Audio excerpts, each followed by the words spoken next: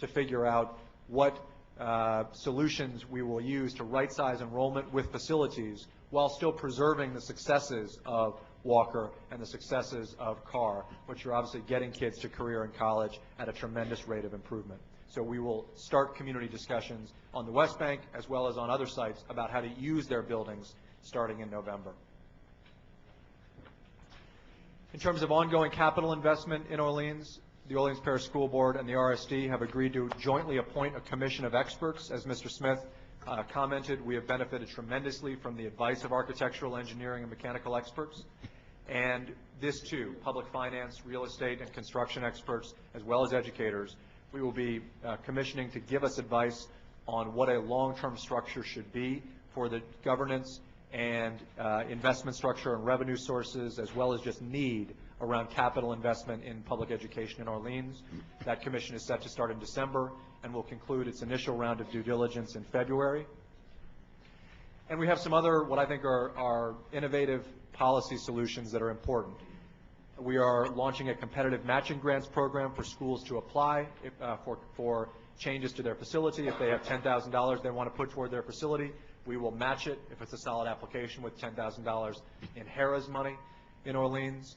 We are taking bold steps, including the creation at the Orleans Parish School Board of a DBE office, as well as greater monitoring and application of some of the requirements state statutes allow us to ensure that more local business and local employees are getting business by way of our construction program.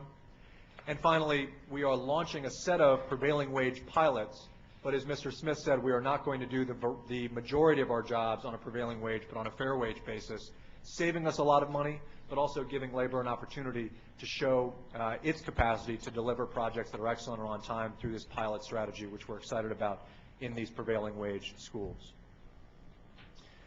Today, obviously, marks your consideration of these amendments. The Orleans Parish School Board, I'm happy to report, approved these amendments last week, and subsequently, we will begin public meetings about the usage of these buildings with communities in late October and November. I recognize this is a lot of comment on a busy calendar, a busy agenda, but I want to thank you very much for the opportunity. That was a very good report. I do have at least one request from a board member, and then I have two cards that have been submitted, which I will recognize. I also want to quickly say on a previous item, I had not recognized two speakers, and I'm going to go back to that in a second to discuss that. But right now, I want to recognize board member Mr. Lee. I think this is an excellent report. It covers a lot of information, but it's simple enough that I can almost understand it. I think it is much improved over what we've seen in the past. And what's really important is that the different interests seem to be working together better. Probably everybody is not completely happy or completely satisfied, but it does appear that it's more comprehensive and involves more people and meets the needs of the children better than what I think we've seen up to this point. So I appreciate this effort. I do have a question on page 9. It's a minor question, but I just need a little bit of clarity for myself, where it shows the cost for phase 1 and phase 2. Now, I'm assuming, and then it has a total column. I'm assuming that total, the 1.5 million, or the 1.8 billion, or the 1.8 billion, is not total dollars. For instance, with phase 1 under FEMA shows 634,000. Phase 2 is 633,000. Out 633 million. I'm assuming that's not an additional 633 million. Is that accurate? Now that's correct. The 633 was included in the phase 1. Well, no, it was not included in the phase 1. If you recall, in phase 1, we were looking at available funding of approximately $700 million. As a result of the settlement with FEMA on the SSR, as we refer to it, it generated funds approximately, I believe, 1.6 million of construction costs that it has generated the additional revenues that we're applying to Phase 2. I'm just looking at these figures on the chart. Right. Phase 1 says 634 million. Phase 2 says 633 million. You're asking if those are two different pools of money, is what you're asking. Yeah, that's absolutely. It is two There different are pools. two different pools. It's all FEMA money. It's within the 1.8 to $2 billion FEMA settlement that we received, but it is two different pools of money. So for at the bottom, it's 700 million for Phase 1. Then Phase 2 is 820 million. That is an additional 820 million. That's an additional 820 million that's going to construction projects. Okay, thank you. Ms. Dastu. Yes, I just like to agree with Mr. Lee that this is a much improved plan. It was something that the board has expected, that we knew that there would be a revision to the master plan. I don't know that we expected to see such improved coverage and outreach and collaboration between Orleans Parish and the Recovery School District. And I'd just like to commend both entities, all of your staffs, for working together, your board, Orleans Parish School Board, for working together and coming up with what appears to be a much improved plan that will improve the educational opportunities for more children. And I just want to commend the work that you did. Ms. Johnson and then Ms. Bradford. Ms. Johnson. Thank you very much. This is a really good report. The fact that it addresses 100% of the children and having participated in one of the community meetings, I'm well pleased with that. I'm also pleased that there is a high school being built in the lower ninth, because that's one of the things that came out loud and clear when I was in New Orleans at two of the meetings. I do have some questions. When we met in New Orleans very recently in September, I questioned the $2.8 billion that was coming for these schools. And I think I left that meeting with the understanding that there were no additional dollars. That basically in Phase 1, in the quick start, and in renovation, most of those dollars had been spent. Now, I know that I remember this because I said, so that means we will have to have a bond initiative. I distinctly remember that. This document indicates to me that there are dollars. So I'm trying to figure out, what tree y'all using? Because I couldn't, this is not what I was told just in September. And I was at that meeting, obviously, Ms. Johnson, and I remember you saying, and I think perhaps, and I don't remember actually if I was the one who responded to it or not, but there may have been, if I was, because I remember you saying it and agreeing with it, that it was actually, I thought you were talking about after this Phase 2. And I think the point that we have tried to make jointly here is that after this Phase 2, after this round of the $633 million in FEMA investment as well as others, there will need to be an additional round of capital investment made by, whether it's the school board, the municipality, whatever the structure is. Okay, so just so that I'm really, really clear, because I really think this is a good report. Yeah. I honestly do. I don't know if we need 88 buildings, but I like that we will have them. But I guess what I'm trying to really understand is if we finish Phase 2, will the renovation and the refurbishing, is that what will be left to fund? No, there will So everything will be funded when we finish Phase 2. So Yes. then there will not need to be any additional money. Well, there will not need to be any additional money to make sure that every single child attends a building that is cool, safe, dry in Orleans Parish. Whether in the future, 5 years, 10 years, 20 years, there needs to be ongoing capital investment in the school facilities, I think should not be a matter of debate. There does need to be that to make sure that these facilities are kept up. But does every child attend a building that is more than suitable for education? Absolutely. Okay, and I just have one final. Let me go to the page. Okay. On page 15, there are some projects that are in the design phase, and that the completion date is to be determined. Then if you turn to phase 2, on the new schools that, the new schools that's on page 16 are the schools that we will build, or are they in a building state right now? No, those are buildings that we will build. They would start going to design, or the design bids would go out starting in the beginning of 2012, so January, contingent on approval by the board. Okay, so I think I just have one final question. Is there an end date? Well, I think we will be putting these design jobs out to bid over the course of this upcoming year, this 2012 calendar year, contingent on approval of this. It is taking us 2.5 years in the larger buildings to build.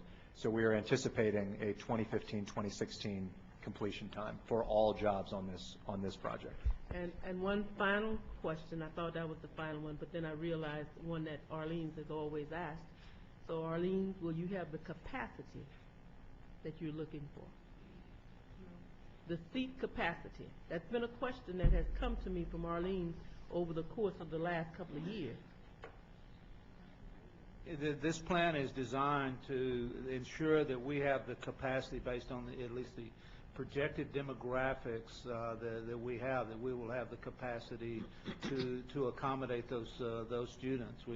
We always walk the fine line in this process of making sure that as we plan these schools that we have adequate capacity to accommodate all the students, but we don't fall into the trap like we were pre-Katrina of having excess capacity that draws from the operating needs of the schools. So there is, based on the 2016 demographics, there's I think something in the range of about a 10% cushion in there of capacity in excess of projected student needs.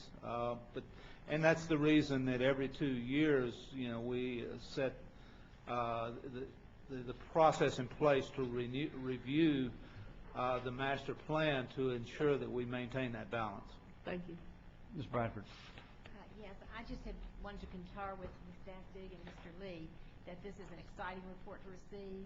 The thought that's gone into meeting the needs and hearing from the constituents is very much appreciated. Good job. I will go to comment. Oh, Ms. Bouquet. I just want to echo that, too. I think it's amazing when you have as many people and organizations who were against the plan, that in this amount of time you've redone the plan and now have the endorsement of all of those who had problems before. That's a monumental task of listening and doing, and we do congratulate you on that. Ms. Gibbons. Thank you, Mr. Romer. First of all, I'd like to congratulate and thank all of the members of both staffs who have worked to get this plan together. I'd like to thank Lourdes Moran and Jim Garvey, who have worked with me on the Master Facilities Oversight Committee. Having attended 7 of the 9 planning meetings that were held by the RSD and the New Orleans Public School System to receive public comment, let me say that while I understand that this document represents a giant leap forward, it is by no means being met in all aspects of the community that I represent with open arms. There is still a lot of dissent and there is still a lot of work to do. This is not necessarily the finished product. It may be a stepping stone, but we still have large areas that we have to address the needs of. Having said that, though, I don't know if we have a motion to receive and approve and a second. Let me say that I am supporting this motion, recognizing that the members of the community who are present are here because of their dissatisfactions, and I expect that you're going to hear complaints about the information contained in the plan. Mr. White, in particular, I'd like you to put to rest the rumor that you are requiring John McDonough High School's planning committee to actually accept a charter authorizer before renovations can be made to that building. And so that, I've just listened to a 2-hour debate on that issue, and it may be a misquote, it may be a misunderstanding, but those are the kinds of things that we're going to have to go back and address when we go to New Orleans. But I really am insistent upon the fact that the provisos that have nothing to do with cost or building contingencies be removed from the renovation or rebuilding of any school. Are you asking for my comment on that? No, I didn't. I said I want to have any conditions removed, and I wanted to be clear to the community that the building renovations are not contingent upon who the building operator is going to be. Well, Ms. Givens, the board today, in front of the board, is not the ordering of jobs, which is the purview of management to determine. In other words, you are, in essence, today authorizing a set of investments to be made. We're committed to the investment being made in John McDonough, as we are in the 53 other projects, or 52 other projects that comprise this plan. However, as yesterday's graduation report would indicate, John McDonough actually dropped from a 46% graduation rate to a 45% graduation rate, a sad state of affairs. And it has been my commitment to the community that in making a $35 million investment into John McDonough, which was not in the plan, and having spent evenings after evening meeting with the community about a set of difficult topics connected with John McDonough this summer, we, in the end, concluded was the right thing to do for the children. It is my view that making that investment without having a plan for educational change is actually not a strong move. And thus, while I'm asking this board, we are asking this board to approve making the investment, we do not think it is wise to begin the process of renovating the building until we are clear that there is a plan for academic turnaround in a school that does not even graduate 1 out of every 2 children. And while I agree with the fact that John McDonough is in a sad state of affairs, it didn't just get that way. But I want to remind you and this board that that is not the motion that was approved by the Orleans Parish School Board. And the plan has been that as the board, one board approves, the other board ratifies. So if you are changing the terms of this particular building, then it needs to be removed, and maybe we need to go back to the drawing board. But Mr. Chair, that's a problem. If I could just, perhaps there's a confusion around terms.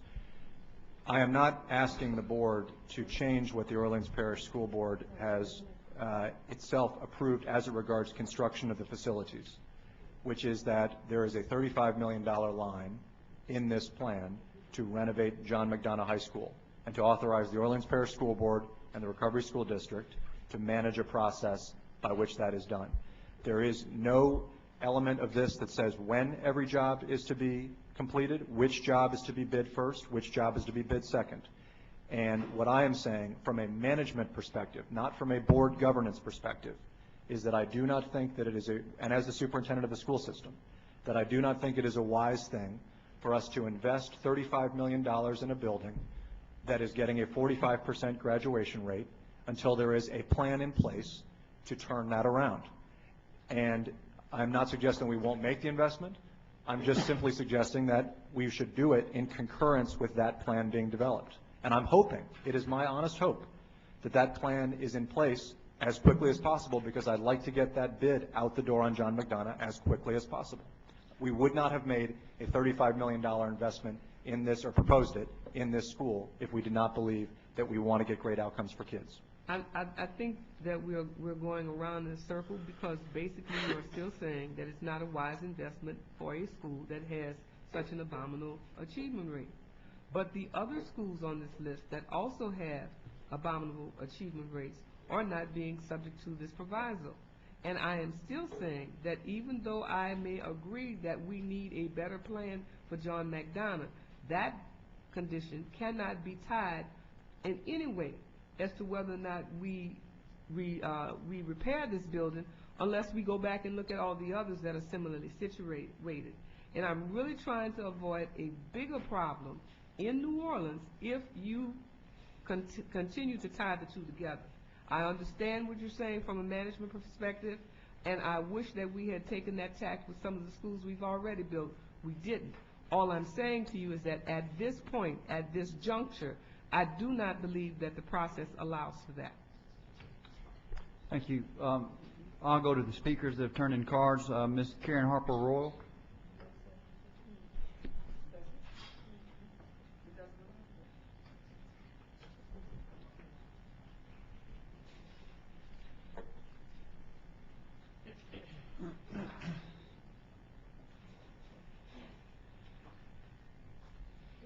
Good morning. Do you mind, just for the record, identifying yourself? Certainly. Check. I don't think it is. Try it again. Try the next one.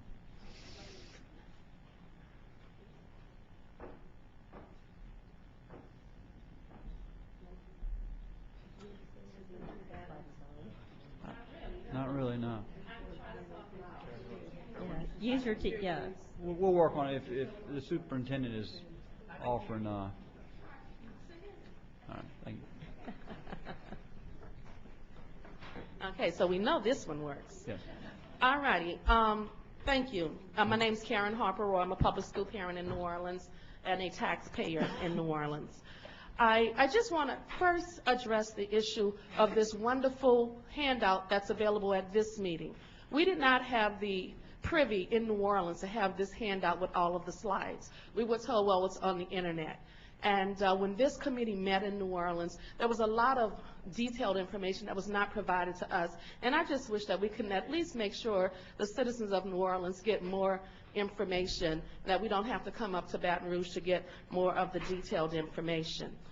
I am very, very concerned about this plan. I actually don't support the plan as it is written. There has not been any real detailed conversations about the programmatic requirements of this plan.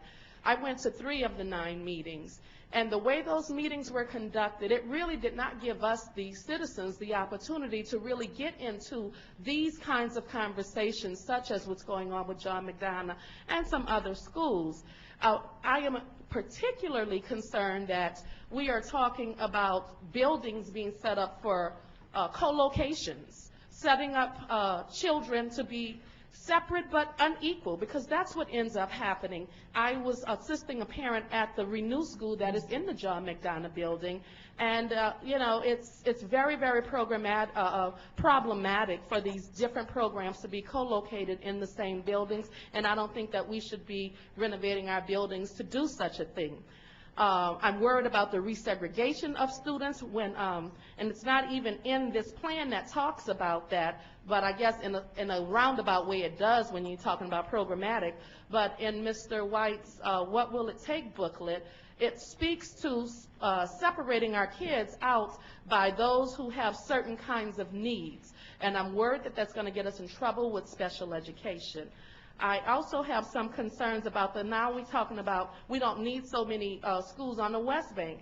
We're talking about high schools. There's only going to be 2,500 students, high school students, but I thought, much against what I believe in anyway, that we're talking about kids being able to go all around. So why are we now going to limit the number of high schools on the West Bank because there's only projections for 2,500 kids, when that was one of the areas of growth that our demographic study showed us? So that's a concern.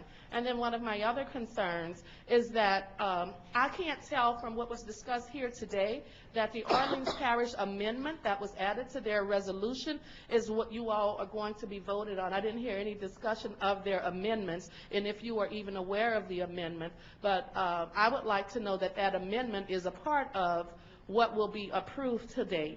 And my last thing is back to the segregation of kids. All charter schools were created to serve at-risk populations. Now we want to divvy up the buildings so that we can pull out certain kids we think are more at risk than others. That's leading us down a path that I don't think that we really want to go down. Thank you. Thank you, Ms. Rowe. Mr. Chair, before we go on, let me ask you a question. Yes. Do we have the Orleans Parish amendments? We have them here. I don't know if they're in your packet. They aren't in the packet. That's why I'm asking. Did you Mr. Superintendent, Mr. Chairman. Yes. I'm sorry, if it would please the committee, perhaps I can provide some comment on a couple of things. Can I find out where the amendments are first? They're, They're not in the packet, no, ma'am. The meeting was held after the. let's allow the superintendent to make comment regarding the amendments and then determine if we need more. Because I've just read them, and and I'll let you read them, but let's let him comment on them. Thank you, Mr. Chairman. Yeah. Just a couple of quick responses to some of the things that were said, and I think by and large, Ms. Harper Royal and we agree on some of the necessities here. One, from a process perspective, in terms of usage of the building, and this was not in this statement, we are going to launch a set of public discussions about the usage of buildings that have not been designated. And the majority of buildings have not been designated for specific uses, and so we will be commencing a public process in November regarding the siting of various school organizations in buildings. Second, regarding special education, I do want to be clear, there is nothing in this plan, and ever would be, about creating specific schools to segregate youngsters with IEPs. What we are saying is that research shows that serving kids who are overage or have had behavioral issues in the past in more intimate environments, if students are choosing that, can actually lead to success, and we think that's an appropriate thing. You only might have 150 or 200 students in that school. We're not building buildings for 200 students only. We'll talk a little bit later today about enrollment, but we think that you don't want to limit high school choice, but at the same time putting a disproportionate amount of high school capacity in a neighborhood where there is just only half of those students, irrespective of their choice, doesn't make a lot of sense. Unfortunately, we just need to be wise with our investments there.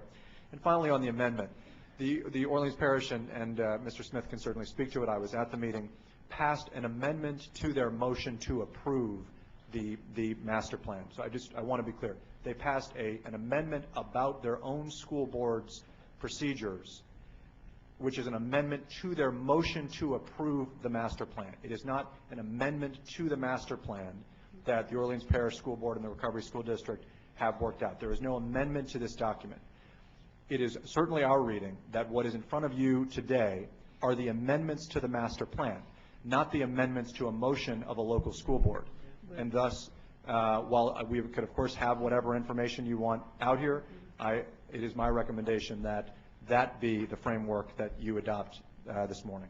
There was only one vote. Mr. Chair.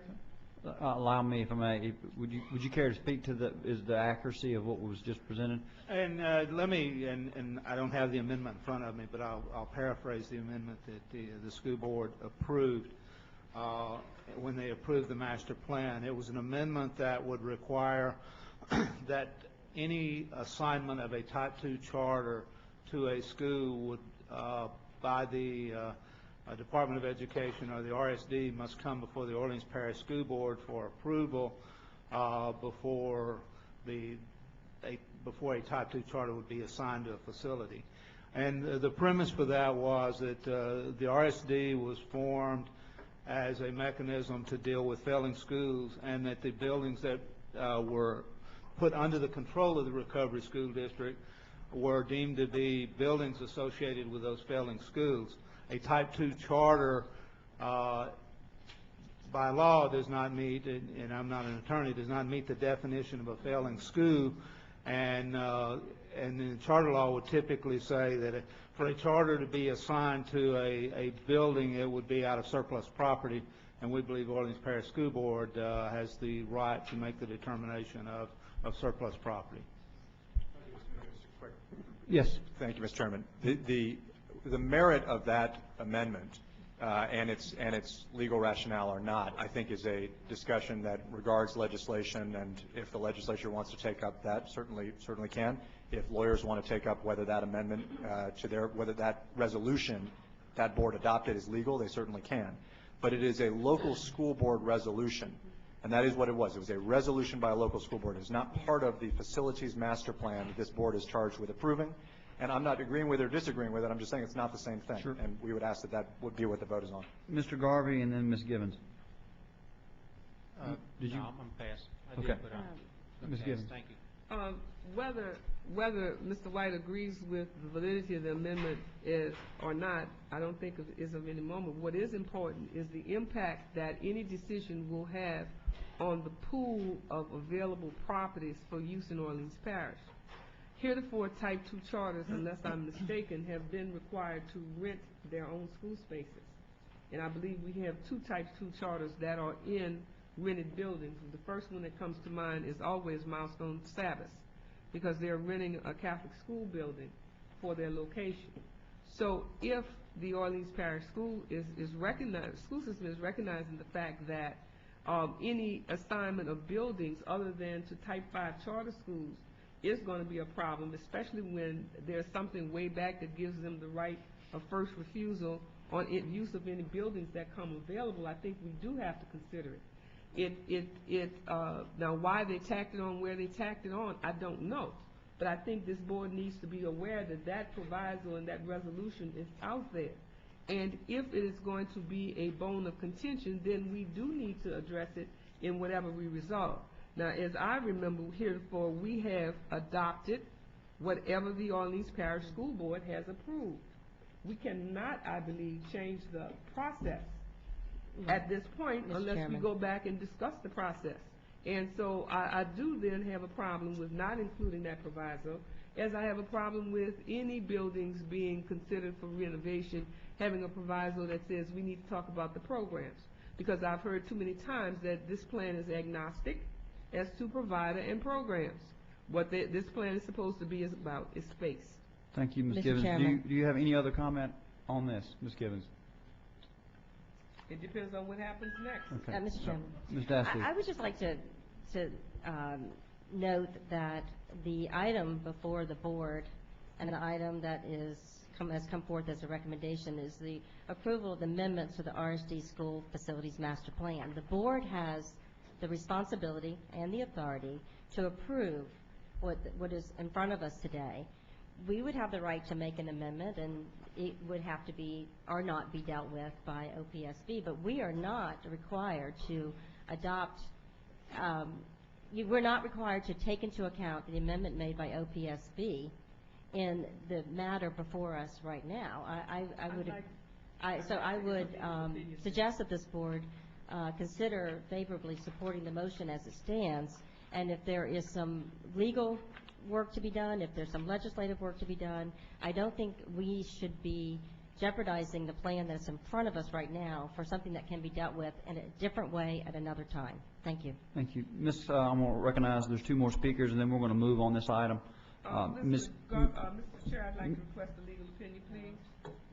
Ms. Gibbons, with all due respect, I'm not going to recognize that. There are two different issues. There's a master plan building plan before us that has been amended. We're going to approve or disapprove of that today. The governance of individual schools is an altogether different item, and if legal needs to work out the issue regarding governance of a school in terms of the authority of the RSD and the authority of OPSB, they can handle that. Then I'd like to make a substitute motion. Okay. There's a substitute motion. What's your substitute motion? My substitute motion is that the approval be recommended with all of the stipulations that you just made. I didn't stipulate. I said there's two separate items. We have a building with the issue. recognition that these are two separate items, and that if it is required that further action be required by this board, then this board take further action as it becomes necessary. So you want to proactively anticipate lawsuits? Well, I'm not. Well, is there a second for her I'm really motion? Trying to is there a second for her lawsuit, motion? you must know. Is there a second for the motion? Hearing none, no, motion fails. Ms. Cole.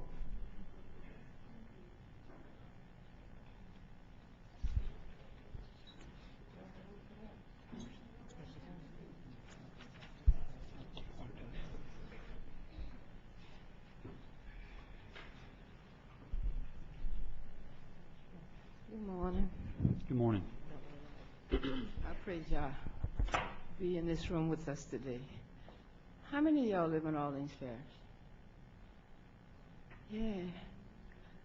See, the children of John Mack and Renew told me 2 days ago at the park, at Starling Park in my community, they call those two facilities holding pens. So if Mama Deegan would leave here, we either go to the cemetery or to the jailhouse that's coming to you directly from the students at John Mack. You know, we're suffering from a lot of things in this state. The isms, these real isms, racism, classism, and particularly a new one, anti-Louisianaism. If you run here, including you, little Roma, I know the Roma background, boo. I don't know this little brother, and I hugged him because I don't mean him no harm. He walked into this mess. I got a history on you. Why we keep going other places to get folk who don't even qualify to tell us who we are and what we need to do, and then y'all sit there, I don't see you. I can walk to Mac. You know, one of the questions coming from my community is, how we got 11 schools and 5 buildings? Please, somebody, how do we have 11 schools and 5 buildings? You know, we can't put the children in the freezer and defrost them after we figure this out. 6 years has not been enough for us to at least figure out which direction. We got the Tulanes and the Loyolas and the Xaviers and the Dillards and the LSUs and the SUNOs and all of this. And every time we get ready to make a decision about ourselves, we got to go look somewhere else. Louisiana, and New Orleans in particular, is known for its uniqueness. We ain't like nobody else, and not trying to get like nobody else. These folk coming in with these foreign concepts of who we are and how we should do what we do, there's something drastically wrong with that. And the DBE, little brother, you hip to Gibbs? Y'all give them contract. Gibbs. Obviously there's no DBE. I walk my community. Don't nothing that work for Gibbs speak English. 99%, because every time I say I'm going to call ICE, they disappear. Legally in this country, work for Gibbs. I talked to Larry Gibbs. Have y'all talked to Larry Gibbs? That's what you're getting ready to prove. Have y'all talked to these people? The black community in particular was left out of recovery, and poor Caucasian community was left out. Ask them over there in Plaquemine and St. Bernard Parish. That's the classisms you keep playing with. And it's anti having to go somewhere else all the time. Look at that little girl running for the Betsy board. She just got here the other day. Don't have a clue who we are. Don't even understand our language. And she has the right in America, and it's okay, but for to give respect to some of this that we're giving respect to. Thank you, Ms. Cole. Just one last thing, little brother. Langston Hughes. My children go to Langston Hughes. You need a special scaffold to change the light bulbs in Langston Hughes. How I know? We was waiting to have a teacher conference with some of our children in the hood. The light's out, and they can't change it. After trying to speaking to the little principal, the light switch, there's nothing there. Why is it coming out the wall? The so-called something teacher, teaching something about agriculture, she has on a midriff right under her bosom and some jeans that's right along with a tattoo on her back. There need to be some codes and some things done. And if we don't need to, and I'm going, hire y'all to do our will. Are y'all telling me we need to advertise too? Y'all have a blessed day. And racism is going to make New Orleans bust wide open. You better know the history of it. We're full. It's not just John Mack, it's the whole situation. 1.8 billion, you should have asked some welfare people how to budget because they live off of nothing. This is going too far. We keep studying and studying while we are suffering. Our children are finally tired. And a child shall lead. Read your Bible. Be blessed. Thank you, Ms. Cole. Angelina Gilbert.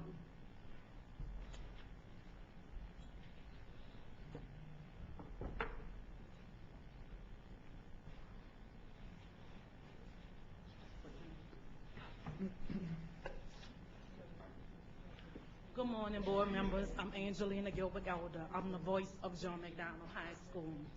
John McDonald High School was highly neglected with the resources for 5 years. Aura SD had John McDonald for 5 years. No material hardly, no computers. Teachers has to buy material in order to teach the children. Now, at the beginning of the school year, they were supposed to have books like every other Aura SD school. It was told to the teachers, the principal, that they had to order their books, and that was wrong.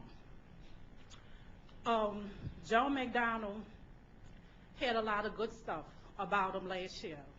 A lot of children had scholarships to go to Loyola, LSU, Xavier, and so forth. John White, y'all superintendent, he had a meeting, a press conference in the gym, stated that they was going to redo the school because I have been fighting. I have netted all around the world to let them know the condition of John McDonald. No human being should have been in that school after Katrina. They should have fixed the building, but it was all minorities, so they just shoved them in. But anyway, getting back to y'all superintendent, John White. He motivated the children about 2 weeks ago about building the school and what they're going to have and so forth and so forth. Then he turned around and went to the Wall Street Journal and said that John McDonald was one of the worst schools in New Orleans. That is a black eye to everybody in New Orleans. Poor black kids. He forgot about the poor white kids. You don't just down children, you motivate them if your heart is about the children, not about the dollar. John McDonald deserved a new building. They deserve all the resources to get them all up on grade point average. If you truly for the children, you will give John McDonald and any other school that's in these conditions the right to have a building, have the proper material, not broken computers, not where they got to share books, not having no calculators. They should have everything. If you truly for the children, Superintendent John White, if you truly, you will put everything in need for John McDonald, from the building, from the material, the whole 9 yards. Because see that Renew down there, the first district police department is contract to be at that school morning in the afternoon when they leave. He talked about all the violence and the drugs and the guns come out of John McDonald. All that come out Renew. I'm a volunteer parent. I'm in there. I'm from downstairs to up. I walk and I talk to the children. He put number lies to the Wall Street Journal. You put the truth. Because when you talk about John McDonald in the city of New Orleans, you're talking about the whole city of New Orleans. You know, you just don't do that. So I'm asking the board to see that he fixed the school for the children, because you're going to result in put them back into the street. That's where all your violence at. If you're truly concerned and if your heart is really with the children, it's not about the dollar. Don't give our children an ultimatum telling them, oh, they got to raise their grade point average up in order to get a decent building. Y'all the ones filled the school, not the children filling the school. Y'all the ones filled the school RSD. Because if y'all would have had the material for them to work properly and the teachers, they wouldn't be going through what they're going through today. Them children is furious. They are furious how their superintendent motivated them one day and then go to the Wall Street Journal and put them down. Because when you put John McDonald down in the city of New Orleans, you put the whole city down. Thank you, Ms. Gilbert. Before I restate the motion, the Superintendent Tyler would like to address the board. Thank you so much, Mr. Chairman and members of the board. I'd like to urge you to please approve the plan as presented by staff. I want to also commend the Superintendent White and Superintendent Gilbert for their work, diligent work, on getting this plan done. And they've worked together. They've both talked to me. And there's been a lot of outreach, and I believe that the plan is going to address the needs of the students and all of the children in New Orleans. So I'm just urging the board today to please approve the plan as presented. Thank you. Mr. Chair, before we vote on it. Yes, Ms. Johnson.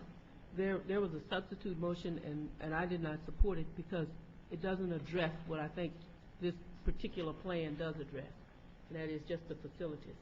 If at some point in time, this board needs to take action on what you do and how you assign schools, I think it needs to come to the board.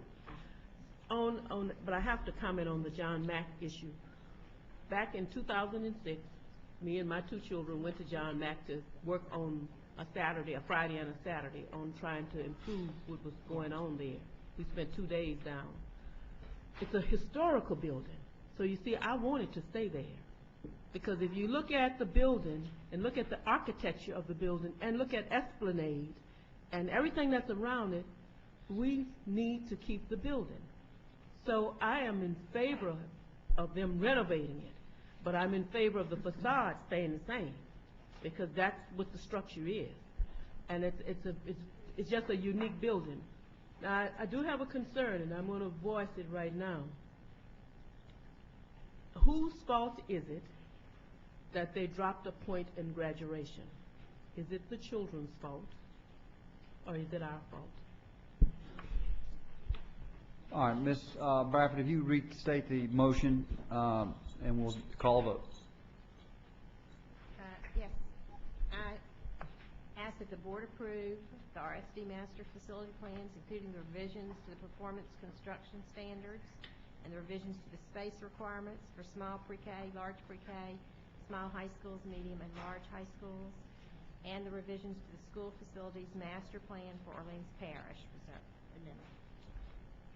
Is there a second? Second. There's a motion by Ms. Bradford, a second by Ms. Dastuke. Opposition to the motion? I don't have any opposition, but shouldn't the motion just be to approve the plan that was presented to us? In the motion, there's a lot of detail of talking about small schools and high. That's what I'm just summarizing what the plan says, but yes, just motion to approve. Okay. I'll go with motion to approve the plan, but I don't think it's our job to talk about small and large. And that was the amendment to the master's facility plan that she read. No, the amendment to it, as I appreciate it, was that there would be so many renovations, one more new school, and so many refurbishings. I think there's some construction renovations, talking about, not construction renovations, but talking about the size and the different layouts and such. That's not in this. I don't know what y'all, I'm a little skeptical here now. Call the question. This is sleight of hand. I move to approve. Approve this. Second. There's a motion to approve as presented, and there's a second. There's a motion to approve as presented and a second. Is there any objection? Hearing none, so moved. Next item. Hold on. I thought you were doing a roll call vote, because I'm not going to support it unless we are just approving this. Let the record show that Ms. Givens opposes. That's not what you're doing. Next item. Next item is 3D1 on page 172. Consideration of revisions to Bulletin 111, Louisiana School District and State Accountability System, and Bulletin 129, the Recovery School District, to ensure that no students attending a failing school that is being closed or reconstituted are assigned to another failing school or a watch list school unless the district enters into and meets conditions outlined in a memorandum of understanding with the LDE. Department recommendation is to receive. Move to receive. There's a motion to And receive. noting that this will be referred to Accountability Commission and will be brought back to the board for approval. Motion to receive, noting it goes to Accountability Commission, then comes back to us for final approval. Is there a second? Ms. Bradford seconds. Are there any questions? Any objection? Hearing none, so moved. Next item. Next item is 3D2 on page 173, consideration of revisions to Bulletin 126, Charter Schools. Department recommendation is approved as a notice of intent. Mr. Chairman? Yes. I'd like to make a motion to approve as notice of intent. There's a motion by Ms. Dastuke, seconded by Mr. Bennett, excuse me. Question. To approve. And I this I have item. a second motion that is related, if I may. It'll be a separate motion, though, It's a Ms. separate Dastuke? motion. Do you want to Okay. act on the first? Let's act on the first. I believe Ms. Johnson has a question. Okay, I then we'll believe come we back also to it. have two speakers on this item as well, who I will recognize. Ms. Johnson. Okay, on page 174, let me just read what I got highlighted here. Well, anyways, the last part of the second to the last paragraph must be that not allowing the charter to expand would result in students attending a lower performing school. So what the essence of this paragraph says what? That Ms. Johnson, I'm that's thinking current about in the policy. RSD. That's where all current. the schools are failing, okay. It's current policy. This is merely restating current policy that the board approved several months ago. Okay, wait a minute then.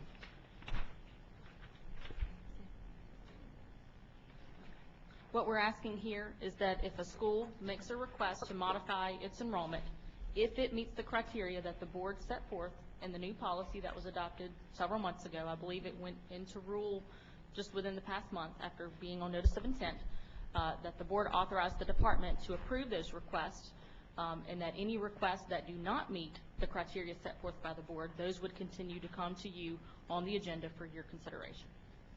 So where are we sending this back out for NOI? We're not attempting to change the policy in any way. This is just an effort to try to streamline the process so that we don't have to bring you requests that already meet the criteria that you have set forth. If they meet the criteria that you've set forth in policy, we're asking that you authorize the department to verify that that information meets your criteria and to approve that. And those that don't meet your criteria, we will bring to you to give you the opportunity to consider whether or not you want to approve Let me those. see if I can do this again. Are we sending this out for NOI? Why? This is a change to the policy, and it must go through notice of Because intent. we've already approved it, it's already been for NOI, so we're sending it back out again. We're not changing the policy. We're changing the manner in which it is approved by the board.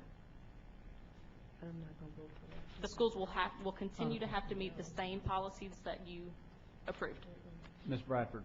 Well, I just had one comment. I thought it was very nice that it seemed to be breaking down some silos where we're doing some communication with each other so that we can do a better job of oversight. And so I think that's a good thing. Thank you. There's a motion and there's a second. Is there any objection to the motion? I'm not gonna vote for this. We've sent this out already.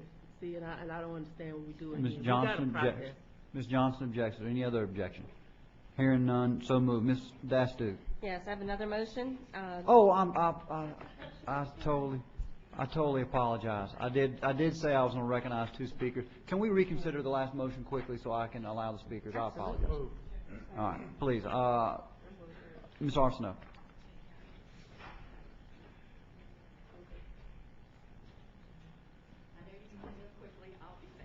No. I'm Cindy Arsenault, and I represent the Can't hear? The light's on. There we go. Okay, there we go. I'm Cindy Arsenault. I represent the Louisiana Parent Training and Information Center. I also serve on what is currently called the Special Education Advisory Council to BESE, the current chair. My concerns around revisions to this bulletin have to do with RSD being recognized as not only Orleans, it's a statewide school district. And so that's of concern to all parents across the state. I think sometimes the public forgets that it's not just Orleans we're talking about. But anyway, the central lottery for Orleans, I guess, is of concern because as parents of children with disabilities, as you know, and I'm sure as you've heard many times, we continue to have concerns about our children being able to access schools. I'm not seeing anything that's sort of, I recognize that the bulletin says that there will be compliance with federal and state law. But because of what's happened in the past, I'd love for there to be a little bit more clarification about how students with disabilities will not be prevented from going to certain schools. We've seen it happen. It's continuing to happen. Also, we've had issues with parents whose children actually make it across the threshold and get into a charter school, not receiving appropriate services. I just had another complaint this week. And so what we heard, I mean, RSD staff was kind enough to invite some advocates in and sit down and talk with us, and we were very grateful for that opportunity. But what they talked to us about was how they were going to make a difference for students with disabilities. But where their plan was starting was in the direct run schools where we haven't had as many complaints. So it's sort of upside down. They talked about this great professional development where they would go on site, provide coaching, training, mentoring to the staff of the schools so that they could better meet the needs of students with disabilities. And then we were so happy and congratulating them, and they said, but we're not starting with charter schools. And that was a little bit perplexing to us. So I'd love to see those kinds of things addressed. And just to say that as schools are being rebuilt, even though that's not to this, please take consideration for universal design, make sure that they're accessible, that sort of thing. And of course what we hear from parents and we believe is that as the charterization continues, we're moving backward to a time of segregation where students with disabilities are going to be left in schools being the students with disabilities and students who are struggling alone in maybe some direct run schools or some typically run schools, while that's the way it looks to us, while the other charter schools have sort of cherry-picked out the highest achieving students, we don't want to go backward in time. We want to keep making progress. And the concern that I'm bringing up is also related to the fact that, Superintendent White, you mentioned possibly segregating kids who have emotional or behavioral problems. We'd really love to see that research, because that's not what we understand to be Thank you, Ms. practice. Arsenault. Thank you. Sorry. No. No, thank you. If you care to make comments, Superintendent. I mean, all I would say is that we share the idea that there needs to be a governmental system that's responsible for assigning students to their school of choice, whether they're special ed or not, and this system allows us to do that. Thank you. Ms. Royal.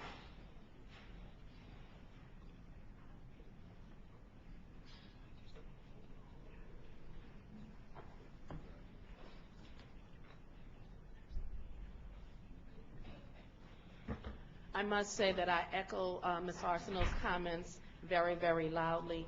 In addition to her comments, I want to say that while the enrollment process that's a part of this item has been touted as being almost the savior for many, many ills in New Orleans, it really does not get to the heart of the matter of what many of our parents of children with special needs are facing.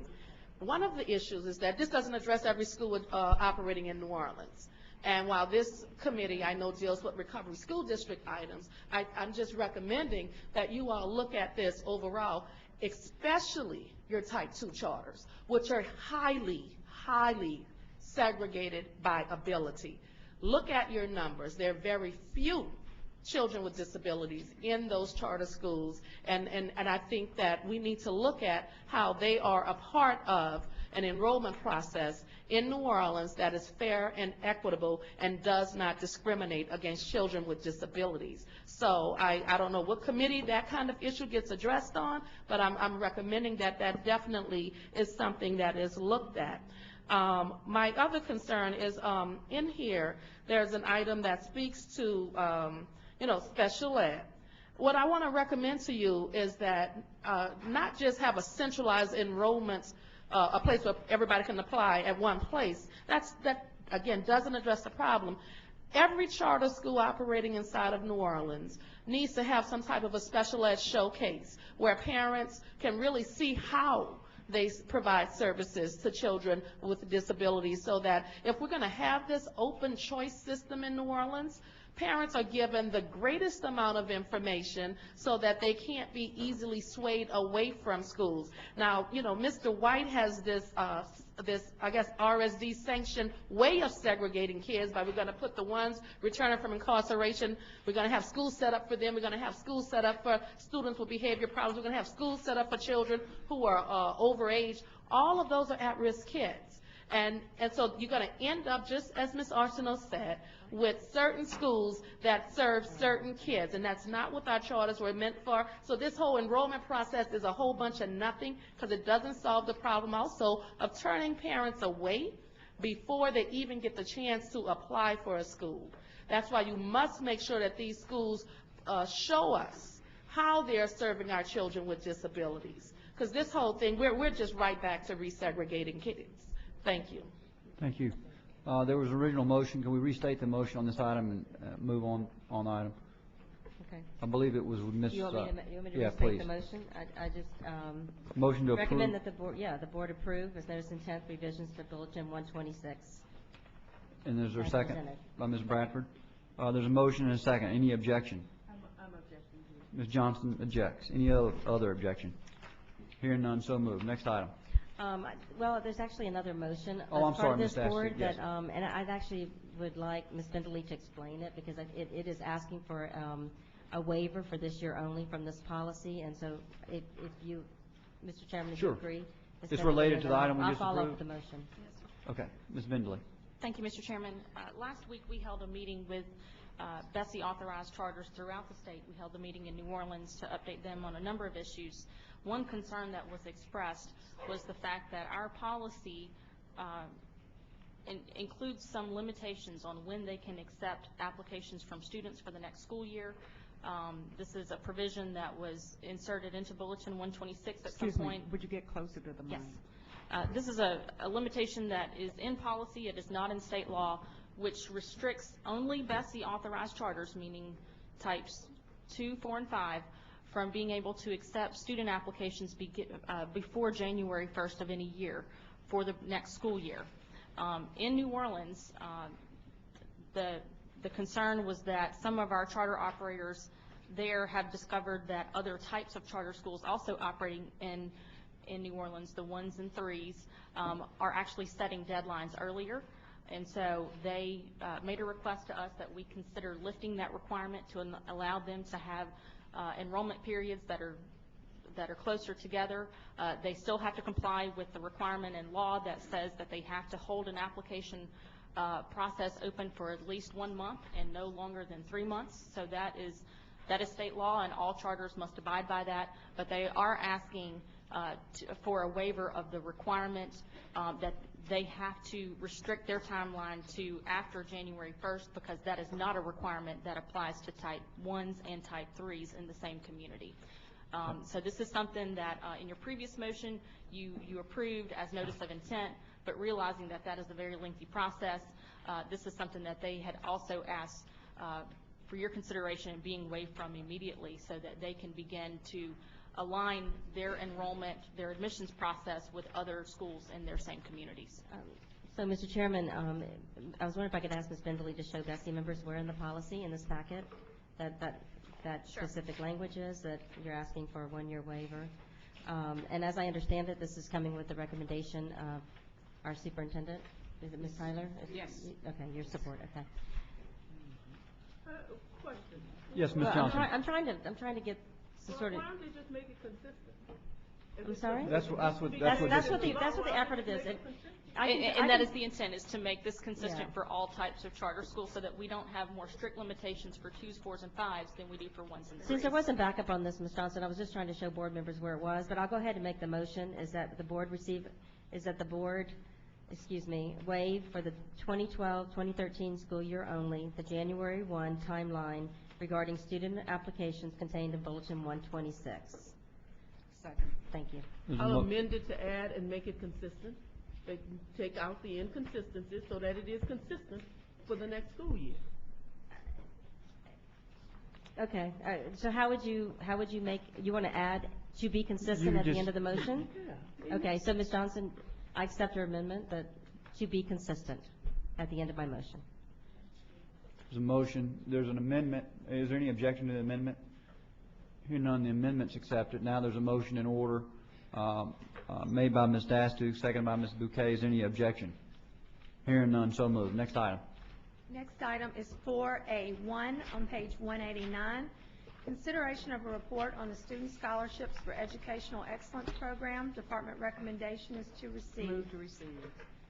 Second. There's a motion by Ms. Bouquet, seconded by Mr. Bennett to receive. Is there any comment? I have a question. Yes, Ms. Johnson. On page 193, it shows the number of children who were tested, and if you look at 2010, 2011, 15% or 294, but then if you go over and look at the 2010, 2011 enrollment date, where we start testing, which is in grade 3, grade 4, and grade 5, there ought to be a larger number. This ought to be a larger number. Ms. Johnson, in order to be able to present the data to you, a school must have at least 10 students that are taking the test. Now for this particular chart that you referenced on page 93, that is the total number of students that were actually tested, meaning they were enrolled in grade levels that were tested. Right. But as you look through the data, in some of these charts, we're only able to report where schools had at least 10 students who were tested in order to comply with FERPA. I think that I have some concerns about that, about the way that this is presented to us, because what it is really showing is that if we have allowed these children to have a scholarship, and if the number is 10, and if they don't have enough for the number that was tested is only 15% of the children who were eligible to be tested. I think that is we need to figure out a way to make this more in line with what we're doing in regular schools. Well, the program did start with grades K through 3, and so each year the program grows a grade level. So over time, more students in the program will be enrolled in grades that have standardized tests, but that is going to take time to see that number increase. We do have a lot of schools that are participating that serve the younger grades, and quite frankly, the largest demand by parents has been in the earlier grades. I understand that, but if I count 199 and 202 is 400 plus 400 more, that's 500 and some kids that should have been eligible, whether they met the 10 or not. They're in the class.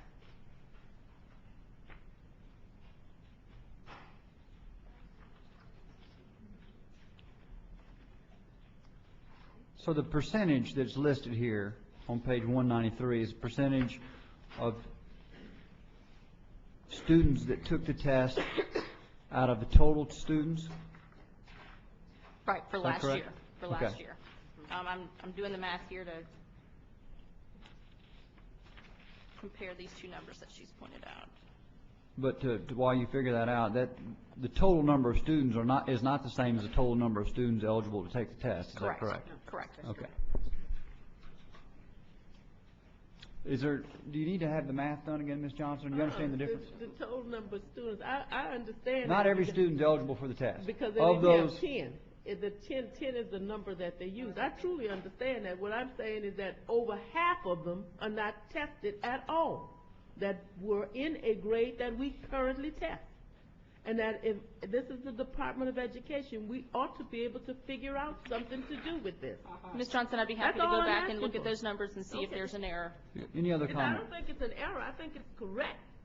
But it just shows that because what we're saying to the children in traditional schools, Mr. Lee got him up there, he knows, is that all of you in third on up take a test.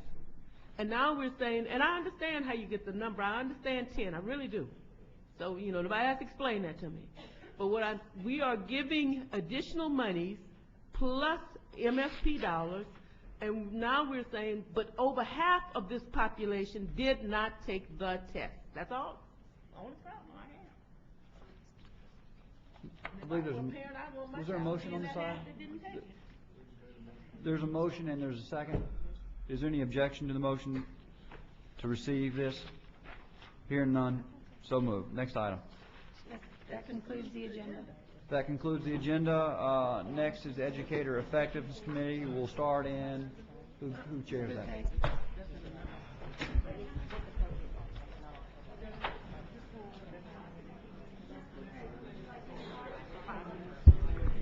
Okay. We'll start in 5 minutes. You gotta give them report. You the big Test. Test. Yeah, I don't know what happened.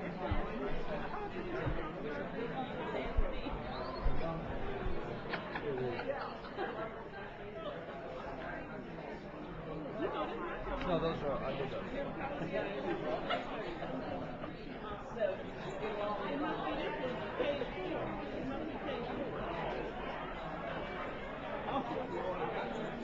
No, you're not in here.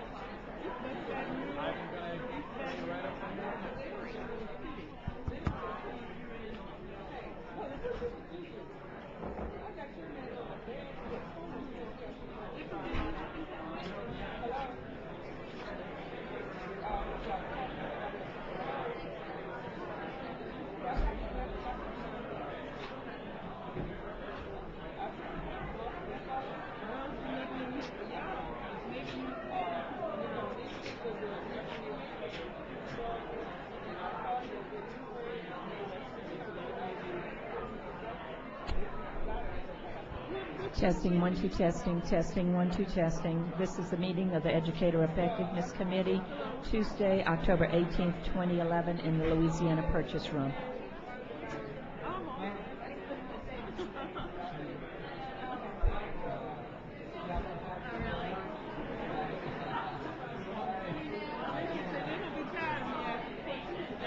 I read my material.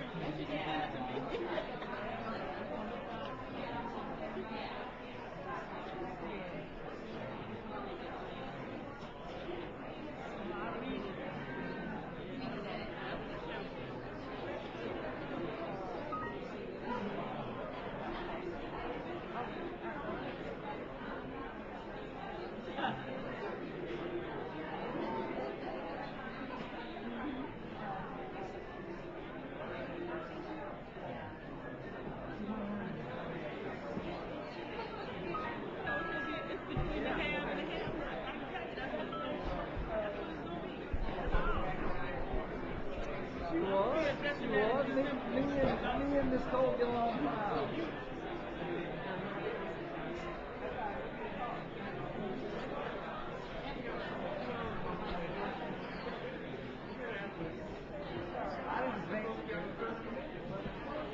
I didn't think on the eve of the election, I think we were too heavy. How you doing?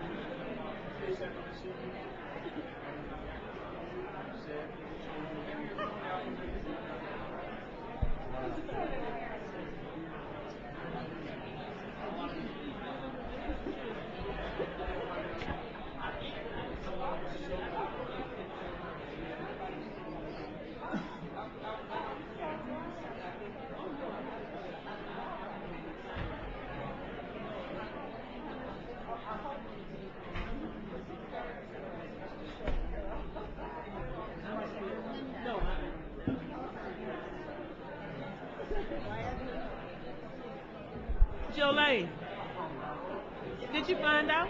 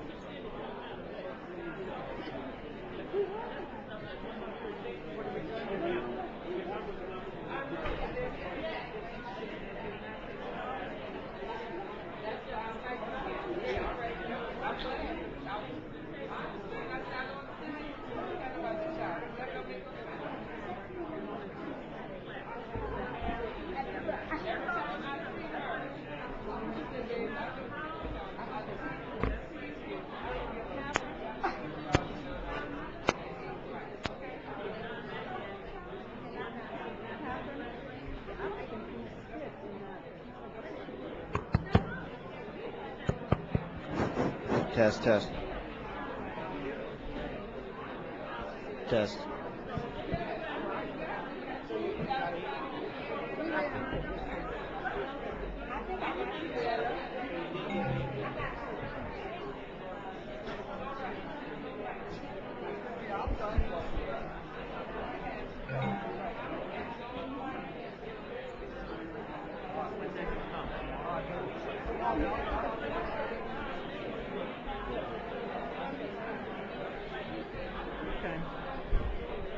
If everyone will take your places, please.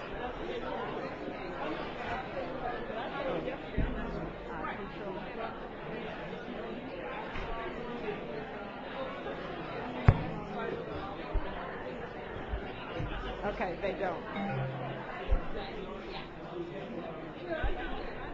Tim?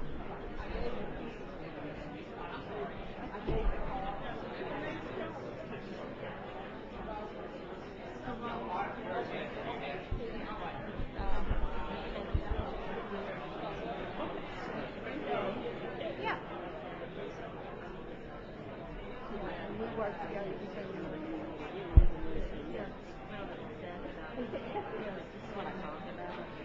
It's on the consent agenda. 486. No, that's not it. That's not right. Wait, it's on academic goals. I'm sorry. I'm so confusing this. I'm so sorry. Constance, Jilts, and no. I've been giving it for lunch to me.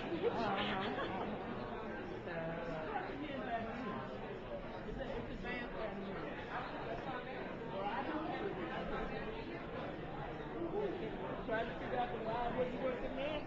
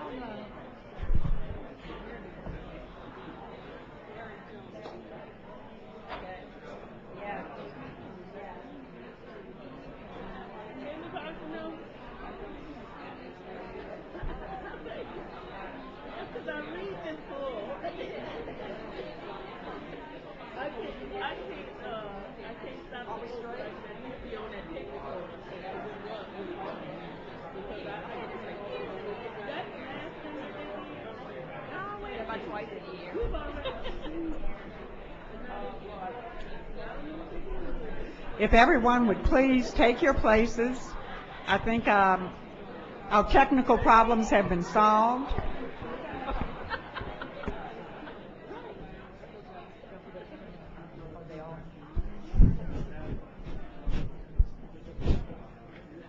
Testing 1, 2. Thank you, ladies and gentlemen. We still have a couple of knots of conversation. If you will take your places, please.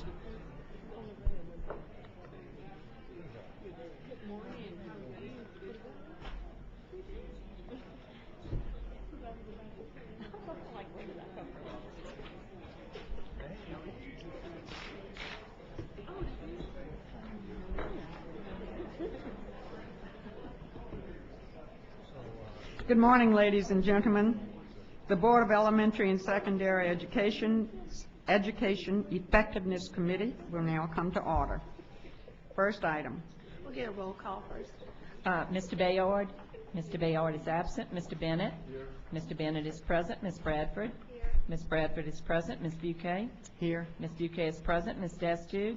Here. Ms. Destug is present. Mr. Garvey. Here. Mr. Garvey is present. Ms. Givens. Ms. Givens is present. Mr. Geis. Mr. Geis is absent. Ms. Johnson. Here. Ms. Johnson is present. Mr. Lee. Here. Mr. Lee is present. Mr. Romer. Here. Mr. Romer is present. You have a quorum. Thank you. Your consent agenda is ready for approval, adding items 4C3, 4C4, 4C5, and 4C6, noting that 3, 4, 5, and 6 are notices of intent. So moved. Second. It's been moved by Mr. Lee and seconded by, was that you, Ms. Givens? Ms. Johnson. Was that you? Yeah. Ms. Johnson, seconded by Ms. Johnson. Are there any questions, any objections? If not, so ordered. Next item. Your next item is 4A1 on page 4. Consideration of the 2010-2011 Value-Added Teacher Preparation Assessment Results. Department recommendation is to receive. I need a motion. Move that we receive. I have a Second. And a second. Good morning. We're going to ask the staff to make the presentation first. Thank you. My name is Jean Burns. I'm Associate Commissioner for Teacher and Leadership Initiatives for the Louisiana Board of Regents. We're here today to provide you with information pertaining to some changes that we are now making as we're taking a look at using value-added results to examine teacher preparation programs, and we're here to talk about the results. Our state is in a very unique situation right now. Most states are attempting to develop value-added models. Our state is one where we actually have 2 value-added models that we have a great deal of confidence in. One, we have the value-added teacher preparation assessment model that we began piloting in 2003 to 2006, and that we then began implementing in 2006 through this previous year. As all of you are very aware, through the Louisiana Department of Education and BESE, there has been a value-added model for teacher evaluation that has been created for the state for practicing teachers. We have reached the point where we have realized that it is going to be important, if we're going to be able to communicate information to the public in a way that will be meaningful, that we need to have higher ed and K through 12 come together. So as a result, our State Commissioner of Higher Education, Jim Purcell, and Ollie Tyler, the State Superintendent, have met. We have made a decision that higher education is going to adopt the model that the Louisiana Department of Education and the Board of Elementary and Secondary Education is using in order to evaluate teachers within the state. During the presentation today, we're going to provide you with information about the rationale for why we made the decision to go ahead and adopt the Department of Education Board of Elementary and Secondary Education model.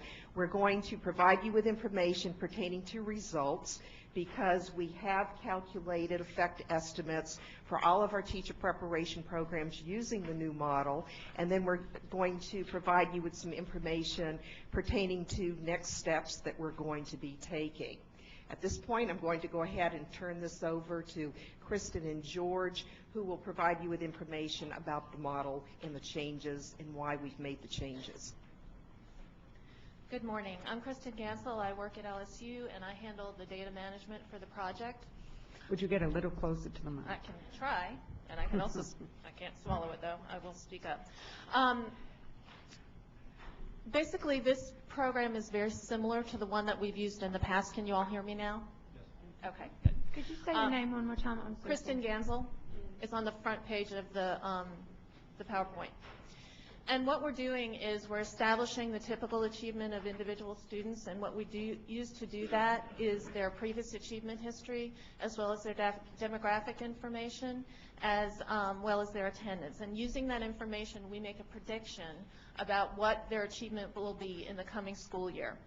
Then what we do is we actually assess the achievement, or actually the Department of Education does that, and we use the achievement of those students for that current year, and then we look at how that differs from what we would predict for those students based on what their demographics were. And then we use that information to get mean effects for those students, and we roll those up into teachers and then roll those up into programs. So then we have mean effect estimates for individual teacher preparation programs. And then we will use that information to act on the results to decide what to do with those programs to commend good programs and suggest avenues for improvement for those that need it. I want to point out to board members that, of course, this is completing the circle that we have often talked about, that we need an effective teacher for every child, and those teachers' training begins in our universities. And we have often thought that that was the circle we needed to complete, and this is a furtherance of that policy. Absolutely. As a faculty member in a college of education in the state, I feel personally responsible for the quality of the teachers that we produce there. So I think this goes a long way toward providing us with information about how those individual programs are doing with their teachers. This is just a simple description of what goes on that I just described. So we have prior achievement and demographics for those individual children, and we make a prediction. We expect them to achieve, for example, 300 points. And if we were to see that they had achieved 310 points in a given content area, we would think that teacher had done a really great job with that student. If they wound up with about a 300, we would say that's about what we expect for that student, and for 10 points less, not so well. Okay. Currently, the Act 54 that was just passed is being used to evaluate individual teachers within the schools. And that information gives us one effect estimate for individual teachers that may differ slightly from the information that is going into the effect estimates for the universities. The models are slightly different. They're all based on the same information, but there are somewhat little differences that, to us who handle data, we would look at it and go, it's a half a point difference. It doesn't mean very much. But for people who look at those from a layperson's point of view, we were concerned that they were having different data for the same teachers out there in the public would indicate to people that there were problems. And we didn't want that to happen. So the three of us began talking about why this might be a problem and started to make some decisions about how we thought would be the best way to handle this. One of the really good things about the model, the current model, the one that the DOE is using, is in George's updating of that model from the previous model, it has more extensive student test history. So the one that we had used before for teacher preparation programs had only 1 year of student test history. This current model, I think it has 3, is that correct, when possible? It has up to 3 if the youngsters have up to 3 years worth of data. And largely what it does is it builds on the experiences we had going back to 2003 to make refinements The biggest single difference overall is that it's much more efficient in including more students. So retained kids are still included, longer educational histories for youngsters are included. It basically expands somewhat the pool of youngsters who can be included, and it provides a more detailed or richer history on those youngsters to do the calculation off of. And therefore, it would include more teachers as well, because the more kids you have, the more teachers you can include because of the necessary numbers of kids that you have to have in order to make those evaluations. One of the really wonderful things about it, especially from my point of view, is that this particular model was designed so that it is much easier to allow us to make comparisons between different groups of kids and different kinds of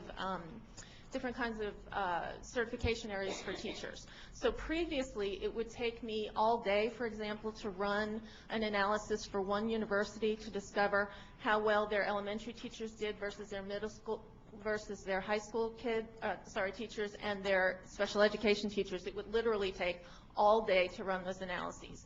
And the way this model was set up when George did this at the Department of Education, it is much easier. We can take that effect estimate for those individual teachers and just run a simple mean and get an average of how all those teachers do, pulling out what their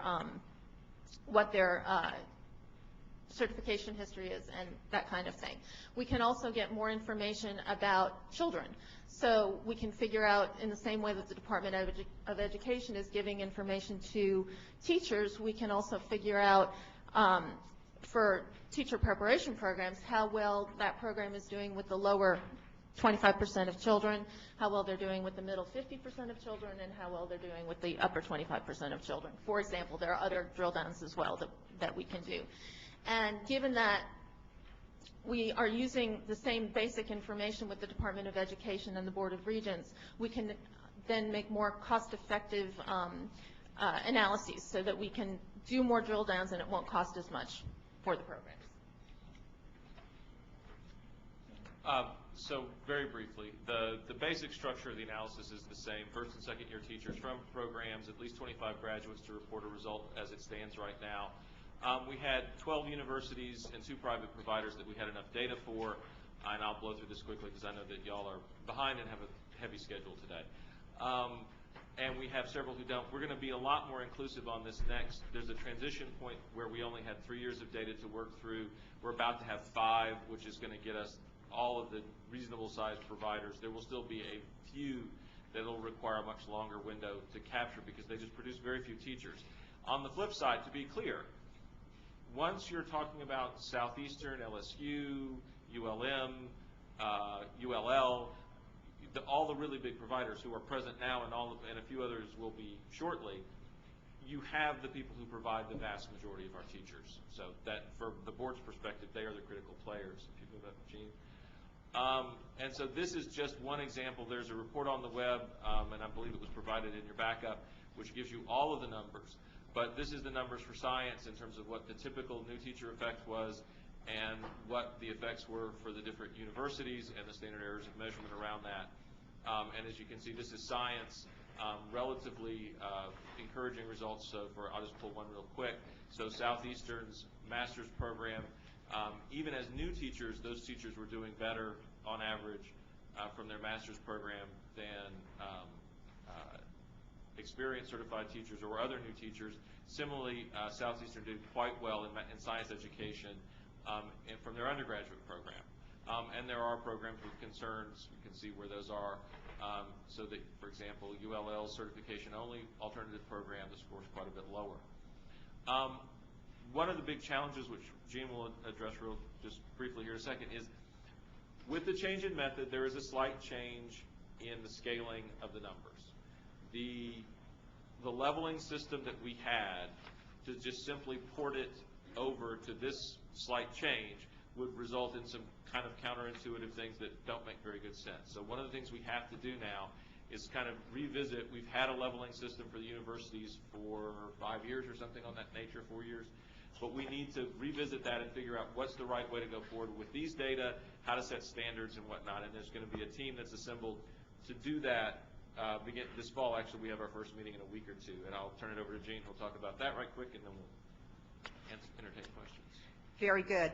I do want to point out one other point that's very important here, and that is you will see that we have some universities where we have had results in the past, such as with Northwestern State University with their alternate certification program. They have consistently performed quite well since we began reporting results to the public. And this is the first year you do not see their scores for alternate certification. And it's because of the fact that they didn't have the 25 teachers. It has nothing to do with their effectiveness. So we just want to point that out so that if you do not see names of universities listed, you do not assume that they are not producing effective teachers, when in fact they could be producing effective teachers that this year, because we only had the 3 years of data, they may not have had the 25 teachers for us to report the results to the public. But as time goes on, yes, they will, right? Next year, we anticipate that we'll have 5 years of data, and you will see the results reported again. So we just want to point that out. We do want to talk for a few minutes about programmatic intervention, because we did make the decision to go ahead and run the analysis according to our original model for those teacher preparation programs that had entered into programmatic intervention because of the fact that they were at a level 4, which was below other new teachers, or level 5 that was significantly below other new teachers. When we ran the analysis, we found that we do have 3 programs that have moved up to level 3, which means that they have now moved out of programmatic intervention. In the case of University of Louisiana at Lafayette, with their alternate certification program, at our last meeting they presented their plan to you, and as part of their plan they talked about the fact that they had already added a course dealing with language arts. They had made changes to their teachers, their faculty who were teaching the program. They started that about 2 years ago, and we're now we're seeing the results, because the latest cohort of teachers are now performing better than teachers were doing previously. So they have now moved out of programmatic intervention. In the case of the Louisiana Resource Center, as you are aware, they have been working very diligently on improving their reading program. They have brought in new faculty. They have changed their curriculum. They have taken this very, very seriously, and they have now moved out of programmatic intervention. And then in the case of McNeese State University, last year they were at a level 5. They moved into programmatic intervention in social studies with their undergraduate program. And what we found this year was that their new cohort of teachers that became part of the analysis were performing at a higher level than the cohort of teachers who have now become experienced teachers. So they also have moved up to a level 3. And in fact, you're going to hear today about the report, because they did go through the process during this last year to bring in consultants to provide them with recommendations for ways to improve their programs. They're kind of very unique because they found that a number of their new teachers who are going into schools over in the Calcasieu area are actually going into schools where students are performing at a basic or above basic level. However, the children are capable of doing even more.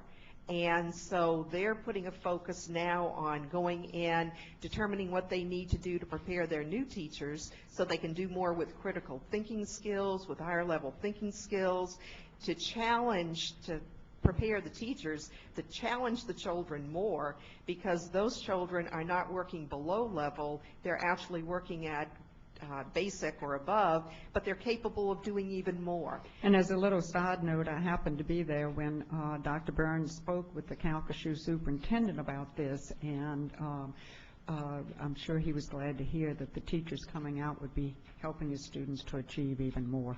Right. So, as I said, we have 3 programs that have moved out of programmatic intervention. which is very encouraging because it's showing that you can look at data, you can identify areas that need to be improved, you can implement strategies, and you can actually improve the effectiveness of new teachers coming out of universities in those content areas, which is very encouraging for districts and new teachers. Then with the University of Louisiana at Lafayette, we did find with their undergraduate program in language arts, which you heard about last month, and they had identified writing as a key area that they're having to address. It's still, because it's an undergraduate program and it takes longer for those candidates to complete the program, that they still are at are not at a level 3. Also with their undergraduate social studies and their alternate science. And I know today you're going to hear about their plans in order to address those two areas. Now last, and again very, very quickly, we do want to talk a little bit about next steps because these are very important. A first major next step is all of our teacher preparation programs are going to be receiving drill down data this month that is going to provide them with very specific information about how their new teachers are doing in a variety of different areas. This is the first year that all teacher preparation programs will have this type of drill down data. We provided that kind of data to programs that were in programmatic intervention and for a few universities that piloted the process last year, but every university, even our universities and our private providers who are producing very effective teachers, are going to have drill down data so that they can produce even more effective teachers in the future. We have formed a value-added teacher preparation assessment committee to address 3 questions. One, with the information we've provided you, we have provided you with mean scores, but we haven't told you what performance level that is. Is that comparable to new teachers? Is it the growth greater than new teachers? Is it comparable to experienced teachers, greater than new teachers? This committee is going to be re-examining how we should go about setting up performance levels using the new metrics that we now have with the value-added model being used by BESE and the Department of Ed. Then we, for the first time this year, have more results for undergraduate programs, and we are consistently seeing that the alternate certification programs appear to have higher effect estimates than the undergraduate programs. Now here again with the alternate programs, most of those teachers are teachers of record for 3 years, plus they have the professional development in the school districts, whereas the undergrad teachers come out of the programs with student teaching, but they're not the teacher of record until the first year after they come out of the programs. So we're going to be very carefully looking at the alternate versus the undergraduate to determine whether we should be looking at those new teachers coming out of the programs in the same way. And then last, we want to take a look at programmatic intervention and the criteria for placing people into programmatic intervention. We now have access to much more data over time, and we can make decisions for the future that can be data-driven to a greater extent than what we could do previously. Our intent, and we're hoping we're going to be able to do this, is to be able to bring you recommendations for the performance levels for the programmatic intervention at the BESE meeting that will be held in December. That's the joint meeting with the Board of Regents. And we'd be happy to take any questions if you have any. Chairman, I have a couple of questions. First of all, I mean, I think what you've done and what you presented today is very, very good. I'm going to try to draw on a little bit that happened with ULL and try to connect our conversation we had with them to what is being presented today. Am I right in remembering that ULL is the largest producer of teachers? Yes. Of any provider in the state? Yes. And how many programs do they offer? Fundamentally 2. They have an undergraduate pathway and a non-master certification pathway. And when I see progress that they're moving out of intervention, but there's still 3 programs that are remaining in intervention, I was wondering if you could share sort of where they have come, how far they have come, because, I mean, I'm sure that it dawns on everybody that should we have the largest producer of, teachers showing some of the most troubling kind of statistics. I know that as soon as we finish, that Andrew Vaughn is going to be presenting information about their plan for programmatic intervention, and that might be the most appropriate time for Andrew to answer that question, because he has information pertaining to what they're planning on doing. Okay, and that's fine. I'm just wondering if there are internal conversations that occur when you see these kinds of numbers, where that you didn't discuss among yourselves or with your colleagues that perhaps there should be some encouragement that they don't enroll as many children in these programs until they're producing better results. And let me finish that, because I'm not sure that, if my daughter were going to ULL and wanted to go into the undergraduate language arts, that she would have the knowledge to know that she's going to come out and probably not be as effective a teacher. And am I reading this with your presentation correctly? As she would be if she were to attend another school. So this question I've asked before, and I still don't have the answer to, and that is, when do we share this information with our prospective teachers? We're sharing it among our colleagues for self-improvement and among our boards, but when do they find out that they're perhaps entering into a program that they are going to be behind, not be as strong a teacher as their peers right out the gate? And at the present, Chairman Dassey, we don't have a mechanism for pushing this information out to undergraduate enrollees in various institutions. We do have and are getting ready to deploy a much improved website, but where people can look at scores and histories and institutions. The difficulty with that is that, quite realistically, most undergraduates wouldn't know to look. They wouldn't know that. I mean, that's about to change. Washington just came out with a major report. North Carolina's come out with major reports. The context of the nation is changing, where it's going to become pretty routine that people expect to be able to get these kinds of information somewhere in their state. But we've been so far out ahead, we don't have a mechanism for communicating with the undergraduate population. We've worked very hard to in certain circumstances with failing schools and with, to help parents make informed choices. I think we need to work just as hard to make sure that our future teachers make the right choices, because I would suspect that if that were occurring, that they would find that extra professor they were looking for at ULO. That if there was a demand, if there was a recognition that maybe someone else down the street is doing a better job and those students were to go there, then ULL might find the resources to do what they want to do and they did not get funding for. And to take a second and go out on the fold of the edge on the moment, this will be coming back to you in December at the meeting when we present standard setting, where the Board of Regents will be meeting with you. Okay. And they're really the vehicle for creating mandatory communication tracks within higher education, just as you are within the K-12 body. Okay. And I don't want you to not assume that we have not been taking all of this very seriously. Oh, I didn't. I hope I did not. No. But I wanted to point out one other thing which we have been working on, and as we have this drill down data, that we're going to be in a much better position to be able to report out publicly. Okay. What we have found in the various content areas is that within different universities, even in private providers, even our most effective, they are sometimes more effective in teaching certain grade spans than other grade spans. So with the University of Louisiana at Lafayette, we actually have found in language arts, they're being very effective in producing special ed teachers in language arts.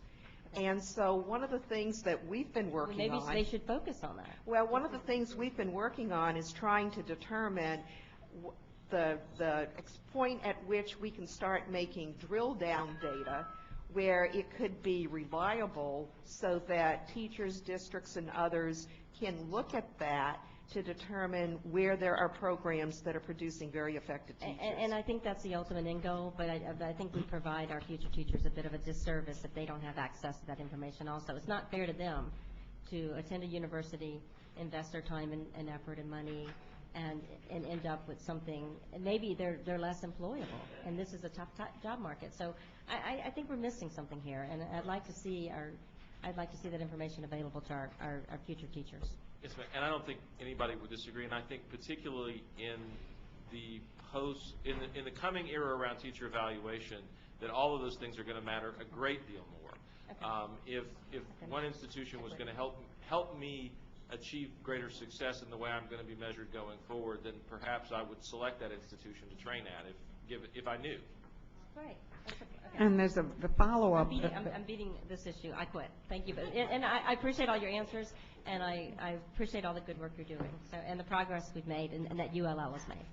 Okay. I'm sorry, Ms. Buchanan. No, go ahead. I've often been concerned with the follow-up because we have teachers we know who are out in the systems who came from programs that were not good programs and were not producing results, and we've never figured out a way to go back and reteach or retrain those particular teachers, for example, in reading from a private provider. And I can remember when UL system schools, I'm looking at the dean, many guaranteed their teachers. So are we going to look at these programs and say, wait, what are you going to do to go back to those teachers you've graduated from your institution who are not being effective? Do you have any plan to go back and help those teachers? I thought that's what a guarantee said.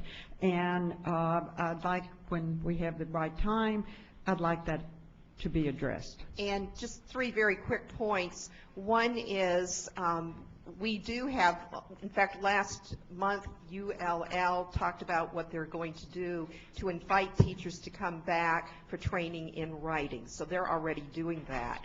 But the second point is we currently cannot get access to the names of the teachers to know which teachers are the ones who are experiencing the problems. We're hoping that the BESE and the Board of Regents can work together in order for our universities to be able to have access to that information within the future.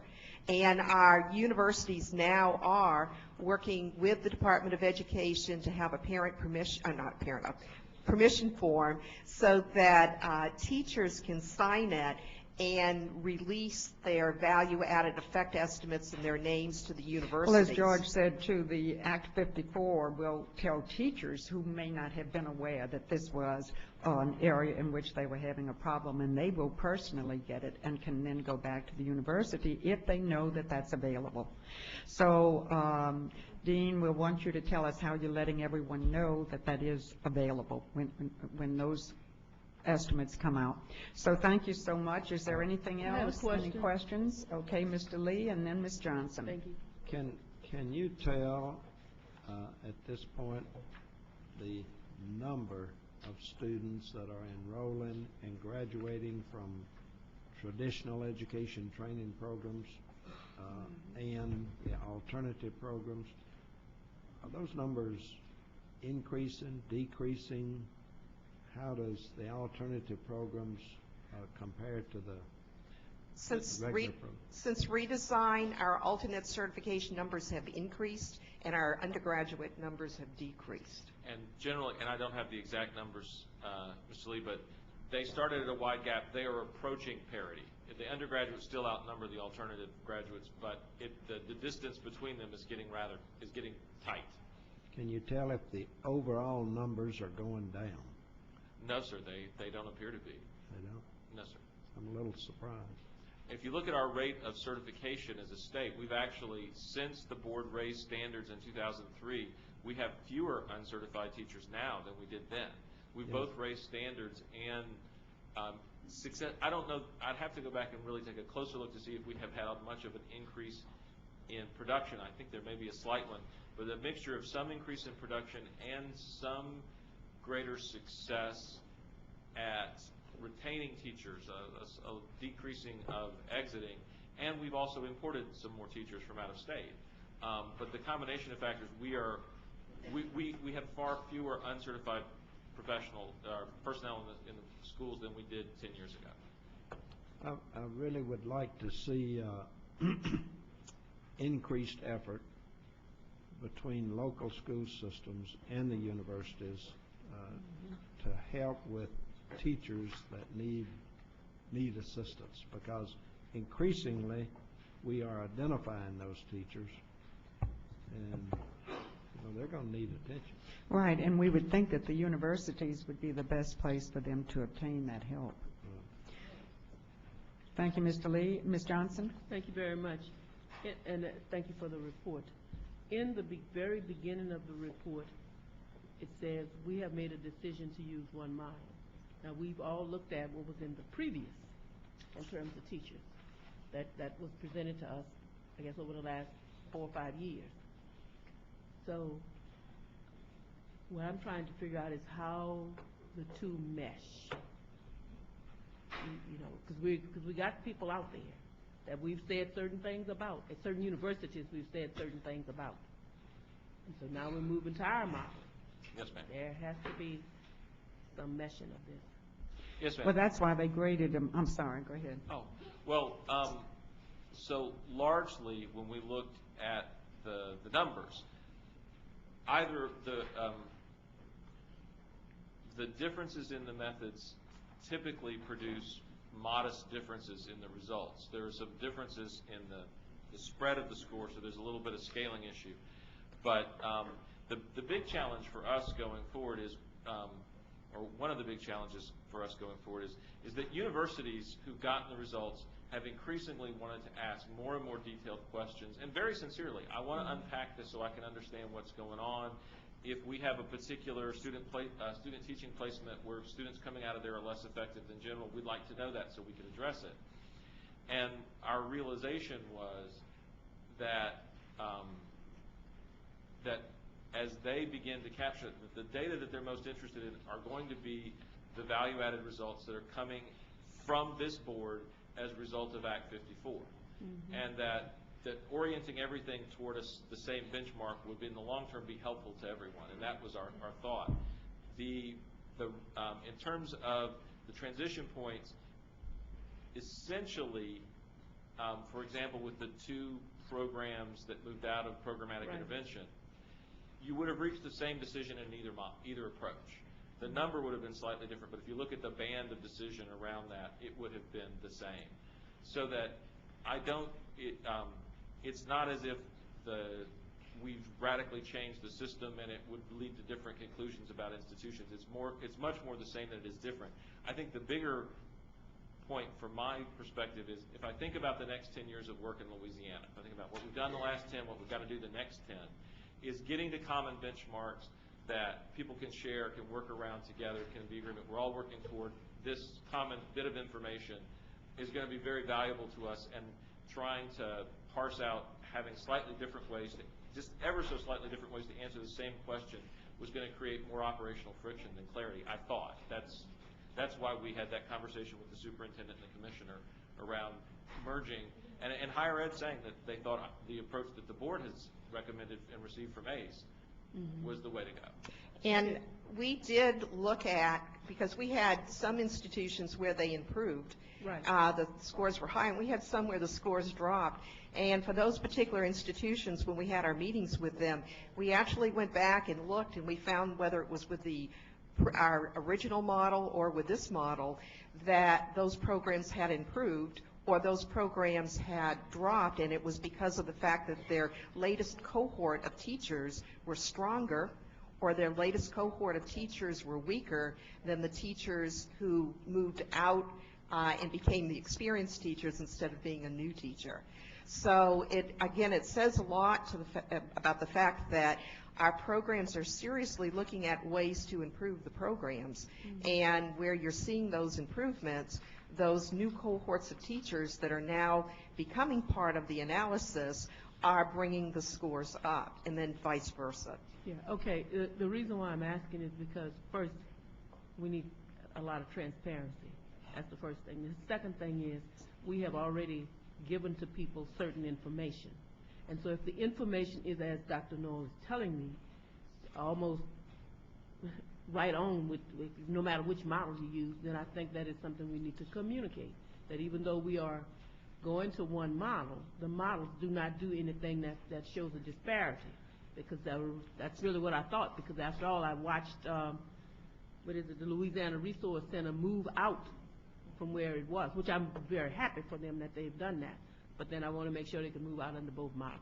Yes, ma'am, and they would have. It would have made no, the scores would be different in the tenths, I believe it is. There's a slight difference in the number, but they go to the same basic place, which you'd reach the same basic decision. So I don't want to pretend that they're identical, because they're not. Right. But if you were struggling in one, you're struggling in the other, and vice versa. Okay. Doing well. Thank you. All right, any further questions? If not, all members approve the motion. So approved. Next item.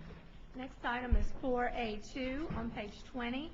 Consideration of approval of the corrective action plan from McNeese State University in the area of social studies. The department recommendation is to approve. Second. All right, it's been moved and seconded to approve. Any questions? Any objections? I think we'll move right on then. Next item. Next item is on page 23, 4A3. Consideration of approval of the corrective action plan from the University of Louisiana at Lafayette in the area of science. Recommendation is to approve. We have a motion to approve and a second from Mr. Lee. Any questions? Again, we realize that the dean is here if anyone has any questions, because of course they do put out a lot of our students. Any questions? Any objections to approval? If not, so ordered. Next item. Next item is on page 28. Item 4A3, consideration of approval of the corrective action plan from the University of Louisiana at Lafayette in the area of social studies. Move approval. Ms. Gibbons has moved approval. Mr. Lee has seconded. Any questions? Any objections? Andrew, I'm doing this in record time. I hope you're paying attention. Excuse me. I'm doing this in record time. Yeah. Moving right along. Then the item is approved. Next item. Next item is on page 32, 4B1, consideration of a report on educator evaluation. Department recommendation is to receive. Move to receive. Ms. Gibbons has moved to receive. Mr. Lee is second. Second. Keep up, Walter. Well, we do have to get the report. Are there any questions concerning the report? All right, I think this is really important because this is Act 54, and I know that many of us have been getting questions at the local level on this. So I'd like to ask Ms. Martin to go ahead and make a report or point out special things. Good morning, board members. Rain Martin with the Department, Chief of Innovation. Wanted to give you a quick update on where we are with Act 54. As you know, it's a huge game changer for the state of Louisiana, and we'll be going live in about a year and a half from now. And so there's going to be a lot of discussion around this. We do anticipate coming to the board with some policy around this to flesh out the law further, and thought it's probably a good use of time to spend a few minutes just giving you an update on exactly where we are now. You have a PowerPoint in front of you as well as up on the screen, and just as a quick reminder, the big features of the Act 54, which we are now calling COMPASS, which is the teacher evaluation system, the name that we have for it, is 50% is based on student growth and 50% is based on observation. One important thing that we want to make sure that we get out there as much as we can and as many conversations as we can is that the growth is actually broken out into two components. If you are in a tested grade or subject, you get a value-added score, which, as you heard a little bit about earlier from Dr. Knoll. And if you're not, you are going to get a measure of student growth in what we're calling a non-tested grade and subject area. And that's really important distinction and important for you to know because there will be some policy around that coming to you. Right now, about 35% of the kids or teachers in Louisiana are in a value-added subject, which means that there is another 2/3 that are in a non-tested grade and subject. So that's an important distinction when we're talking about this within the education community. The also big thing is that the evaluation system now requires annual evaluations versus every 3-year evaluation. So those are really the important pieces. We are right now heavy into development and implementation. As you know, there are 20 districts who piloted the value-added data last year. That information now for all teachers in tested grades and subjects is available across the state as of last week. So we've moved from the pilot stage for value-add into full release of information and value-added data for all teachers. We've also spent a lot of time doing a lot of stakeholder engagement and input. You can see there's a one-pager in your document that actually lists out the different opportunities and the number of people that have been involved in that particular process. I'd like to just stop you and make sure that everyone is looking at that, because so often we have heard, oh, where are the teachers? Are they involved in this? And of course, on the ACE committee, half of the ACE committee is made up of teachers, and I think that's something a lot of people don't realize. And also these work groups, I think many people here on this board are not aware of how many teachers have been involved in the work groups. And so as you get questions at home, I really wanted to point that out to you. Go ahead, Randy. And we did bring the video. I don't know if you want to show that now. I know you're behind, so you tell me. We do have a great video, but it's 7 minutes long, and so I think we'll have to skip it. But I do want everyone here to realize that this is available, and Rain's going to talk to you about our communication system that is going to come up for Compass. But I want you to know that this is available, and we hope that you will encourage your districts to use this in their teacher professional days, because it does give out a lot of information. It's long for us right now, but in their day, it will be very, very important for them to use in their teacher development days. Go ahead, Ray. And we can send you the link as a follow-up from this meeting. The one process that Ms. Buquet is referring to is we had about 150 teachers from around the state who participated in 19 working groups to make recommendations for non-tested grades and subjects. The ACE committee, which is the official committee under law to make recommendations to you, decided that it was important to have educators really involved in the creation of those recommendations, and so we were able to have those done by teachers and leaders, and we can send you the link so you can see the engagement. It was a really great and beautiful sort of process to see unfold. We also are going to be piloting these different recommendations starting in November, actually, next month.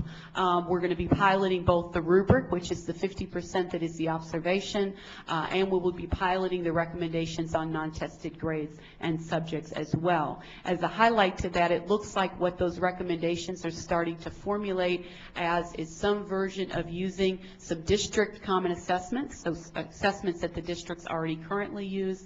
There's some discussion for certain subjects of expansion of a test. For instance, the physical education area thought that it was very easy for them to create a standard test and that they could actually propose that as part of their recommendations. And then for areas and subjects like creative arts and career and technical education, where it's much harder to get some common assessments decided, it will be a process that involves creating student learning targets, which allows the teacher and the principal at the beginning of the year to sit down, create rigorous goals and targets for teachers, and then use student work to evaluate where those are throughout the year. ACE will be finishing up their recommendations in the November timeframe, and then shortly thereafter we'll be coming to you with recommendations around policy that because we do have Bulletin 130, we'll need to update it to make sure that it reflects all of these changes. And so you'll see a fairly large policy package at that point, and we'll make sure that you have that well in advance, because there'll be quite a bit of material in there. We're going to continue with the outreach and stakeholder input. Another recommendation of the ACE committee was to host focus groups, 2 in every region throughout the state, so we're going to also start those in the fall. The teachers who were involved in non-tested grades and subjects now have really become the ambassadors of this, so we're going to be going to them regularly.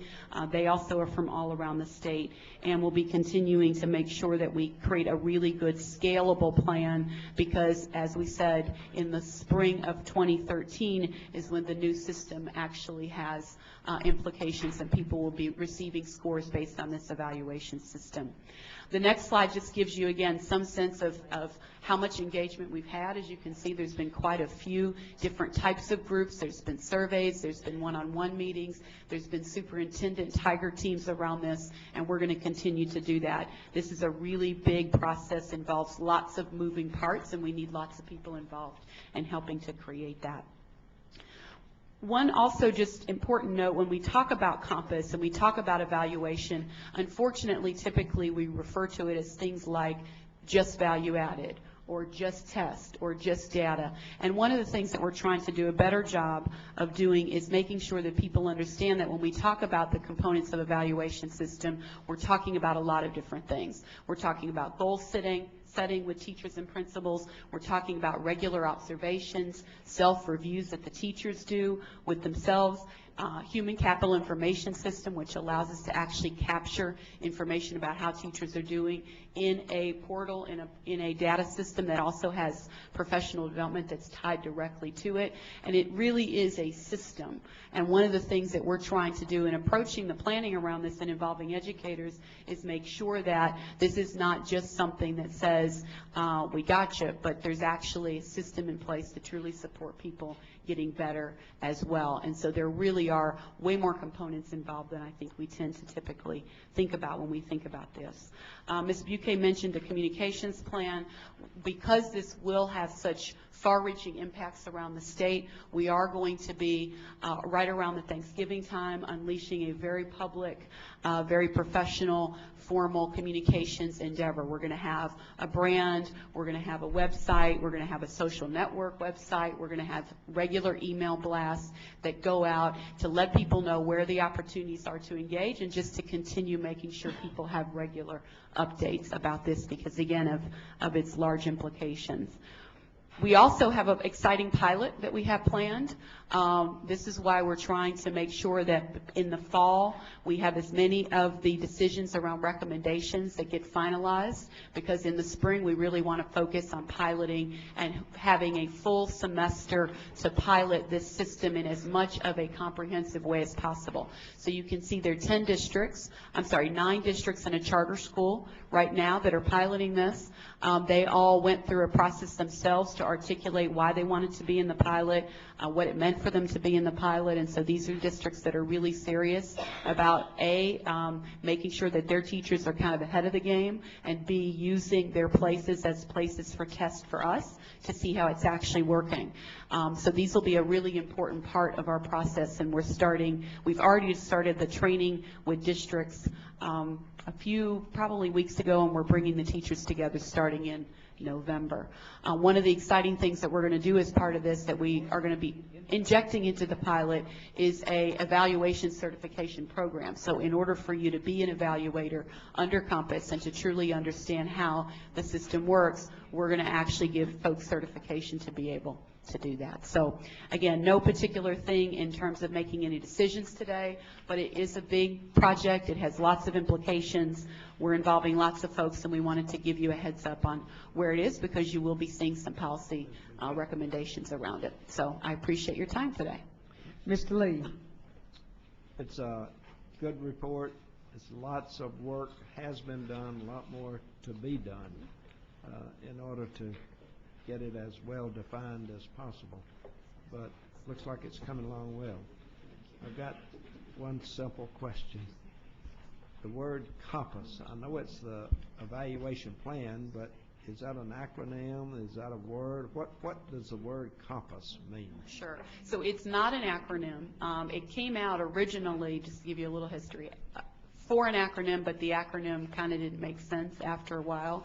And so what it has now emerged to, and this is what the communication plan is going to unveil, and we'll bring that to you when it's formal and official, is COMPAS really is the idea behind it. It's direction.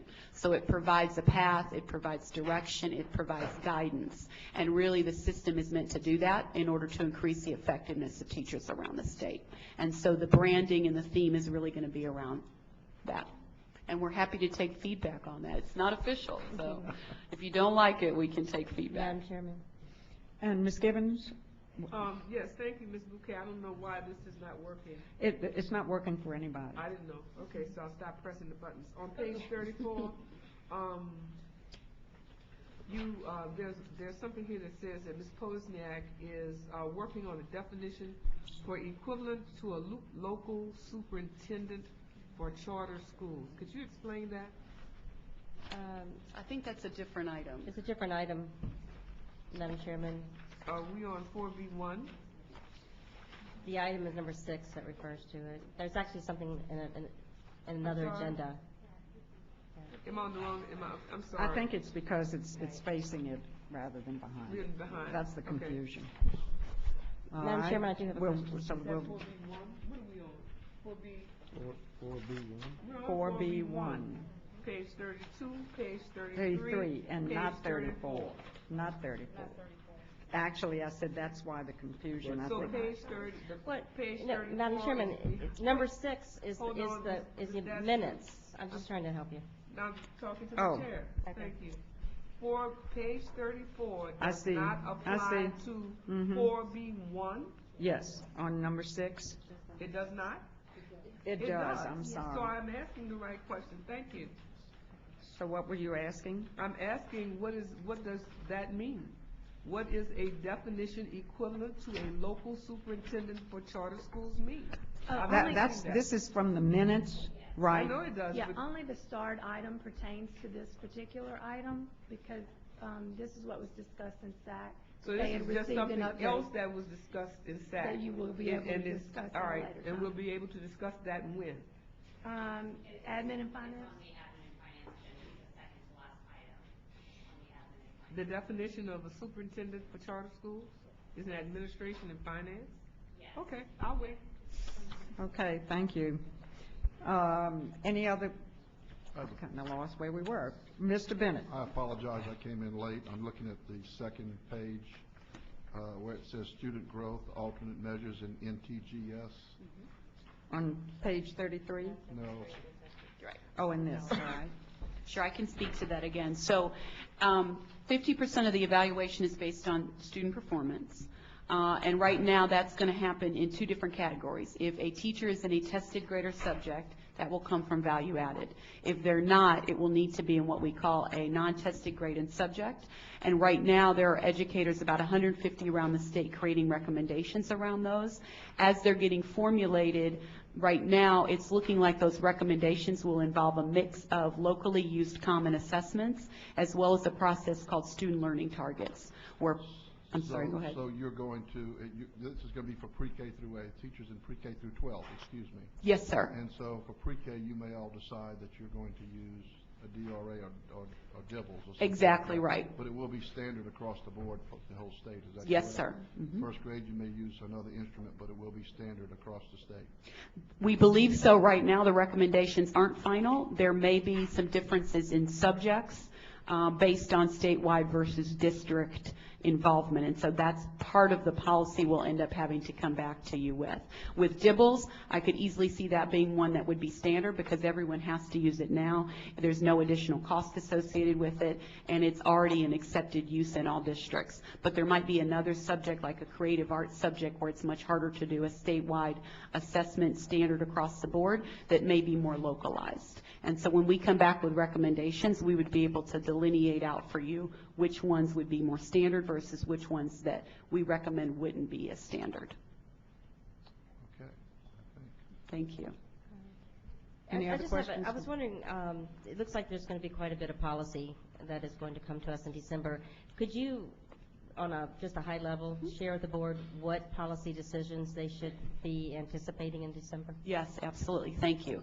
One is around the specific language for the value-added model. You have already approved that in concept, but that now needs to put in the actual policy.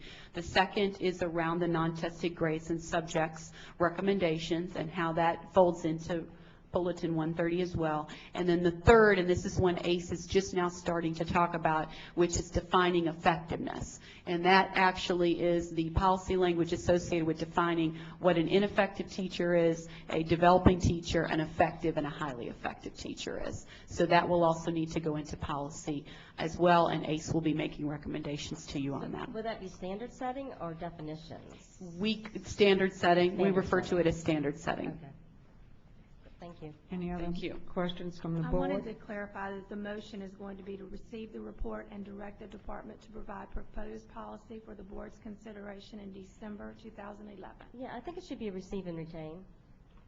All right. Is that agreeable to the maker of the motion? Receive and retain. I've forgotten who made the motion. I think I like I like the language that Shan proposed. All right, fine, then it's agreeable with the maker and the seconder of the motion. We have one card from the public, and Mr. Wayne Free would like to speak on the Compass pilot. Already using the new language. Wayne Free, Louisiana Association of Educators. I got a call from one of my members about the first non-graded, non-subject meeting in order to develop a process. I had asked Rain about it and when it would be held, and she had told me, and then I showed up to listen in because that was the request I got from one of the members, an assignment I got, and I was told that I could not be there, that it was a closed meeting, and I just wondered when BESE and the department had decided to close meetings of that sort that were used to develop policy around things that would be presented to the board. Rain? Sure. So we checked with our legal department internally, and it is not a official committee as approved by BESE. ACE members, who are the official appointees of you all to make recommendations, are all allowed to attend the non-tested grades and subject working group. I think Ms. Joyce Haynes actually did attend a few of those meetings, but we made a decision at the department because it is not officially a committee of the group that actually we wanted to preserve that space for teachers to be able to work in sort of freedom and candid conversation and not necessarily having a lot of other people in the room involved in the conversation. And we checked that with legal before we made that determination. My question isn't just, is it legal, because that will be tested, but is it good policy when people who represent a number of teachers in this state are told they cannot be there, hear what's being presented, and evaluate what's occurring? I would like to just also remind the board that the ACE meetings are totally open and public, and all of those recommendations were delivered as part of that discussion at the last ACE meeting. And we have been increasing membership or observance to those meetings over time. And so although we want to preserve the time that the teachers have for their working sessions together with one another, all of those recommendations are public in a public meeting where anybody can attend those. That's right. I was there, and there were a lot of people there. And so I know that was not closed, and it was a wonderful meeting. I just wish that we could take that show on the road, as I said at the time, because these non-graded teachers had worked in their various areas, and what the department did was have those of us who were there, whether you were on the ACE committee or whether you were an observer. We got turns to go to each one of these sections, and the people who had worked on it were there. They had boards up there for us. We're having all of this is coming off on the web. So it was a very, very open process. So, Mr. Free, I'm sorry if you were refused something, but I know that as we know that Joyce was there, and I don't know who else but from the unions, but I know there were union members, executives who were at the ACE meeting. And I certainly would recommend that those kind of meetings remain open. Oh, they always have been. However, it is also critical to understand that when you come to those committee meetings with stuff that's been developed over a long period of time with a lot of data, that there's no way that in a short time you can evaluate all of what's occurring.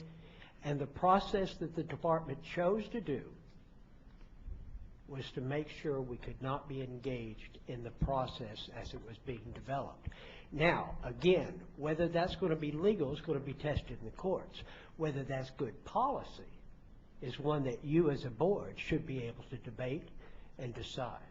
Fine. Thank you, Mr. Free. We appreciate your remarks. Next, one other question, may I ask while we're here? Was the news media also refused access to that particular process? Yeah, we didn't have any news media there that I'm aware of. There were no requests? All right, thank you. Any other questions? Any objections to the motion? If not, so ordered. Next item. Next item is on page 35, 4C1, consideration of revisions to Bulletin 746, Louisiana Standards for State Certification of School Personnel, Chapter 7, Section 713, instructional coaching regarding requirements to add instructional coaching. Department recommendation is approved as notice of intent. May I have a motion to that effect? I move to approve as notice of intent. All right, Ms. Daskew has made the motion, Ms. Bradford has seconded the motion. Any questions? I have a question. All right. Now, we're on 4C2. 4C1. All right, still on the roll item. All right, I'm ahead of you again. All right, Mr. Lee? 4C1 is fine, it's 4C2. I see this calls for 12 hours. Yes, sir. Now, is it a uniform 12 hours that, so I'm a little bit confused about how a coach for elementary might be different for a coach for secondary. And Yes, sir. It is uniform. It's this policy came about due to a collaborative effort from the from Southern University and LSU and the Board of Regents made this recommendation that there should be an add-on endorsement for an instructional coach, and the hours are 12 graduate level hours. But And it is uniform. You understand my question? I do.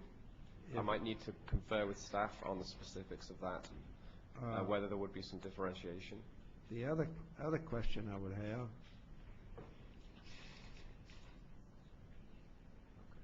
I can't answer that, sir. There would be some differentiation based on the person's certification that they held. looks to me like there should be if they're going to be Yes. effective. There would be. Then also, is it going to carry any financial increase? No, sir. It's an add-on certification, and it would not merit any increase. But I suppose a district could decide that if they wanted to. Do you think we need to hold off with more definition, Mr. Lee?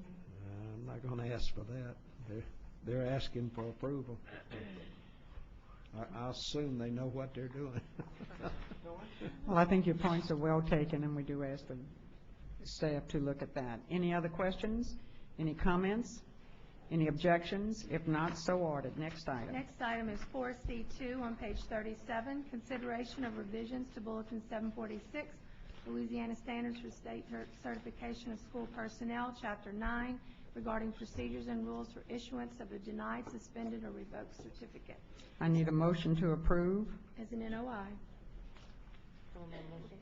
All right, Mr. Bennett has made the motion, and Ms. Daskew is seconding. Any questions? Yes. All right.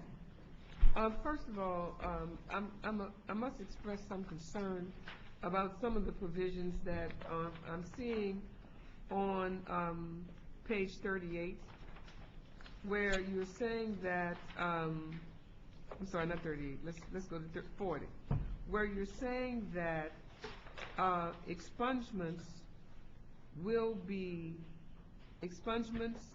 or pardons under the First Offender Program shall be treated as convictions for the purposes of denial.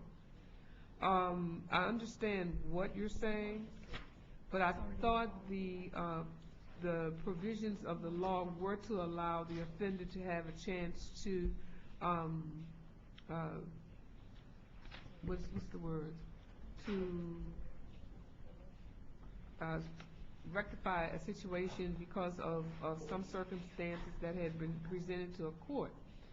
So are we then to treat all convictions, all expungements the same way? For example, if, Joan, you are expunged for some felony perhaps that's related to not something that's not a crime against a person, are you then saying that we are going to treat that the same way we would a crime against a person?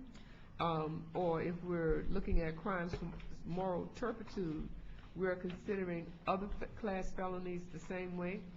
Shouldn't we have some differentiation, since we're saying that if you have an expungement or you've been pardoned, we're going to just summarily deny your right to certification? I'm not understanding this as a due process matter. Sure. All right, Ms. Hunt? I just wanted to point out, this is not a revision, this is the way that policy currently I'm reads. just Okay. asking for clarification. Okay. Right, Thank you. and I was going to say that this is current policy, but Okay. also we only deny or revoke certification for if it's a 15587.1 crime, those Would you crimes get for closer to the mic? I don't think the I don't think audience that mic can is hear. working. Oh, it's not? Is it on? Yeah, it's on. It is. You gotta get really close Okay.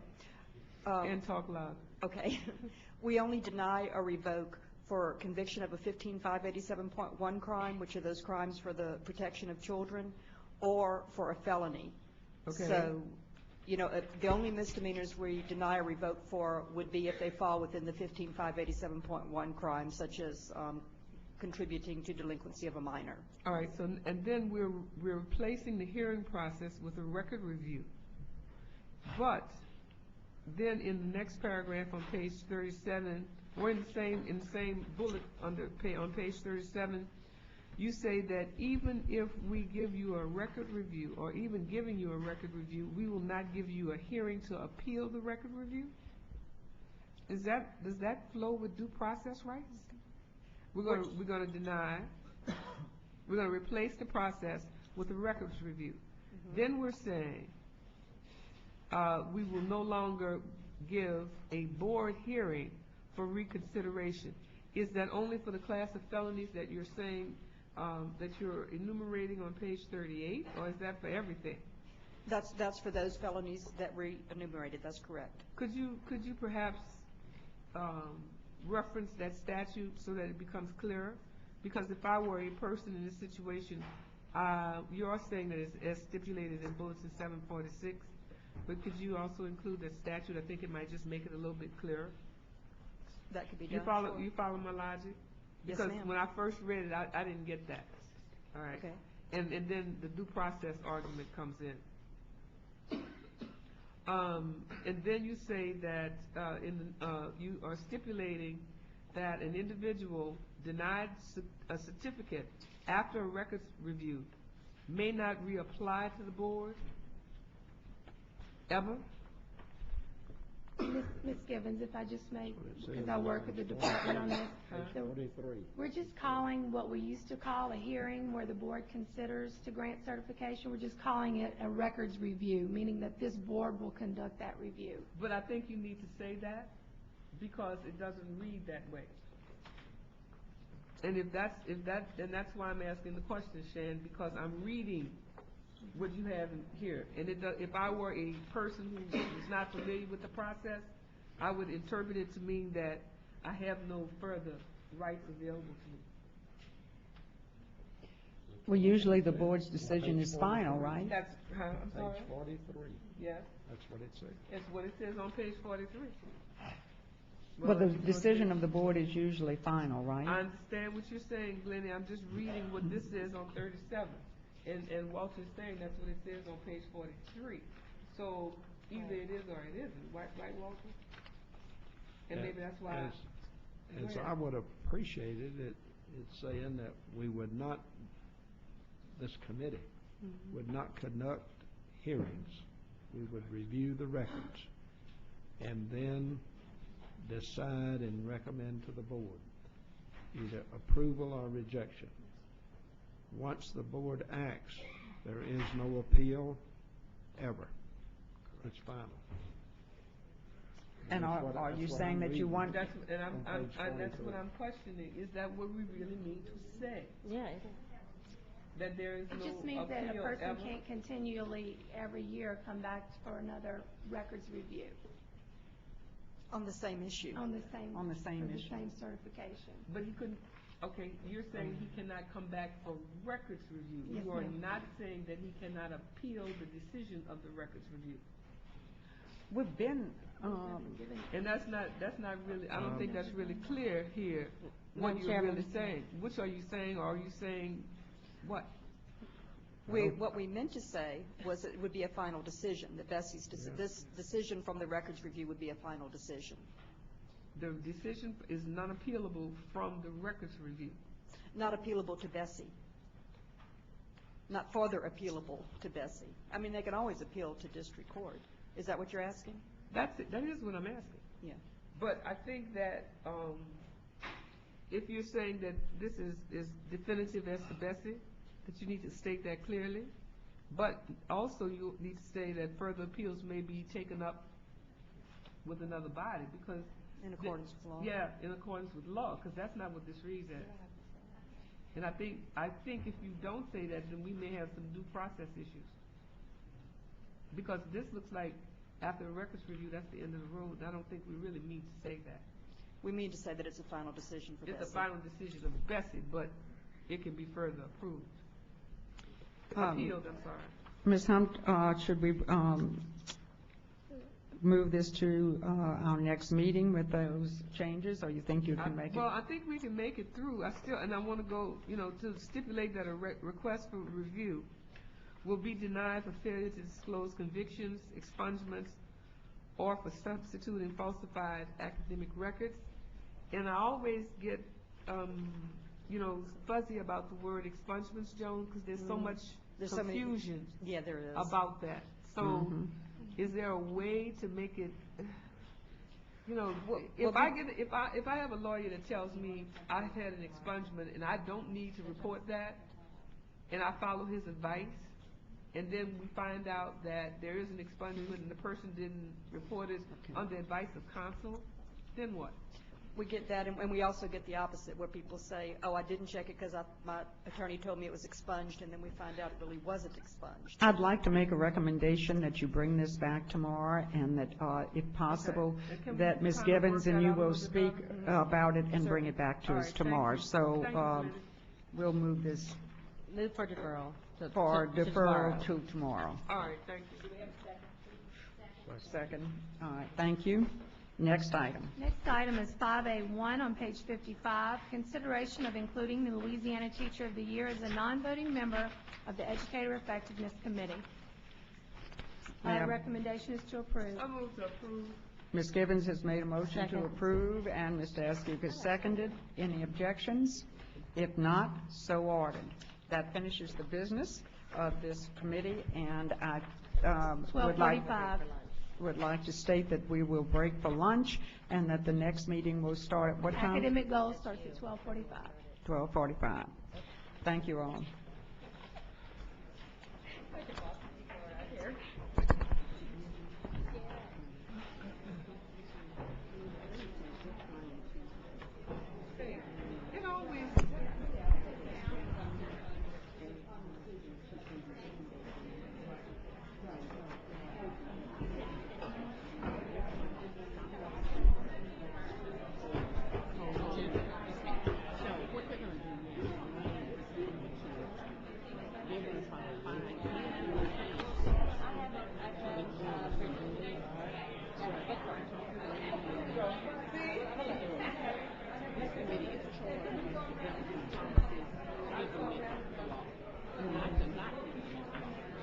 You're going to come to lunch and introduce them? Okay.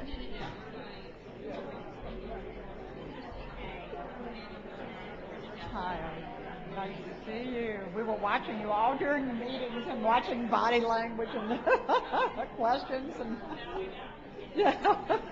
You do get lunch, too.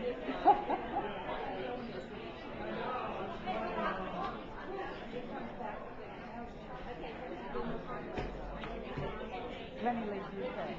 Absolutely. Oh, absolutely, absolutely.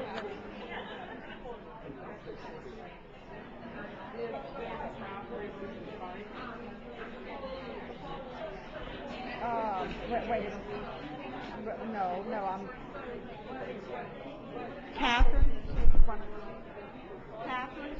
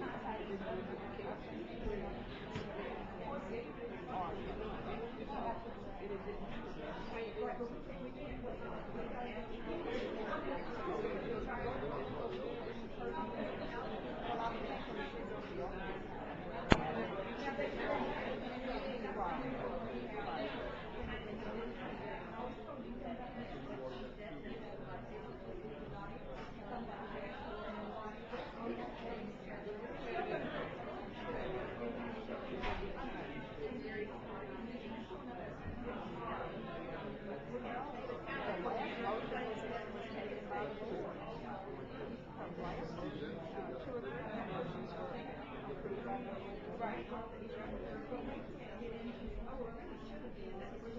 but okay, so if they go back and they find out that an error was made, can that person then come back and request another record? See, that's the problem. Yeah, that's the right, that's what I'm getting at. You know what I'm saying?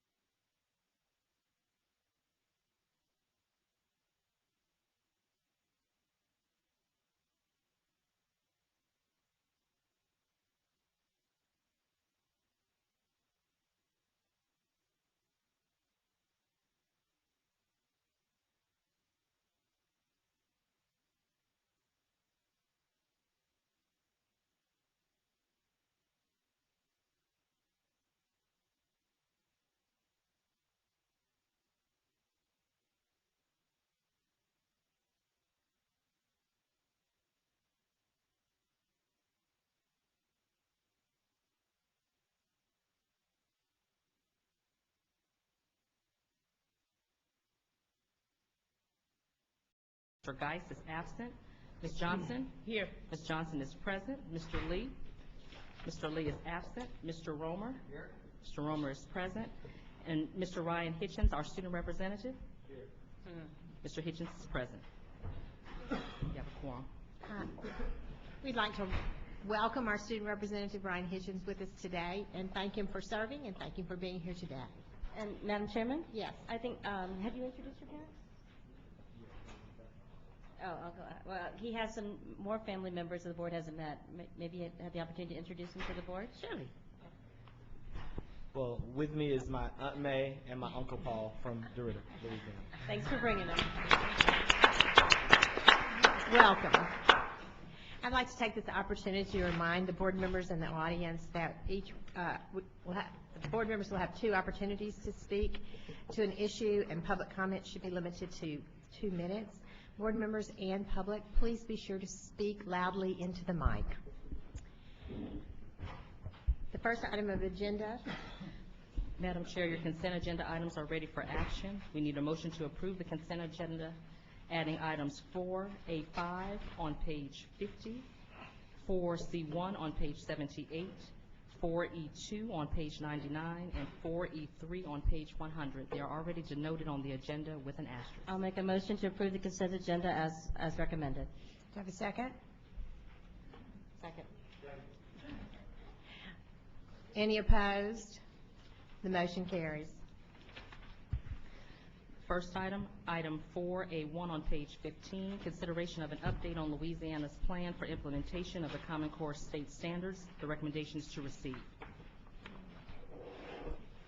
I move we receive. Is there a second? Ms. Statue? Dr. Norris.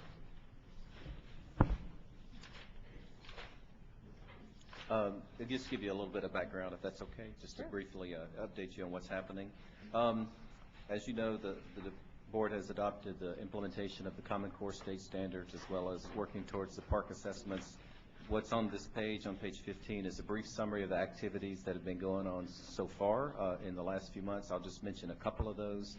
We have 2 big webinars that we've produced and presented a number of times. The first one was a general awareness webinar about the implementation plan, the Common Core background, and some other information. The second webinar, which is done a few weeks back, is about the crosswalk documents and how the current GLEs relate to the Common Core state standards. Some of Nancy Beeben's staff have also been out on the road presenting that information in person. You'll see some information there about a number of different trainings and activities we've done in conjunction with Gene Burns and Higher Ed. So really just want to let you know there's been a lot of action. We still have a long way to go to get the word out.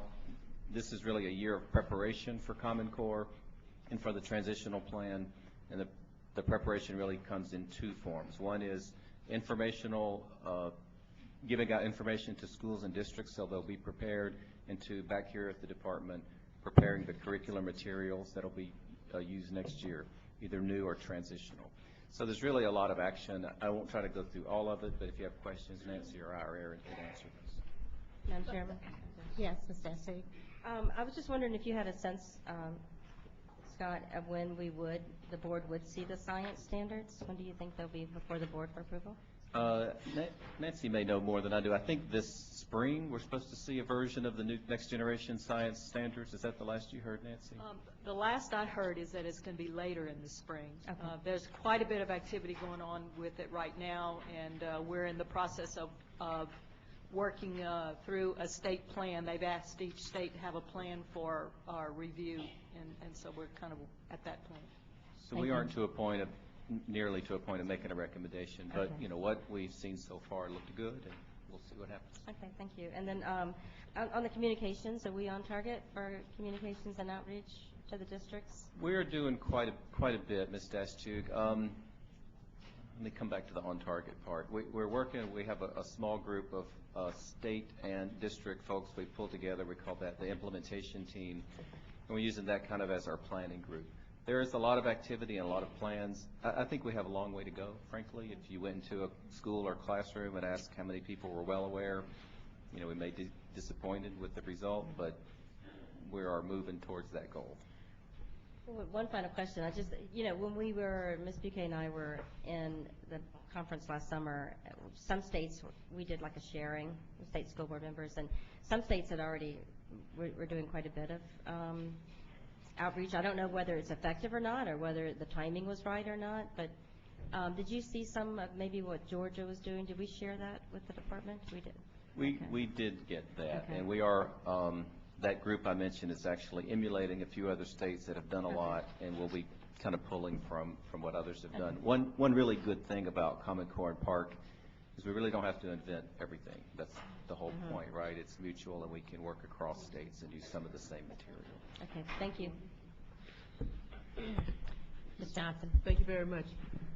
Dr. Norton, because we're talking about the implementation of the Common Core state standards and the timeline that's on it, and because the Common Core standards have both a math portion and an English portion in it, I'm trying to get some information that is a little bit different. I'd like to know the numbers that were in the numerator and the denominator for the graduate cohort information that was given to us the other day. I'd like to know who left, because if you look at the numbers, and to me this is relevant to this because we're getting ready to change the standards, but if you look at the numbers, if you were in ninth grade and you were 100 kids in ninth grade, that number fell off significantly by the time you got to 12th grade.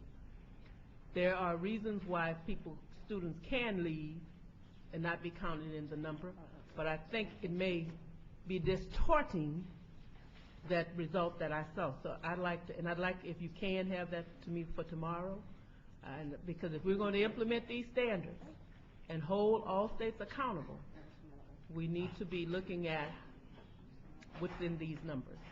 Yes, ma'am. I believe I understand the request, and you had mentioned it earlier. You'd like the actual in counts for the numerator, denominator, the original cohort count, how many came in, how many left. Right. And I think we can do that by recent. I don't think that's going to be a problem. And Mr. Lee? Scott, would this be affected anyway with this exceptions to the No Child Left Behind Act? And is Louisiana applying? Are we one of the states that's applying to be exempted from it? Mr. Lee, Mr. Chairman, I would like to say that we are in conversation with USDOE and with stakeholders within our department, and we're going to be working with the leaders in the community to see if we need to apply for a waiver, if that's what you're asking. Yes, we are working to see if it's going to happen. We've not decided yet. If we do, we'll bring something to the board. Is there a deadline on applying? Well, for the first round, I believe that we would have to apply, I want to say in November. Is that correct, staff? November? And so we are working and crafting information and doing research. Actually, we had 2 staff members to fly to Washington to meet with USDO officials and other states. So we're looking to see what it is that we need to do in Louisiana. And hadn't about maybe half the states applied for a waiver? I don't have that information. Aaron, do you or Jessica have any data about who's applied or who is applying? Mr. Lee, Jessica Tucker of the department. At this time, no one has applied. The first deadline is November 14th. The news that came out about a week ago that led to a little bit of buzz about it was the notice of intent, which was entirely optional.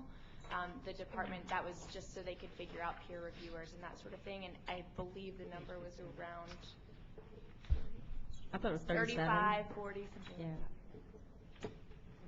like that. Well, if we did apply, it wouldn't affect this national core, these standards, would it? No, sir. Okay. Well, Any other questions? may I ask a question? Let me get the brain to working on this. If we had because I've been trying to understand what what states are going to ask for in terms of the waiver. Well, I mean, at the meeting that we went to in Washington, there were several representatives there from many states who had different ideas about what they might apply Aren't for. they asking for some waiver of AYP? Many states are considering applying for a waiver of AYP. That's right. Okay. So in our discussion, are we, I guess, do we know what we would be looking for? Well, at this point, the whole purpose of us traveling to Washington and having many follow-up conversations with USDOE and with other states is to understand exactly what the waiver opportunities are and what they require states to do in return.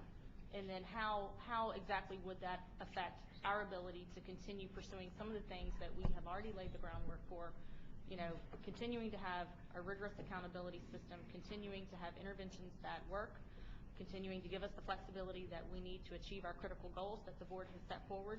And so that is all of that discussion and all of that research is ongoing so that we have a full grasp of exactly what this is, what opportunities are being afforded to states, and how does that translate into ways that we can continue to have a strong accountability system that is responsive to our needs in Louisiana in a way that actually helps to support the work that we've set into motion and have planned for the near future. And so there's a lot of information to be collected, a lot of financial information, because a lot of the waiver provisions do deal with flexibility with federal funds, but there are some strings attached to each one of those requirements. And so we feel like it's really important for us to do our due diligence in knowing exactly what those strings are and what requirements there will be for districts and for the state before we decide, before we actually make a formal recommendation to the board on this. Could we, as the discussions go on, Madam Superintendent, could we please be informed of what the discussion points are? What they're looking at, what the discussion points are.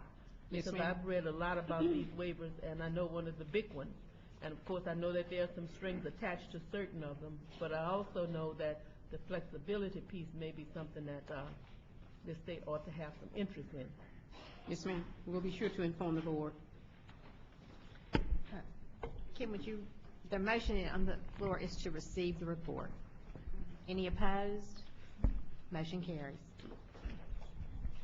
Before we move to the next item, I just wanted to clear up, there was an error in the consent. The correct page number was given, but the incorrect number. So it should have been item number 4A6 on page 50. And I think I stated item 4A5 on page 50, so I just wanted to clear that up. Thank you. All right, and we'll move to the next item. The next item is item 4A2 on page 18, consideration of updates regarding Lot 2 accountability improvements. The recommendation is to receive. Do you have a motion? Move that we receive. I'll second. I would like to hear about this report, if that's possible.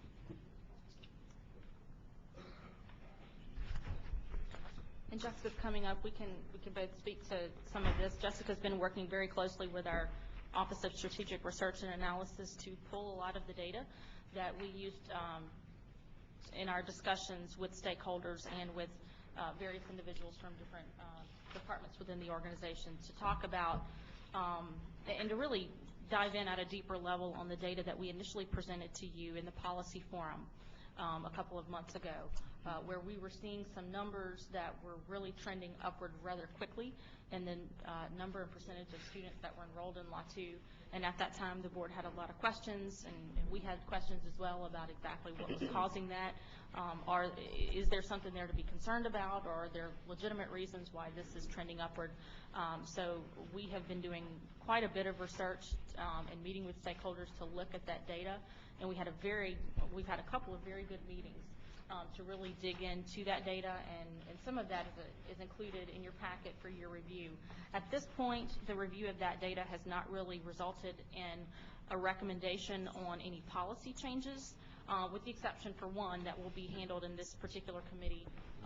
It's actually a few items down.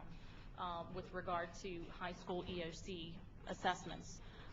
But at this point, the group seemed to be very satisfied with the information that we've been able to present thus far. They made a couple of suggestions, which our researchers are going back to pull some additional data that they wanted to see.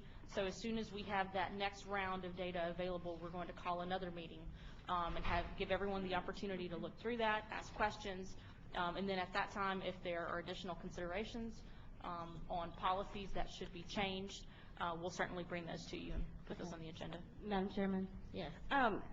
If you do come back with policy changes, I would like to suggest that you use this data as the backup so that we will be able to reference back to it. Absolutely. I think there are a few things that you could glean from this, but I don't know if you're really to the point of having us really being able to glean a lot from this. Am I correct? That's correct. Would it be preemptive for me to try to draw conclusions from this data at this point? I think the general consensus was that this sort of answered some of the questions that we were concerned about, but didn't result in any sort of action needed for policy. For example, there were spikes in certain years, and we wanted to make sure that students were being properly placed. And what we found is that students, although more students may go in say a 4th grade or an 8th grade year, that they tend to stay in the Law 2 track, which indicates that their IEP team agrees that they're properly placed in the Law 2 assessment track. And the only way I would counter that is to say that when I worked on this years ago. It's one of the first things I did as a BESE member is there was some concern with this Law 2 track, even though there was an option to return to a regular diploma track, that in fact, if you got too far, it would just really be very difficult. So I think we do see that there's not a lot of return, right, for these students to earn a regular diploma. But what I can't determine is whether that's good or bad, if that's actually a good indication or not so good indication. And that gets to that deeper level of research that was requested by the group. They made some very specific recommendations on different ways that they wanted to see the data in order to have it really be more informative about policy. And so that's what we're waiting to get back from SRA to have that next meeting and to see if there is something that jumps out to say, this is a problem or this is just natural occurrence and there's a legitimate reason for things happening. Or is it a good thing? I mean, right. I'd like to know, is this best for children? Absolutely. And those that, are they being afforded the opportunity if their parents or they choose so to be able to return? And what are the barriers to doing that? So, okay, thank you. Madam Chair, I read and I guess it's not in this report, but originally the question was because the numbers was trending upward, was there a cause and effect to that particular trend? Now and I'm sorry, I don't know where I read it at, but there's something that said that they didn't see any real effort, anything wrong with what was happening. It's in one of the reports that I read. But it's obvious that there is something that has happened. So in the in-depth data that you all will look at, tell me what would you hope to find? Because that's what I know that's what I was trying to find out ever since I've been on this board, is that we do not put that the numbers of children who get into Law 1 or Law 2 does not increase by whim. And when looking at that data the last month, it looked like something was happening out of the ordinary in terms of those numbers. But there's something in here that y'all wrote, but I'm going to find it. Maybe in another one of the Ms. Johnson, just to address that a bit, one of the things that's made this data research a bit difficult is that the board has passed a number of policies which in fact encourage participation in this track. So that would be revising the participation criteria, making Law 2 students eligible to receive a regular diploma, pupil progression plan policy changes. There have been a number of policies that this board has acted on that encourage students, when proper, to be placed in the Law 2 track. And so while we can see there has been an increase, and it may be that that was expected, what's hard to tell at that point then is it all entirely results of those policy changes that encourage this participation, or is it or is it something else that we would maybe need to address? And so part of what we've asked for in the additional data, just to give you an idea of that, are the Law 2 participation by exceptionality, the exceptionality determination trends statewide,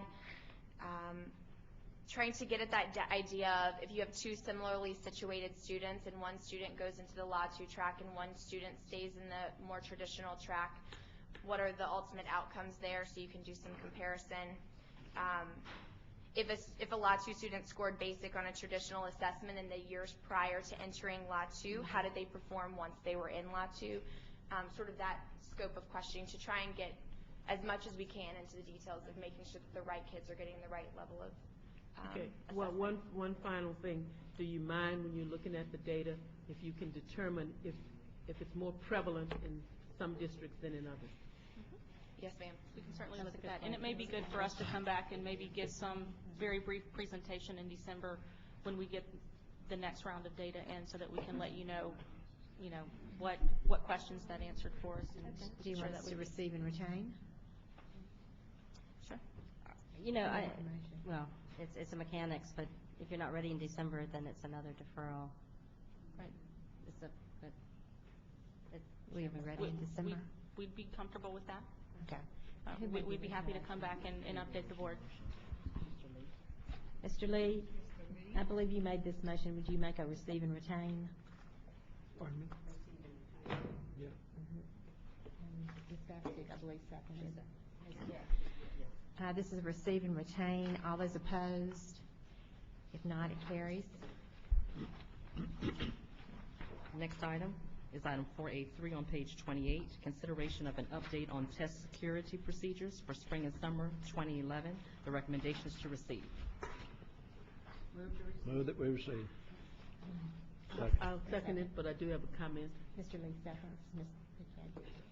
On page 36, if you all notice, Calcasieu had, in mathematics, 243 administrative errors, just 2 schools. That seems significant to me. Maybe it's not significant, but it seemed like it was significant when you go back and look at the other districts and the other schools. Madam Chairman and Ms. Johnson, that is what resulted in the discussion at the last meeting with Calcasieu and the waiver that they requested. Any more questions? All those opposed? Motion carries. The next item is item 4A4 on page 38, consideration of Louisiana Core 4 equivalent courses for the New Orleans Center for Creative Arts, NOCA. The recommendation is to approve. So moved. I'll second.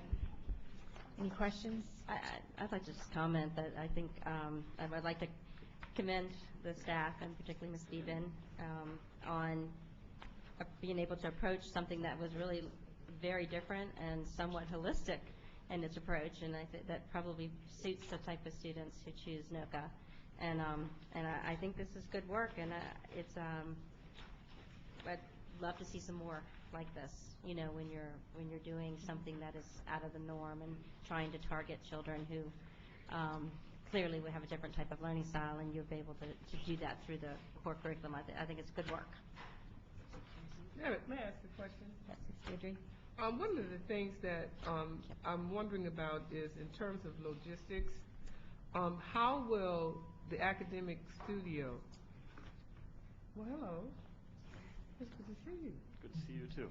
Affect the number of children who come to NOCA from all of our other high schools. I'm assuming that because you are now going to have this core body of academic students, that the number of places available for kids in other schools may be reduced? We're going to hold the same number of students on campus. I'm Kyle Wiedberg, I'm the president and CEO at NOCA. We'll hold the same number of slots for students, so we're still accepting students on the half-day basis for the 1 o'clock and the 4 o'clock classes. Right now, we've grown over the last 3 years by about 15 to 20%. We're at about 609 students in the program. Only 56 of those students are in the academic studio. We've started with a freshman year, so even at its high point, we're looking to have about half the students, full-day students, and half the students in the half-day arts program. So we'll still have those options available for students from the 16 parishes that currently attend us on a half-day. I understand that, but when I'm asking... Excuse me, Ms. Gibbons, would you please identify yourself for the Yeah. record? Yeah, that's Yeah. Kyle Weberg, he said it. We didn't get it, Sorry, sorry. Kyle Weedberg, President and CEO of NOCA. Thank you. Board members, you will remember Mr. Weberg, we first met him with the RSD. And he's been at NOCA now, what is it, 4 years, Kyle? About 4 years, yes, that's And he correct. saw the light. Very happy. Quickly. But I understand what you're saying. Okay. Okay. I don't know how many places you have in your afternoon set up for other students. And what I'm asking is, will those places be reduced because of the studio?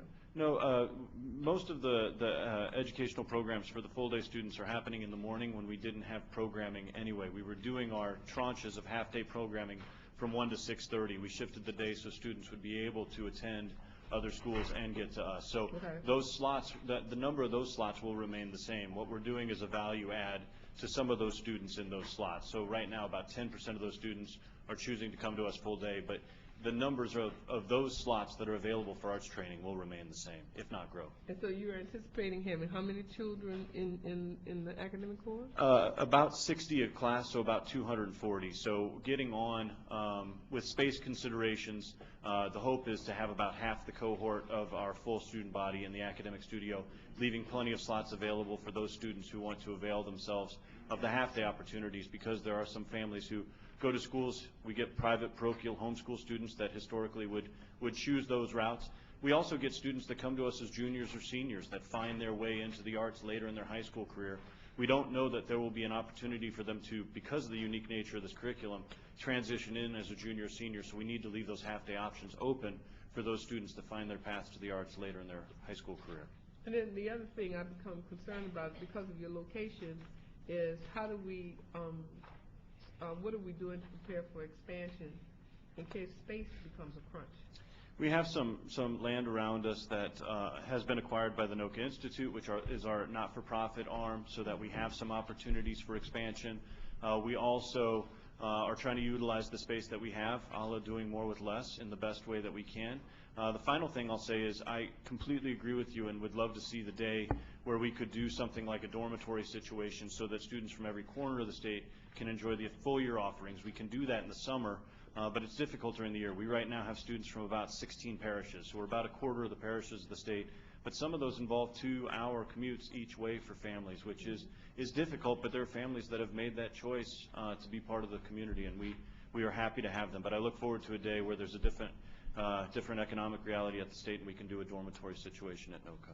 Okay, and have you also considered, I know you used to have the, what was it, pre-K, the K-8 program at Baby NOCA? Oh, are you going back to that? Well, that was an Orleans Parish entity, the NOCA Academy that was operated out of the Little Red Schoolhouse in the French Quarter that you're talking about. We certainly would entertain an entity at a charter level thinking about being a feeder for us. That said, we are right now doing outreach to every one of the charter schools, be it the culinary program that's going on through the Edible Schoolyard at Greene and other opportunities in Orleans, Jefferson, and the surrounding parishes. We've got 150 different schools or school entities that send us a student right now, and we look forward to partnering with each of those entities for a long time to come. Thank you. Can we consider And this? good job. Thank you. Any other questions? Yeah, just one. You created the word ethnographic. Yes. You created that, okay. Tell Mr. Webster. Can we consider this your opportunity to speak in support? Yes. We have Dr. Robbie McCarty who wished to speak. Yes. Yes. Yes. She's in opposition to NOCA? My name is Robbie McCarty. I'm here representing myself as a citizen of New Orleans. I'd like to present my opposition to this waiver, not because there's anything wrong with the curriculum document. I wrote it. But because the supports are not in place to bring this curriculum to fruition. There are 4 areas that are lacking. This is a highly academic program, and it's being supervised only by a CEO with absolutely no curriculum development credentials. Mr. Weidberg has school finance experience under Paul Vallis and 1 semester as a 4th grade teacher's aide, but no Louisiana certification as an educator. Number 2, there are 5 teachers, only 1 of whom is credentialed in Louisiana. None of the other 4 are currently seeking credentials. Number 3, there's no place in this program for evaluation or end-of-course assessment.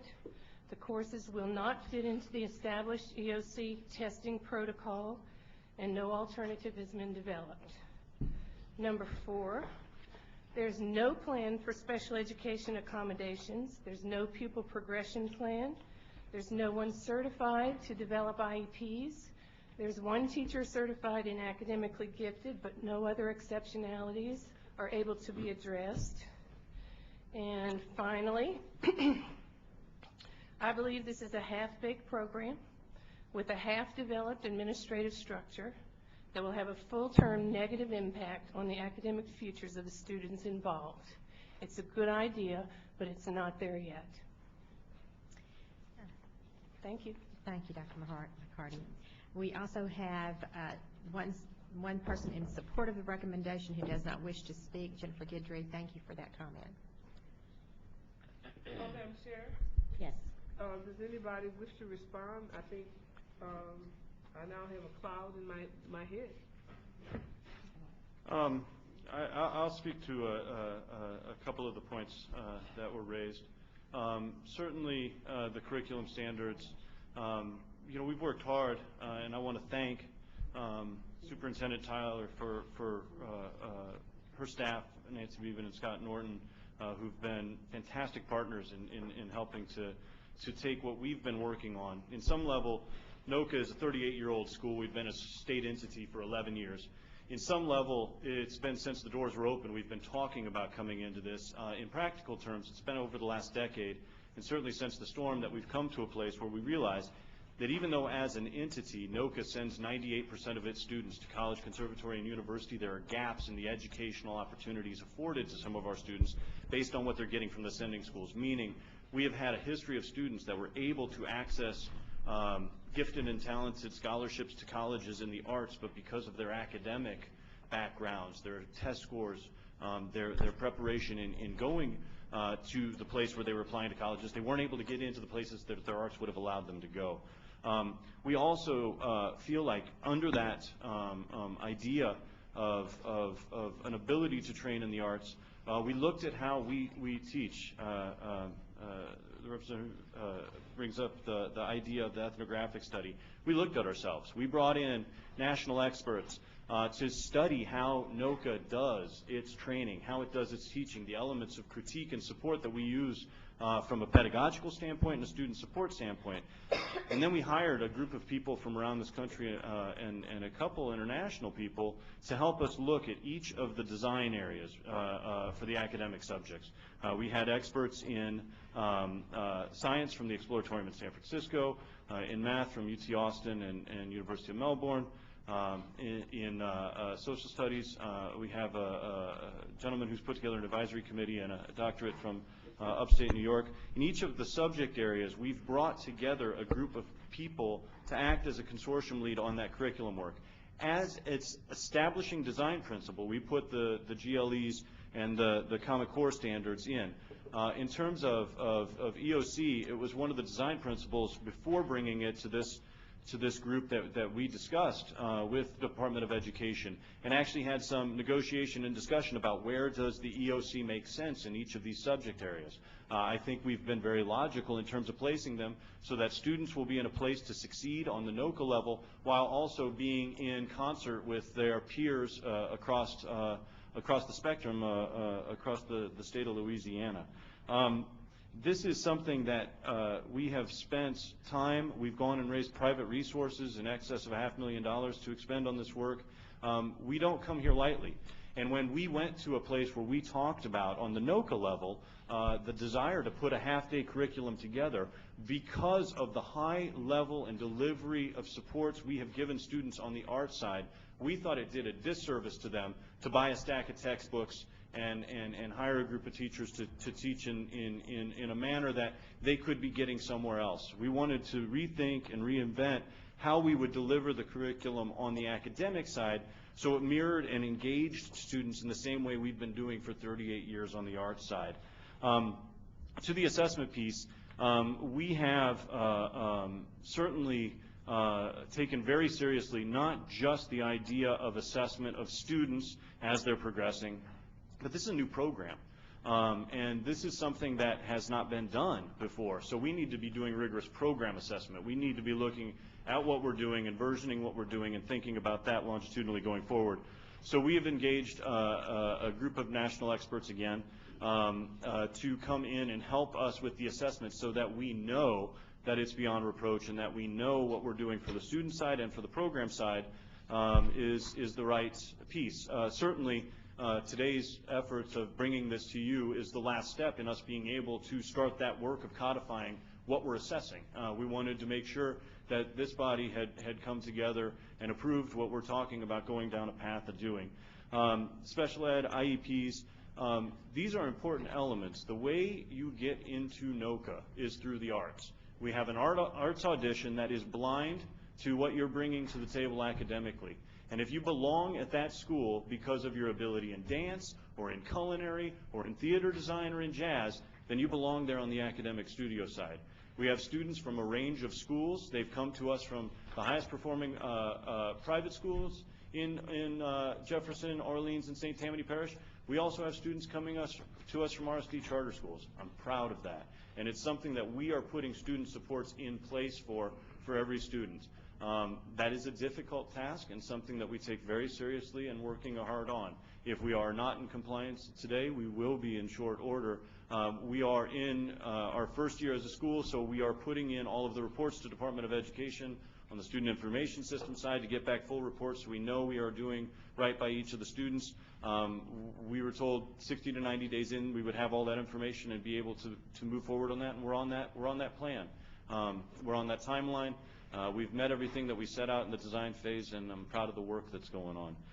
The final thing I'll say on this is that this program, and I would invite any of you to come and take a look at it, this program is research and development on aspirational work. This body and the state has been focused on the achievement gap, and that's where focus should be spent and effort should be spent, and rightly so, the achievement gap, and I've worked at the RSD, and I'm deeply personally committed to the closing of the achievement gap. What we're doing at NOCA is a little bit different than that, in that it's aspirational. It's looking at the way that people around the country and around the world have done best practices in pedagogy, education. It's looked at what has been successful for multi-level, multi-talented, multi-ethnic, geographic, socioeconomic students for 38 years at NOCA and how we can carry that forward. We at NOCA are hungry and excited to work with the Department of Education, to work with the superintendent, to work with Nancy Scott, this board, with anyone who's interested in looking at what we're doing. And if there are things and pieces that have transferability out of our work to other places across the state that could bring other students to better success, we are hungry and excited to share that with anyone. I'd like to thank this board for the opportunity to speak. I'd like to thank its chair, Penny Dastu, for her incredible leadership over time. It's been a pleasure to work with you, and thank you for very much for letting me present and share with you today. Thank you. The motion is to approve. All those opposed? The motion carries. The next item is item 4A5 on page 49, consideration of approval of textbooks for world languages, ESL, handwriting, music and arts, and health and physical education. The recommendation is to approve. So moved. I'll second. We have a motion and a second. I do have a question. It really is to Superintendent Tyler. Every year that we look at textbook adoption, we talk about the need to do it differently, and perhaps do you foresee that coming in this textbook adoption process, or do you see any changes, significant changes coming, or are we pretty much following the way we've always done it? And maybe I'm just, science is still fresh in my mind. Well, I do know that there have been some changes in legislation, for example, for electronic textbooks. So there still is a need for what we do, because what it does is take a tremendous burden off of districts so that districts don't have to go through the kind of extensive review to make sure that textbooks are aligned. So it really does provide a tremendous service. Okay. I know that there have been conversations over the years about what we do, because it is a labor-intensive process. We actually, as the board, as we go through the process of approving, inevitably encounter people who tell us that it can be done better. So just throwing it out there. I don't know the answer. And Ms. Ashley, there was a bill this past session to streamline that process. There was a bill that was filed to give districts even greater flexibility, and that bill did not make it through the process. There were concerns on different sides about unintended consequences. So Nancy's right. There have been attempts in the past to streamline that process as much as possible and give greater flexibility in certain areas like electronic textbooks, and I think that's been a good thing. Some of the other bigger changes have been met with some resistance, and right now we still have that requirement and that obligation. Ms. Bouquet. Madam Chairman, thank you. Aaron and Nancy, if Nancy was here, I know I was on BESE when we redid everything in the textbook area. Babette remembers that well. We don't. But, in the world of technology to which you were referring, those are the questions that I get asked. And some superintendents have said, well, we don't have the money to have the electronic textbooks. And I was wondering how much investigation we as a department have done in finding out which textbooks, which subjects, and therefore which textbooks are more easily transferable to electronics, and how do we help districts pay for it. We all know that textbooks are expensive, and it's a big cash cow for the textbook companies. So where does this stand now in making the transfer? Every time I look at those backpacks that our children are carrying around, I worry that we're all going to go four-legged again.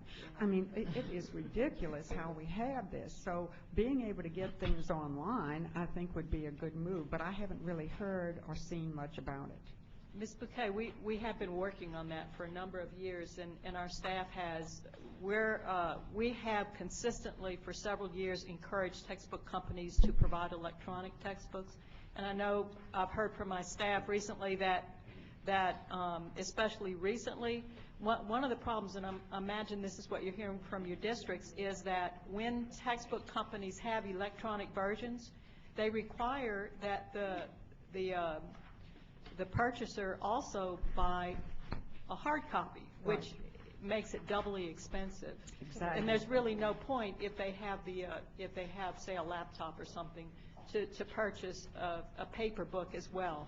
So that's one of the things that we have encouraged the textbook companies to change. Well, we're encouraging, but should we do more with policy? Jackie Bobette with the Department of Education. Get a little closer, Jackie. We have asked for digital materials since 1998. I think Cecil Picard was the first to initiate that type of approach for our textbooks, but it really hasn't been until just the last few years, but we've always received the digital or electronic versions of the textbooks and made those available in our catalogs. Now, whether the districts are ready to take that on or not is a different story, but since the legislation, we deliberately make statements to our publishers to please give us the digital versions. And also with our AIM, our Accessible Instructional Materials Project, help to facilitate making those kinds of materials more available. And we do see an increase now. I think increasingly that's not a problem. It's not a problem. What part of my question is? That they're not requiring that you buy a hard copy. Oh, the textbook companies are changing? Yeah. I think due to pressure. Ms. Gibbons. Well, we've heard people comment on the fact that in RSD, we still have children that don't have access to textbooks. Is the provision of online textbooks something that we could consider in the RSD to alleviate this situation? Are they less expensive? Are they more expensive? Or do we have access to them just because they have been adopted? Because I'm really concerned that it is October and children at John McDonald don't have textbooks. I'm not aware of those specific concerns or needs. I'm not sure if I'm not anyone from talking about the the university terms is and still needs. here, I'm talking but- about the cost of books, because the need is there, and whether or not this is something that we can make available to those administrators. And if it is, then I will suggest to the superintendent that it's something that be considered, because the need is there. But the question about is the cost, and how could we, if we've already adopted these books for use, do we then have access to them electronically? And if so, are they less expensive to provide or more expensive to provide than hard copies? Because certainly you've heard people talk about John Mack not having books this morning. And if it is, then maybe that's a solution to that situation. I don't know. I'm just asking because I'm not familiar enough with this online textbook to be able to advise them. Let me just clarify then. The electronic books are offered along with the hard copy. In other words, you can get any format that you want to purchase. So you have to purchase them. That's correct. So they come. So if the books are already in use somewhere else, can another school get access to them? No, typically you've got to purchase your own materials. And our textbook supervisors usually order those in March. If there's any cost differential, it may be because you're purchasing materials that are not under the state's contract. The state's contracts set a price for across the state that should be the same for everyone that has money that's available for the purchase of textbooks. And then those digital versions are also available. Sometimes they'll come with them. If you purchase a hard copy, you automatically get the electronic version with it. And it depends on what you're buying, if it's a subscription, if it's a license, or if it's a PDF. But the districts just make those decisions when they're deciding what they're going to use in terms of the textbooks. So then, Madam Chair, Madam Superintendent, I really would like to ask you to look into that, because it's not the only school so situated in New Orleans. And I think that, as I said again, it's October, and we need to figure out how to get textbooks in those schools, and maybe this is the quickest way to do it. Yes, ma'am. Mrs. Givens, we will ask staff if we will check to see if there's something else we can do to assist the RSD schools with textbooks and access to online textbooks. But we can do that, and we'll get back with you. Thank you. Ms. Stephen, did you want to add something? Yes, ma'am. We just wanted to mention that we had a couple of technical corrections to make to the list of textbooks, but I just wanted to get that into the record. Okay. Thank you. Any other questions, comments? The motion is to approve. All those opposed, please say aye. I approved it. Our motion carries. The next item is item 4B1A on page 51, consideration of the Louisiana School Counseling Model, a comprehensive student development program. The recommendation is to approve. Madam Chair, before... Move approval. We have a motion to approve. And I'll second that. A second. I have a question about something else. Because the item on page 50 is a refer and a delete, is this the item where the value added was going to the Accountability Commission? Yes. Is that what that item is? The item. Yes, ma'am. Yes, it is. Okay, well, so what's going to the Accountability Commission? This item, this topic. Particular item. So what are they going to be looking at? I have asked, this is the question that I've been trying to get some information on. Okay, if I'm going to ask staff if they will make comments, but I can also say to you that because there is in the law that we are to look at, value added, I know. at the assessment, the appropriate I place got for it it. to go to first is the Accountability Commission. I am going to ask Scott and or Aaron if they can come. I understand that. What I'm trying to get, and it's not a big deal, just email to me what you want people to look at. That's all I've been trying to get. When we had the conversation on the phone that I didn't get on, I did not have a piece of paper or any direction. And Ms. All Johnson, I that want is piece of something. paper is not ready yet, but when it is, we'd be happy to email that to you I prior to would that love meeting. to have it. Thank you. Thank you. All right, we're on item 51. We have a motion and a second. Any comments or questions? Any opposed? Item carries. The next item is item 4B1B on page 62, consideration of a plan to increase long-term student participation and performance on AP exams. The recommendation is to approve. So moved. Second. And Mr. Lee, second. Yeah, but Madam Chairman, I think there's some, Ms. Shelby wants to speak. Okay. In a strange way. Let me see. Any board members have questions? If not, you're on. Okay, thank you very much.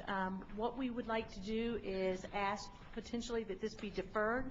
At the October 11th College and Career Ready Commission meeting, we had several questions and concerns that came up regarding the policy on grading having to do with the ACT and TOPS requirements. And what we were asked to do is to see if we could bring that back to the committee that made this original recommendation. We do think we have a solution for how to address that without it affecting the ACT. It's just that it did not come out of the committee, and we would like to defer that and bring it back to you in December once we've had a chance to re-meet with that committee. Ms. Dastig, will you accept that? Yes, I think I do have a question, and I'm glad that we had the opportunity to ask the question.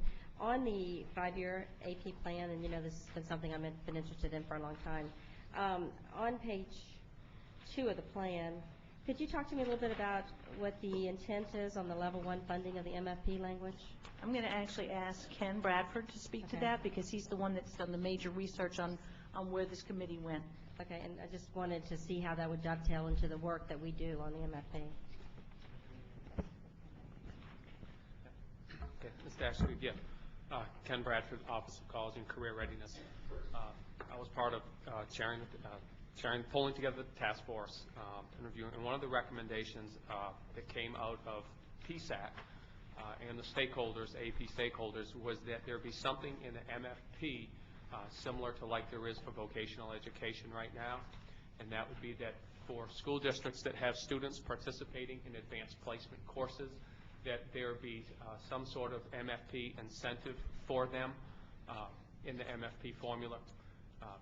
The rationale being that right now, when students take an advanced placement course, there is an additional cost to them for having students enroll in AP courses. One of them is the textbooks and materials. The advanced placement courses typically have a significantly higher number of books that students have to read and utilize and participate. The second thing is that teachers in the school buildings have to go through an advanced placement training in order to deliver the advanced placement courses. And the third thing is for the test fees. Right now in the state of Louisiana, through our Office of College and Career Readiness, there is a grant to pay for low-income exam fees. However, if you're not low-income, there is no waiver or any supplement in each student's having to pay $87. Some school districts, they pick up that $87 cost. Other school districts, it's the student and the parent's responsibility.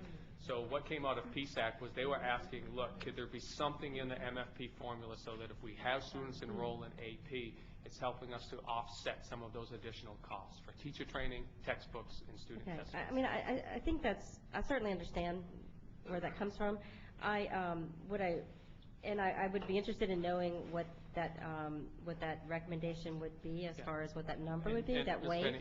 But I'm not finished. And then also, what I want to ensure is that there is not something put, you know, that we're close to the end of this year's MFP deliberation. So I'm assuming that this is something that is prospective into next year's formula? That is correct. Okay. At the October 6th PSAC meeting, what was the motion, and the minutes are coming to the full board tomorrow for approval, there was a request for an MFP study to be done on advanced placement and So associated they don't know what the costs. cost would be. And I didn't want this policy, implementation of this policy to be delayed because you're waiting to study the MFP next year. I think, some would argue that offering a school district or a school offering an AP class is something that would be expected within the current funds that are provided to school districts. And so while I would support that wait, I don't think it should be a condition of implementing this policy. Certainly. We do have one card. Michael Falk.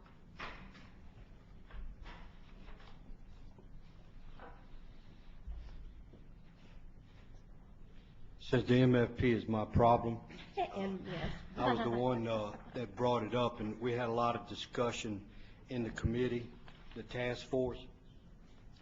And part of the justification of the reasoning behind that is because of the percentage of students in Louisiana taking the AP test as compared to the national average. We're the bottom. Yes. The lowest. Well, some districts are. Yeah. I have about 250 students take AP exams every year. Calcasieu Parish has a large number. But it's disproportionate, and that's what the effect of the policy is, to ensure that every child has access to at least one. And part of my reasoning in looking at the MFP is we have upped the voc ed weight from 5% to 6%. And my suggestion was to change it to college career ready weight, and then you could incorporate for advanced placement. You could get a report from all of your school systems as to the number of students actually taking AP exams, and then you could factor that into the formula to see what type of additional cost it would be in that weight. And then you do as you did with the at-risk weight and the voc ed weight, where they had the increase that was generated because of the increase in the weight. I'm not saying change the percentage, just saying incorporate those numbers of the advanced placement students. Then the district would have to report how that money generated by those students was spent in furthering the AP program in that district. I think the logic is great, Mike, and one of the things that I would like to see, because I know that something that exists in high schools now is that students take the test, students take the course, but because they feel ill-prepared for the test, a lot of the students don't take the test. So if we're going to provide extra funding to districts to offer AP classes, I want it based on a test completion set of numbers. Test completion. It would be test completion, and further down on the list of recommendations, you see a recommendation to the Accountability Commission, and part of that, again, would be taking the test, not just taking the course. Exactly. Okay? And then maybe at some point you actually build in some success, some success thresholds. I know that's, that could be later on in the discussion. But if you begin to offer incentives for advanced placement, then what you can do is you can drive it on down into the lower grades. You can drive it into the middle school grades and even fourth and fifth grades, and you can begin doing some pre-AP preparation, and you can develop a culture so that by the time the students get into the high school, they're ready for it. But you're funding based on that student taking the test, Just the high school. Just the high school student. Yes. Okay, thank you. Thank you. So what I'm hearing is that we're deferring till December. We will have a policy to approve in December? We will. Okay. Everyone in favor of firing? Or, excuse me, opposed? Passes. Thank you. Next item is item 4C2 on page 79. Consideration of pupil progression plans for special school district and the BESE special schools. The recommendation is to approve. Move to approve. We have a motion by Ms. McKay. Do I have a second? Second. By Mr. Lee. Any questions? Any opposed? Motion carries. The next item is item 4C3 on page 80. Consideration of annual approval of new alternative education schools. The recommendation is to approve. Need a motion to approve? So moved. I need a second. Second. Mr. Lee, thank you. All those opposed, please indicate so. The motion carries. The next item is 4C4 on page 84, consideration of annual approval of new alternative education programs. The recommendation is to approve. We have a motion, I need a motion. I have Ms. Boutte and Mr. Dastig, seconds. Any questions? We have one comment card from Karen Harper Royal.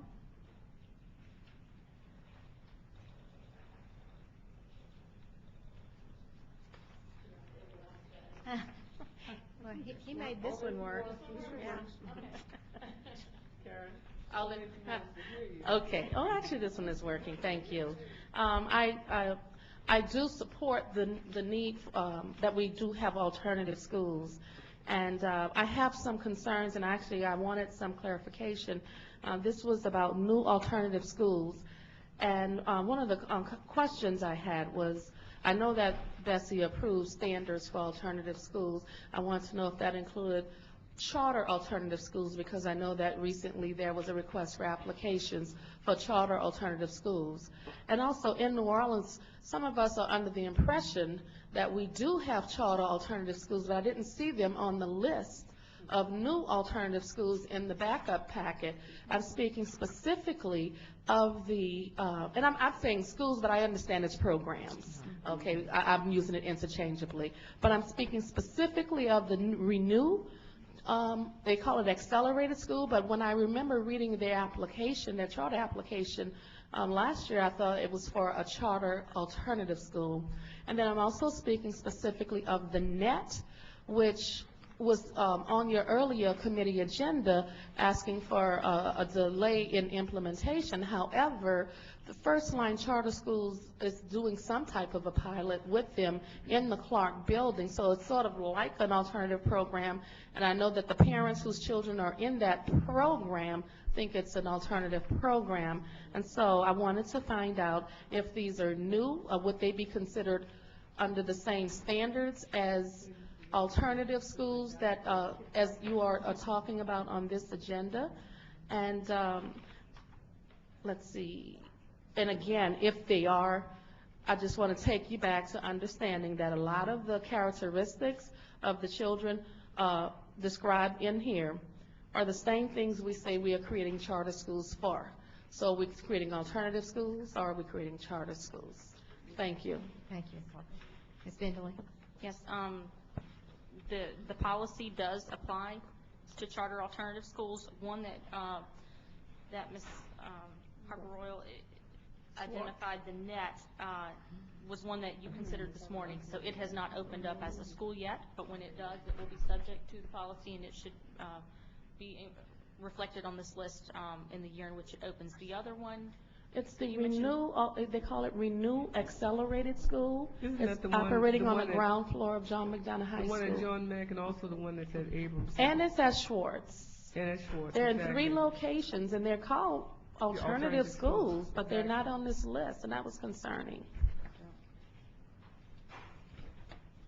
Ms. Bendeley, are you familiar with those schools? Are those sites that she's talking about? Because they're open. I understand. I'll have to check on those. Debbie, Yeah. I don't know if you have I'd just like to add that what we've done now, and just to let everyone know, we have tried to clean that list up so that it does have everything. So we match when a school applies to be a particular site code, if it's saying it's an alternative school, along with what's in accountability, along with the application to the dropout prevention unit on whether they're applying to be an alternative school. We do not have anything on record right now for Renew. But we will make sure that we check that. This is the way that we're trying to make sure that we have everyone covered. So we will bring that, and if I can, I'll see if I can get that back to you for tomorrow. Madam Chair? Yes, Ms. Gibbons. Debbie, I misspoke. It's not, and I'll tell you how I misspoke. It is not actually Renew at Abramson. It's Renew at Reed, which is housed at Abramson. Okay? That's how I misspoke. Okay, so if you look for Reed, it was the high school that they were chartered, but it became an alternative school in some regards. So I'm finding that I'm at a loss to understand that we've got 3 of these and you don't know where they are. Well, We got them at Reed, John Mack, and where's the third one? Schwartz. And Schwartz.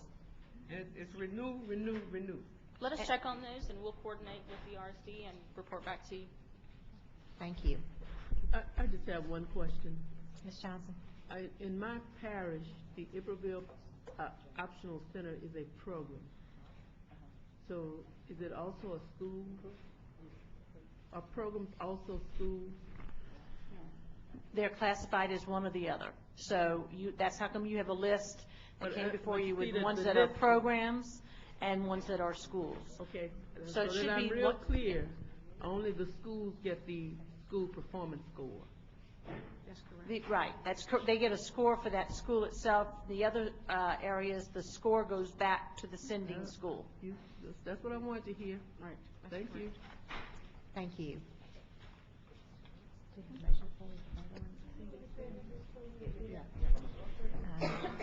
We have a motion to approve. Any opposed? Motion carries.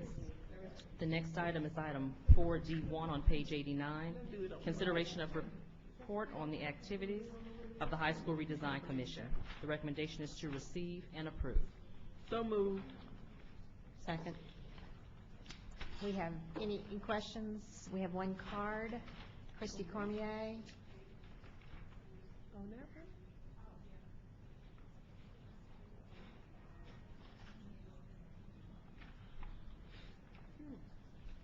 I'm sorry, and I'm going to let, is it okay if I let Cindy go ahead and speak for me? Thank you. Hi, I'm Cindy Arsenault with the Louisiana Parent Training and Information Center. I serve on the Special Ed Advisory Council to BESE, and I'm an advisor to LaTeach. We had come to BESE in the past and requested that a parent of a child with a disability be included on High School Redesign Commission. And after you struggled with it for a bit, I think in particular Ms. Johnson and maybe Ms. Dastig worked hard to find a way for us to be on that because the law had already passed. We were disappointed when we saw this because we thought after all that effort of all those parents writing all those letters and making those requests that the Louisiana Department of Education and BESE would show continued commitment and ensure that we had a slot on that commission. And instead, we're no longer on it. Wasn't it set in legislation? I'm The sorry? membership is set in legislation.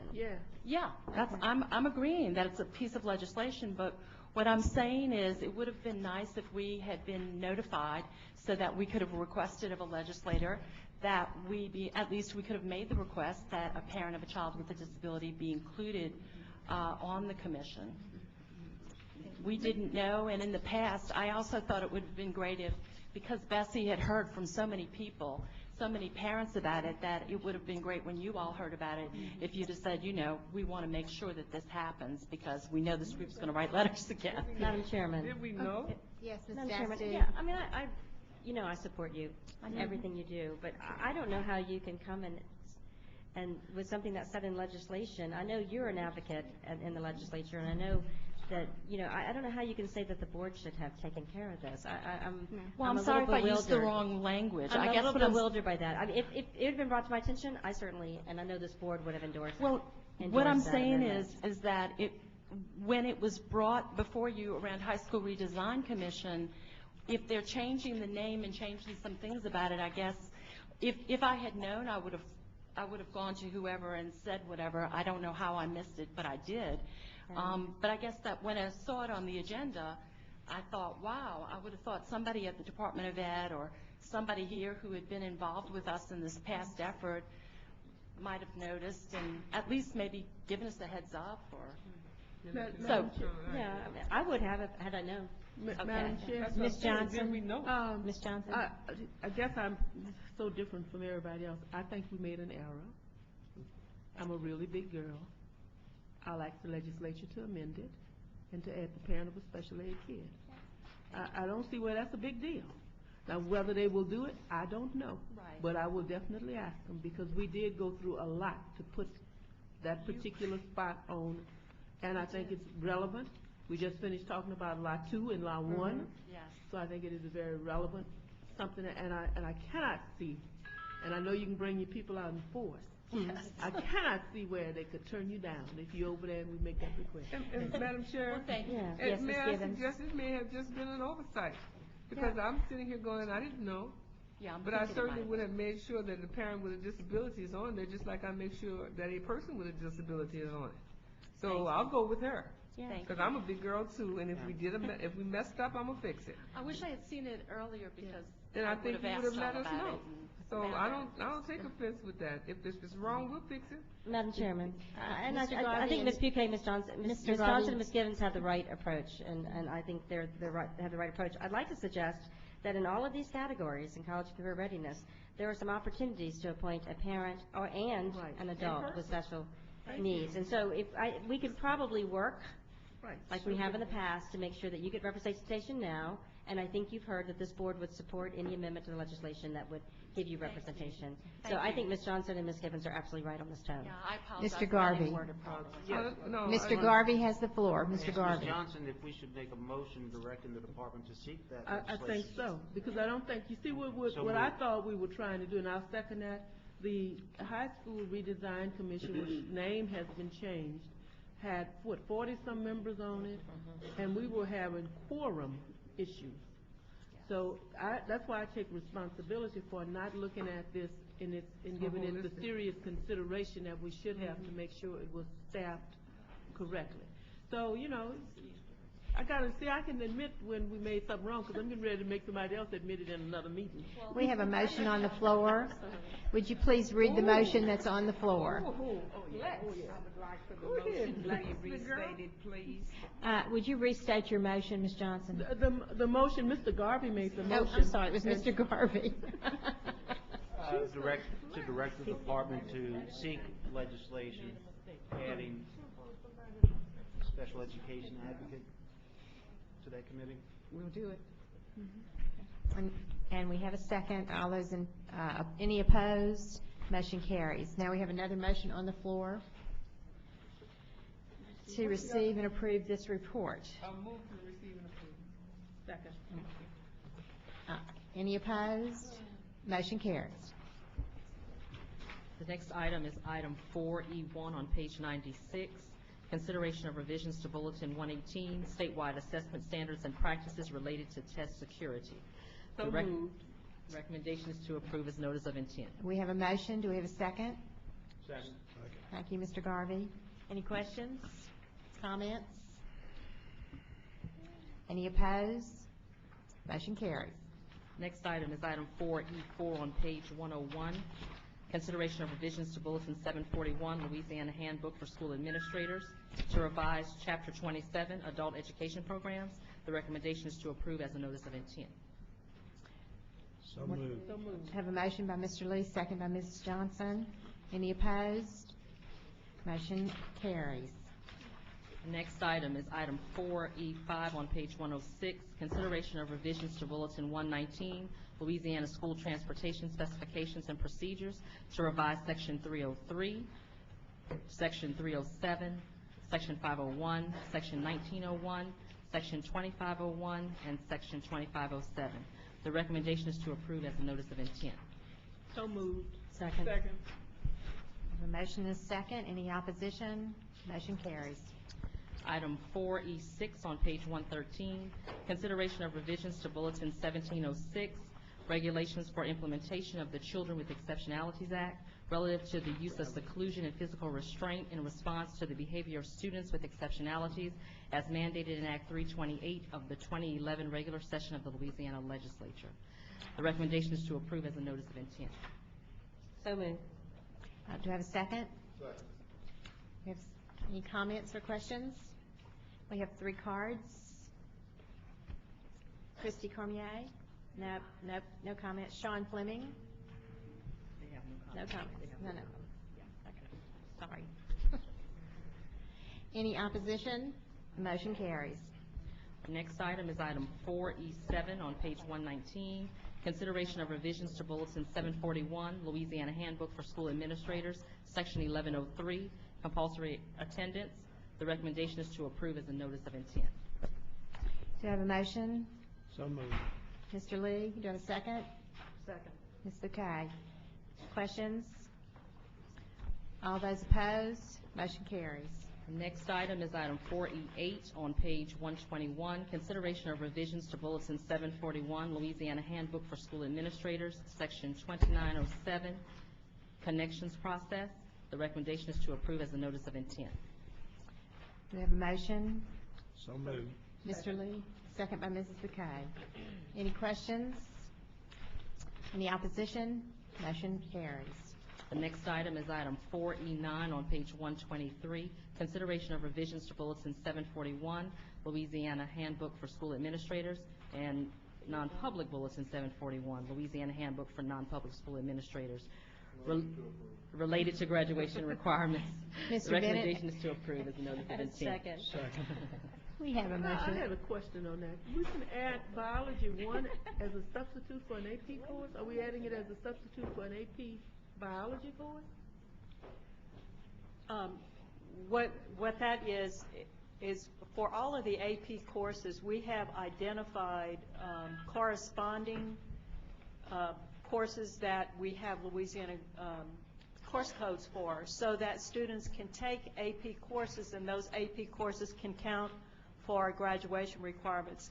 And what we do is we try to accommodate the districts as best we can.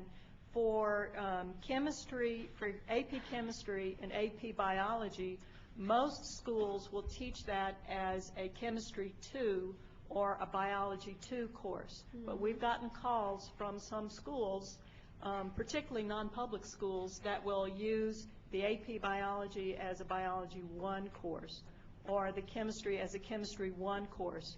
So what we're doing is we're adding that as an option. Okay, So okay. I'm sorry, then the language on this was confusing. Yes, ma'am. Because the language says we're adding Biology 1 and Chemistry 1 as substitutes. But what you're really doing is they can take the AP course and substitute it for Substitute okay, for- that's yes, ma'am. very- Sorry. I got you. Madam Chair, Ms. Givens? you are saying they can take the AP course and substitute it for the Right. course that does not have AP in its title. That's correct, yes, All ma'am. right, because I didn't mean that way either. Thank you. Any other questions? All those opposed? Motion carries. The next item is item 4E10 on page 141, consideration of revisions to Bulletin 741, Louisiana Handbook for School Administrators, related to assessment requirements for Lot 2 students. The recommendation is to approve as a notice of intent. So moved as a notice of intent, and Madam Chairman, if after that action, I have another motion on the side. And I need a second for that motion. Second. Second by Mr. Lee. Okay. Any comments, questions? All those opposed? Motion carries. I Board do members- have 3 cards on that. Okay. So- Do you want to cover the second motion and then? Sure. Okay, because they're related.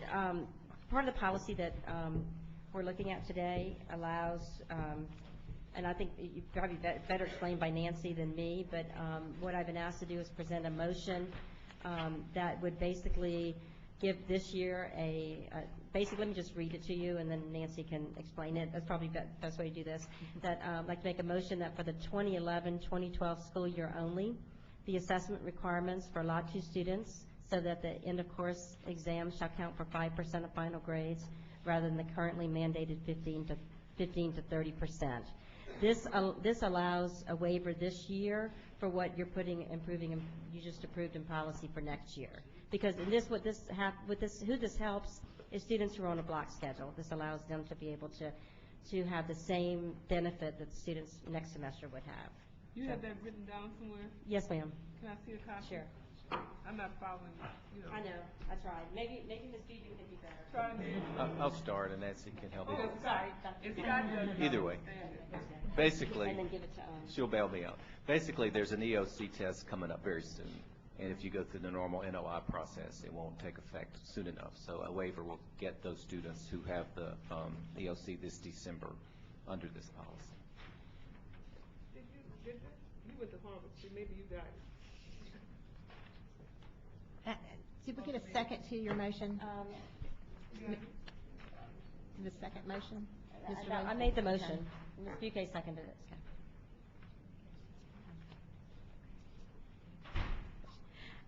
We have 3 people in support of that motion. All those opposed, motion carries. The next item is item 5A1 on page 144, consideration of approving guidelines for the use of seclusion rooms and restraint of students with exceptionalities. The recommendation is to approve. You need a motion? Whoa, time out. Was that a motion? No, that's not a motion. It's a headache. Do we have a motion? I'll move approval. Thank you. Mr. Lee, do we have a second? Second. Ms. Givens, thank you. Do you have a question, Ms. Givens? Oh, yeah, it's just so late. But let me just say that I want to thank the department for these guidelines, because as you know, the issue of rooms and restraints in Orleans has become, abominable, the use. And I am really happy to see this. And I read through them, and it's not a moment too soon. I can explain why they're late. They were finished, and the Special Ed Advisory Council reviewed them and recommended them for approval. And then the legislation came in the last session, and we held off on them in case there were any differences. We wanted to make sure that everything that was in the legislation would have been incorporated in the guidelines. So that's why we held off, because we wanted to make sure that they were aligned with the new law. But Donna, this is the other question. You talk here about students with exceptionalities. What guidelines do we have for use of restraints with children who don't have exceptionalities?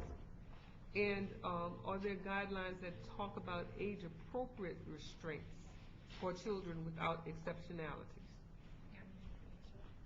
And that gets to be an errand question, why? Either one of us can answer, but the law that was passed this past spring and last year were both specific to students with exceptionalities and directed the department. That wasn't the question. The question is, what guidelines do we have for use of restraints for children without exceptionalities, and also the use of age-appropriate restraints for children without exceptionalities? I believe the guidelines could serve as guidelines for any students. The department was directed, or BESE was directed, to set forth or make available guidelines for students with exceptionalities, but we believe that they are very good and could be applied across the board, school-wide. Okay, Aaron, stop. I know you think you answered what I'm saying. Perhaps the better answer would be to say that we could publish this list to use and entitle it use for people without exceptionalities, and it's important that it's differentiated, because it says what it says.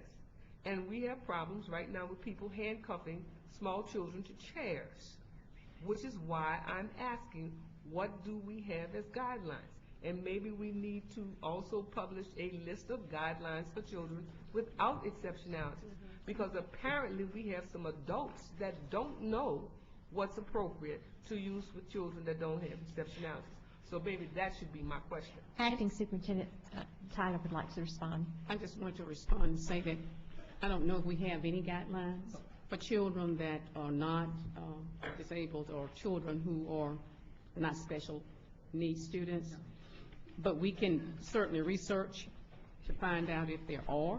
Yes. And if there aren't, if this board desires for us to actually look into it. I know the corporal punishment law is in place for corporal punishment for students in school districts, but I'm not sure about, students. Restraint. Yeah, Right. and I think that it may sound like it should be a matter of common sense, but I don't think it is, and perhaps it is something that this board needs to look at as we move forward. Because if I hear about one more child being handcuffed, I'm going to wonder. Do you have any other questions? We have a comment from Mr. Fleming. Thank you. The guidelines, as I read them, actually says, offers guidance for the formulation of policies for all students. So even though the regulations actually say it's restricted to students with exceptionalities, the guidelines that the department provided and were vetted through a number of different committees and councils, it does say all students.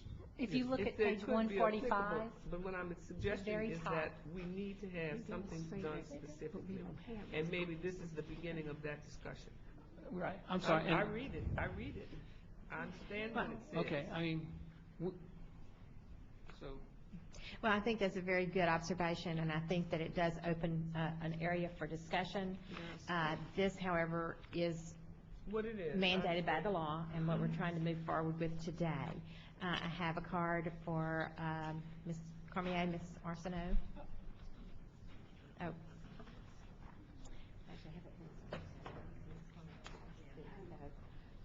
Ms. Gibbons, I'm not sure if this might help or not, but I think that it's probably within y'all's powers to amend the name in some way, you know, direct the department to take these and issue them to be in accordance with the law from the 2010 session, because that's what the guidelines are from, is the 2010 session. And then, you know, just say also includes all students, but it would still be in accordance with what law brought, just the guidelines, because then in 2011 we actually had law that mandated the, you know, regulate the rules and regulations that outlined that y'all voted on earlier in this committee. Okay, thank you. Ms. Cormier, we appreciate that comment, and I understand, but right now we are trying to meet the mandates that we have for legislation, and so we do have to meet that. But I don't think it's something that we wanted to go away. Mr. Fleming, did you have further comment? I did. All the family advocates who supported this legislation are very concerned. They want to protect students with disabilities first. I'm with the Louisiana Developmental Disabilities Council, and that's what we advocate for. But in implementing it, it's viewed as impossible for people to know whether a student has an exceptionality or not. And so really keeping track of what you're doing with whom makes it more complicated by separating them all out, and makes it problematic. So if you want to take another step, is to ask the legislature to make it for all students, which was one of our initial requests, but we advocate for students with developmental disabilities first and foremost. So. Thank you. And I do think when you shine the light on something, it becomes clear that there are other things that are needed, and so I don't think you have any disagreement here. I think it's just step one. Thank you. Thank you, Madam Chair. I wanted to make one more comment, and then I'm going to ask Donna Noblagani if she can also add some clarity. As I visited with staff about this, these guidelines are not requirements. I need to first say that. They're simply best practices to use for students, and they offer guidance, but they're not requirements. So I wanted to make sure that the board members understood that. Donna, do you have? That we're also, as part of rolling out the guidelines, we're planning on conducting webinars and stuff like that for the school districts, so that to help them understand how to use the guidelines if they so choose. And certainly if we had a webinar, we could open it up to anyone who is interested, or to other students. We have a motion on the floor, and any opposed? The motion carries. The next item is item 5B1 on page 151, consideration of revisions to the department's critical goals. The recommendation is to receive and retain until December. So moved. Second. Okay. Any comments? Any opposition? Motion carries. Oh, I had some questions on this. I'm sorry. Okay. We'd like to hear from the department. We'll back up, and do we want to hear from the department first? Well, I don't know. First, back when it was decided that the department would have 9 critical goals, I at that time thought that was too many. Now that they've gone to 7, I still kind of think that's too many. I'm just being perfectly honest with you, knowing what a goal is and knowing how you achieve it. So that's part of it. But the other thing is, when you get to number 6 and number 7, The measurements on number 6, what we will measure would be to determine whether they are at high levels and graduation ready, the percentage of high school graduates earning a Core 4 diploma and scoring 24 or higher on the ACT. So in terms of achievement at a high level, I really thought that was not going to give us sufficient information. Then when I look at number 7, students achieve all critical goals regardless of race or class. Well, I know that's so that we will narrow the achievement gap. But if the measurement is only on the subgroup performance on each of these goals that are listed, I'm afraid I don't see where that's going to give us what we need. And don't y'all think that we could work on 3 goals and really accomplish them, or 4? Because every time 9 was huge to me. I mean, it was grandiose, and I guess I'm like 7 is huge too. Yes, ma'am. Couple of quick observations, and I certainly would be happy in the interim between here and the December meeting to provide you as much backup information as you'd like, or a longer presentation subsequently. A couple of things, Ms. Johnson. We have 9 goals. We've really been actively engaged in 8 goals, and I'm very happy to share with you that for the goals that we have been working on the trajectories for which we have a new data point, which is to say, like we have if you hadn't heard, a 70.9 high school graduation rate, broke 70 for the first time in the history of the state of Louisiana. Thank you, please. Then I question the number. Don't go there. You really don't want to start. Oh, yes, ma'am, I will go. I am so thrilled about that for our kids and what that means about the rate at which we'll be incarcerating our citizens. Is that cohort data? Yes, ma'am. It is. Very good. Please, I'd be happy to go there. But I will say this, Ms. Johnson, in every instance, we are on track currently, as of our most recent measurements, to meet them.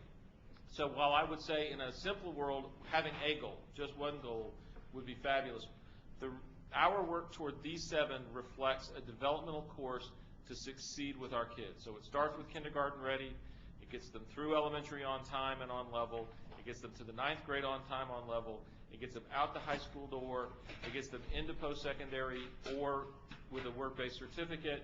And then it says for some of our kids, we're going to need some doctors, we're going to need some computer programmers, we're going to need some engineers, and we have to train some kids who are ready for those most rigorous post-secondary study.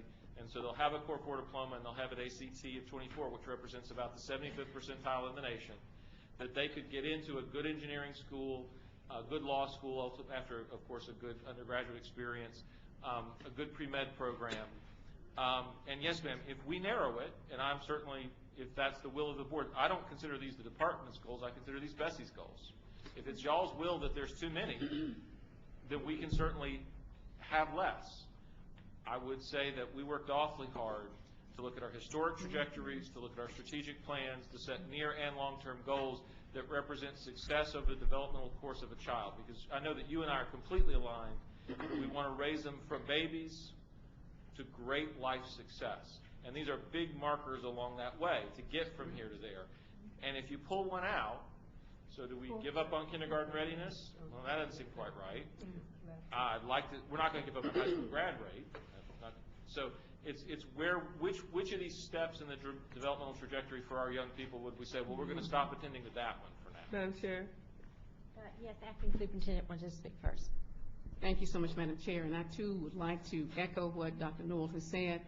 I think when we developed the first 9 critical goals and we asked the board to approve, at that time we were looking at the spectrum of what needed to happen for our students, all of them in the state, and we discovered that we still needed all of these goals, but we could compress them into 7 and still meet the needs of every child. And I think that with the progress that we've attained thus far with the goals, we can't afford to step back and not address all 7 of these goals. Otherwise, we are going to leave behind a lot of students.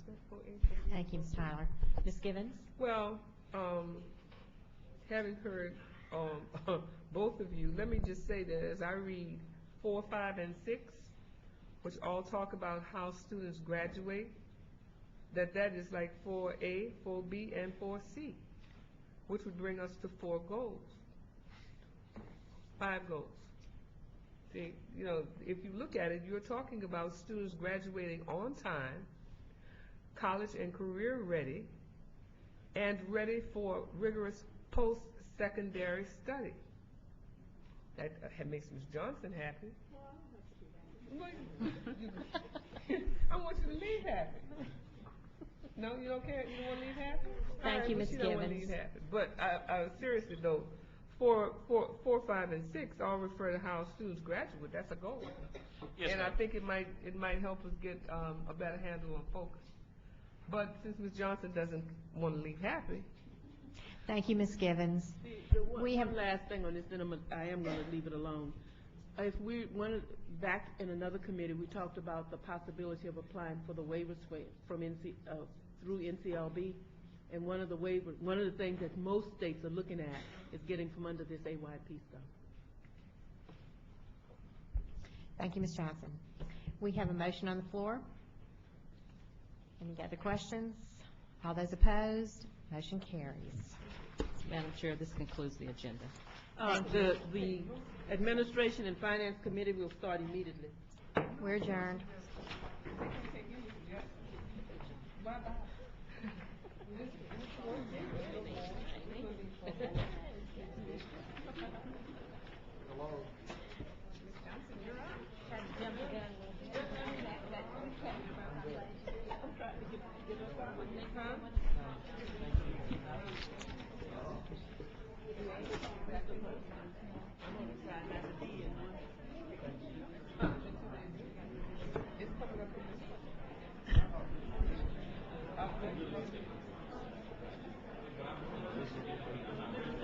Hey, how are you?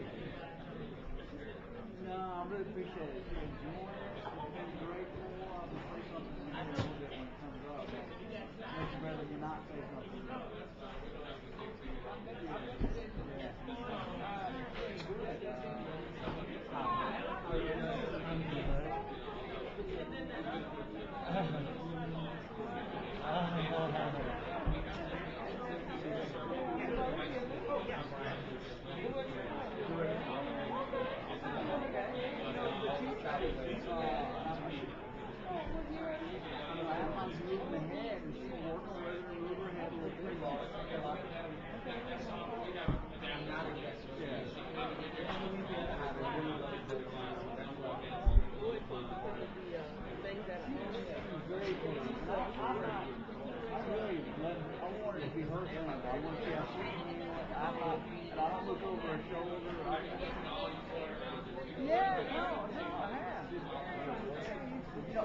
I mainly helped on the first part, the orientation, you know, and to make sure I thought she could handle it well. And so I saw a lot of it during the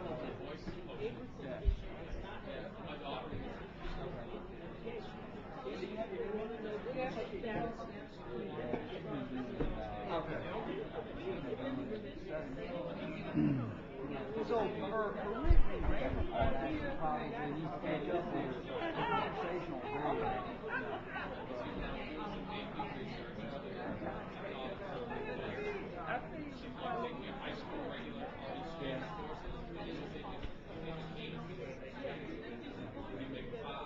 very bad.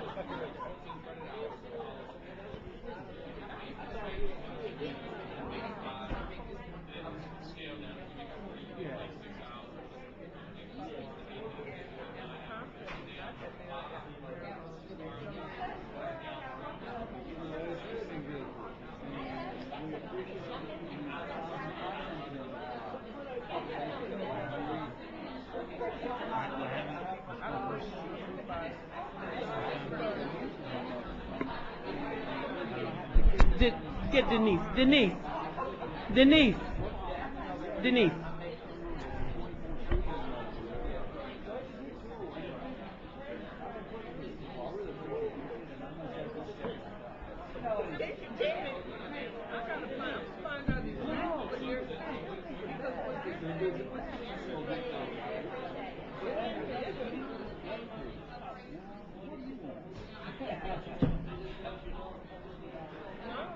Oh, man, don't say that out loud.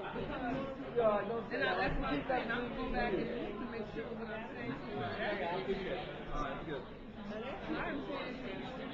I am ready now. Without, but I hear more. That's what I don't want to do, period. It's just a misnomer.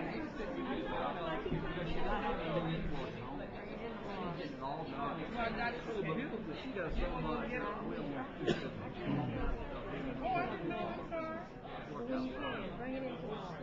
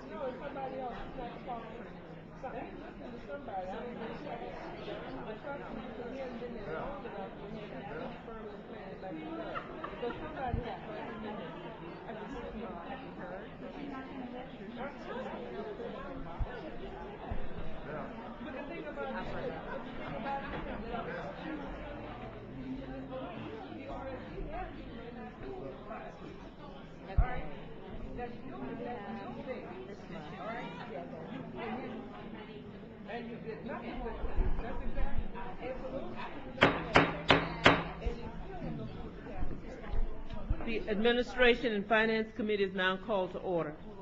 Can we get a roll call? Yes, ma'am.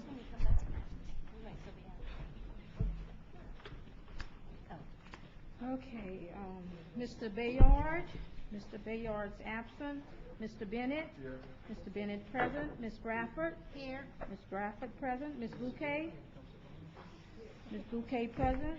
Ms. Dastiu. Here. Ms. Dastiu present. Mr. Garvey. Mr. Garvey present. Ms. Gibbons. Present. Ms. Gibbons present. Mr. Geis. Mr. Geis absent. Ms. Johnson. Here. Ms. Johnson present. Mr. Lee. Here. Mr. Lee present. Mr. Romer. Here. Mr. Romer present. Madam Chairman, you have a quorum. Thank you very much. Let me see. We have a request to take an item out of order, and the item that we will take out of order is on page 334, consideration of an executive session on litigation. What I will need, it's item number, page 334, item number 5A1, right? 5A2, 5A2? 5A2. What page? It's 314. Yeah. 314. Item number 5A2. Starts with 314. Okay. And we I got- need a motion. Yeah, I'm going to listen. I need a motion to go into executive session to discuss Pelican Educational Foundation, Inc. versus the Louisiana State Board of Elementary and Secondary Education et al., 19 District Judicial Court, docket number 603880. Elaine Davis versus Cecil Picard et al., 19 Judicial District, docket number 534519. Berry et al. Versus Pastorek et al., USED, docket number 10 CV 04049, and LFT et al. Versus the State of Louisiana et al., 19 Judicial District, docket number 592208. So move.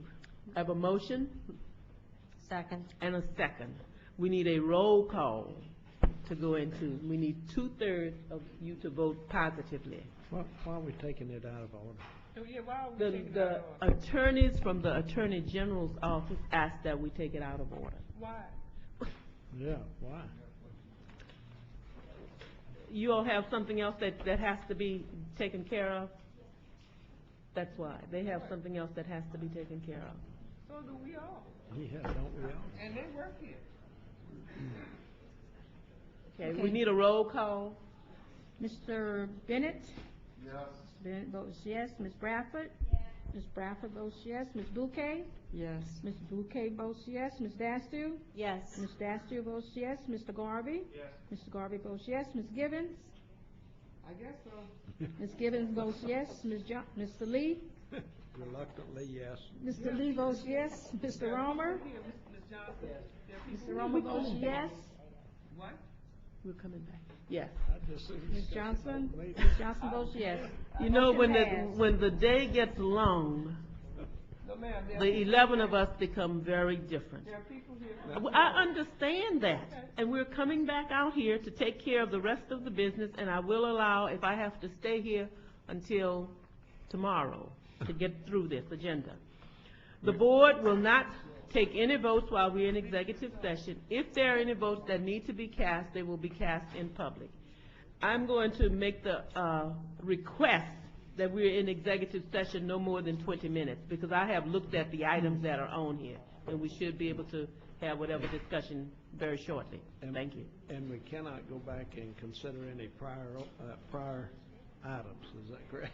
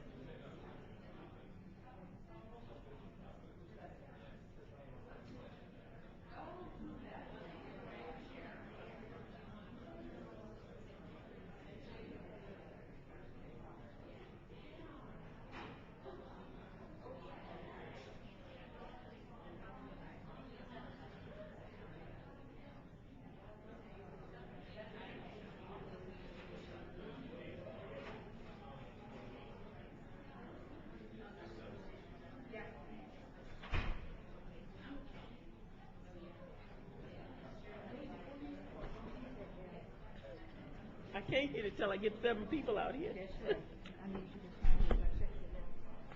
Oh, okay, my laptop is here. I had sent you an email to, Frank, Well, you know mine is right here. yeah, I didn't check it out. That's all I needed to see in it. And know that, we still have it.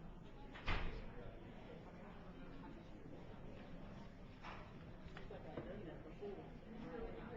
But we could have done it this year. After Saturday, you got to put another meeting after January.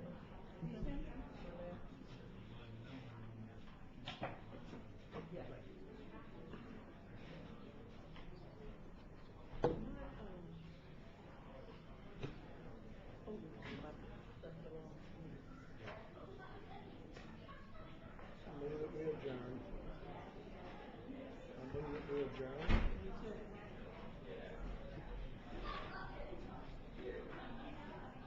Linda, still not speaking.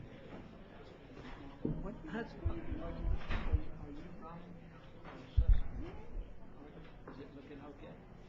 I think I'm the one that. Oh, I hate to see you make this.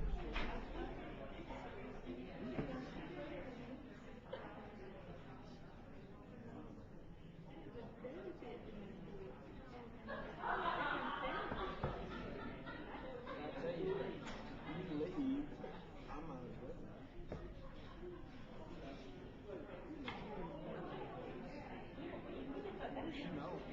You lost count.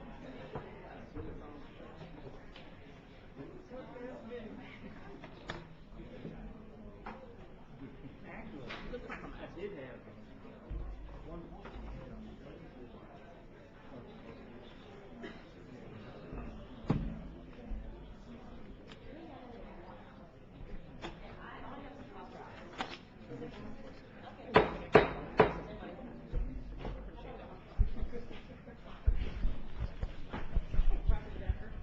I need a motion to go back into regular session. So moved. Second.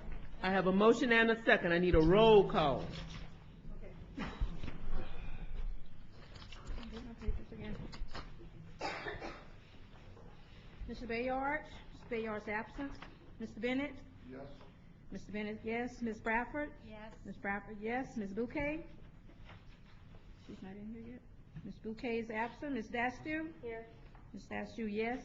Mr. Garvey? Yes. Mr. Garvey, yes. Ms. Gibbons? Yes. Mr. Gibbons, yes. Ms. Johnson? Yes. Ms. Johnson, yes. Mr. Lee? Yes. Mr. Lee, yes. Mr. Romer? Yes. And Mr. Geis? Mr. Geis is absent. Motion passed. We have 7. We have 7 people. 1, 2, Okay. 3, 4, 5, 6, 7, 8. Okay, thank you very much. So we will now go back to our regular meeting. We took item number 5A2 out of order. In that particular item, we would like to have a report on the status of Aberson from Mr. White.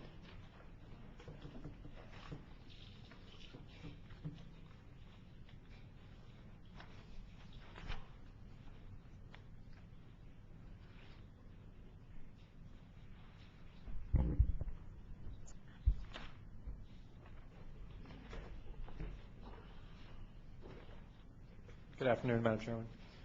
I'm assuming you would just like a general report, as the specifics of it weren't outlined, but thank you for asking me back.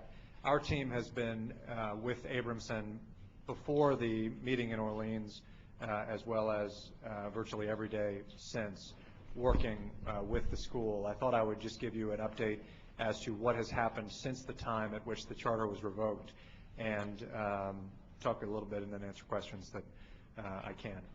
There were 554 students in the school on the day that, on the final register from last school year. Today there are 556 students in the school. There has been significant student movement, however, since that time as well. And we offered, as you know, as part of the plan when the school was revoked, the ability for any child to transfer out and be placed into another school, and we facilitated a large number of placements out, so roughly half of the student body at Abramson is new to the school. There was not significant teacher turnover, but there were a lot of new teachers because the Abramson School had planned to hire new teachers in the first place. And so there are a significant number of new teachers, some new to the profession, in the school this year as well. I do think it's fair to say that in the time since we've gotten into the school and started doing the work, our team, our network team, and I can describe their function in a second as well, and the two principals that we hired, both experienced principals, one an experienced high school principal, another an experienced elementary school principal, have discovered some challenges in the school. I think it's fair to say that there were not obvious procedures in place around some issues regarding student discipline and student management. And I think there are some instances where, for instance, some of the high school kids have not yet taken the requisite courses for graduation. There are 16 students, and we are doing some credit recovery because they were not entirely aligned with their AOCs. We're fixing these situations, and every senior is going to be on track to graduate from the school. There are, as there are with any school where there's a large number of teachers, there are some teachers that need intensive professional development. We have assigned staff to be full-time at Abramson from our central office who are in observing staff, and we're really trying to use the expertise of teachers who are there, who are doing well already and who have been there for some time in doing that. We're analyzing all high school transcripts to make sure that every child at the high school level is on track, and we're using virtual technology, Louisiana Virtual, to make sure that students who are behind track get on track, and every 12th grader will graduate this year. We also have brought in outside professional development experts to help us, for instance, around mapping the curriculum for next year and around professional development for new teachers. I think it's fair to say that, relative to other schools that we have, whether they're charter or direct run, when I'm in the classrooms at Abramson, and I have spent time both before the meeting in Orleans as well as after, I would characterize the teaching as improving every time I'm there, but not at standard for where we are in Orleans in the RSD, and really not standard by any standard that we would accept. There are some strong teachers in the school. Some of them were there before, some were not. But there are still a fair number of teachers who are not managing instructional implementation to the degree that we would want, and we're working with them to get them caught up. So all things said, I would say that there have been incidents at Abramson, there have been incidents at other schools. Incidents have happened. I know many of those were reported last week. We are doing everything we can to improve instruction, to make sure that the school has procedures in place on a minute-to-minute, day-to-day basis through direct support, and to make sure that students are secure and healthy in what has been a turbulent time for the school. Thank you very much. This is a report that we asked for. I think we need a motion to accept the report.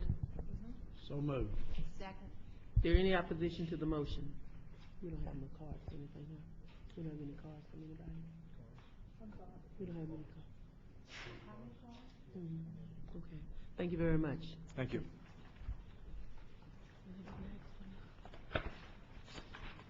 Okay, we'll go back to the beginning of the agenda. Nobody asked to speak? Okay, Madam Chair, the next item is the consent agenda. And these are items 3A, items 1 through 7, items 3B, items 1 through 4, and we need to add item 4B1A on page 93, add item 4B1B on page 94, add item 4B4 on page 257, add item 4B5 on page 260, add item 4D1A on page 272, and then the final item to add to the consent agenda is item 4E1 on page 296. Okay, you've heard the consent agenda. Can we get a motion to approve the consent agenda with the additions? Second. We have a motion and a second. Any opposition to the motion? Not so ordered. Next item. Okay, now we move to the standing items on the agenda. First item is item 4A1, starts on page 81, back up page 82 to 92, and that's consideration of discussion of the MFP formula and recommendations to receive the report.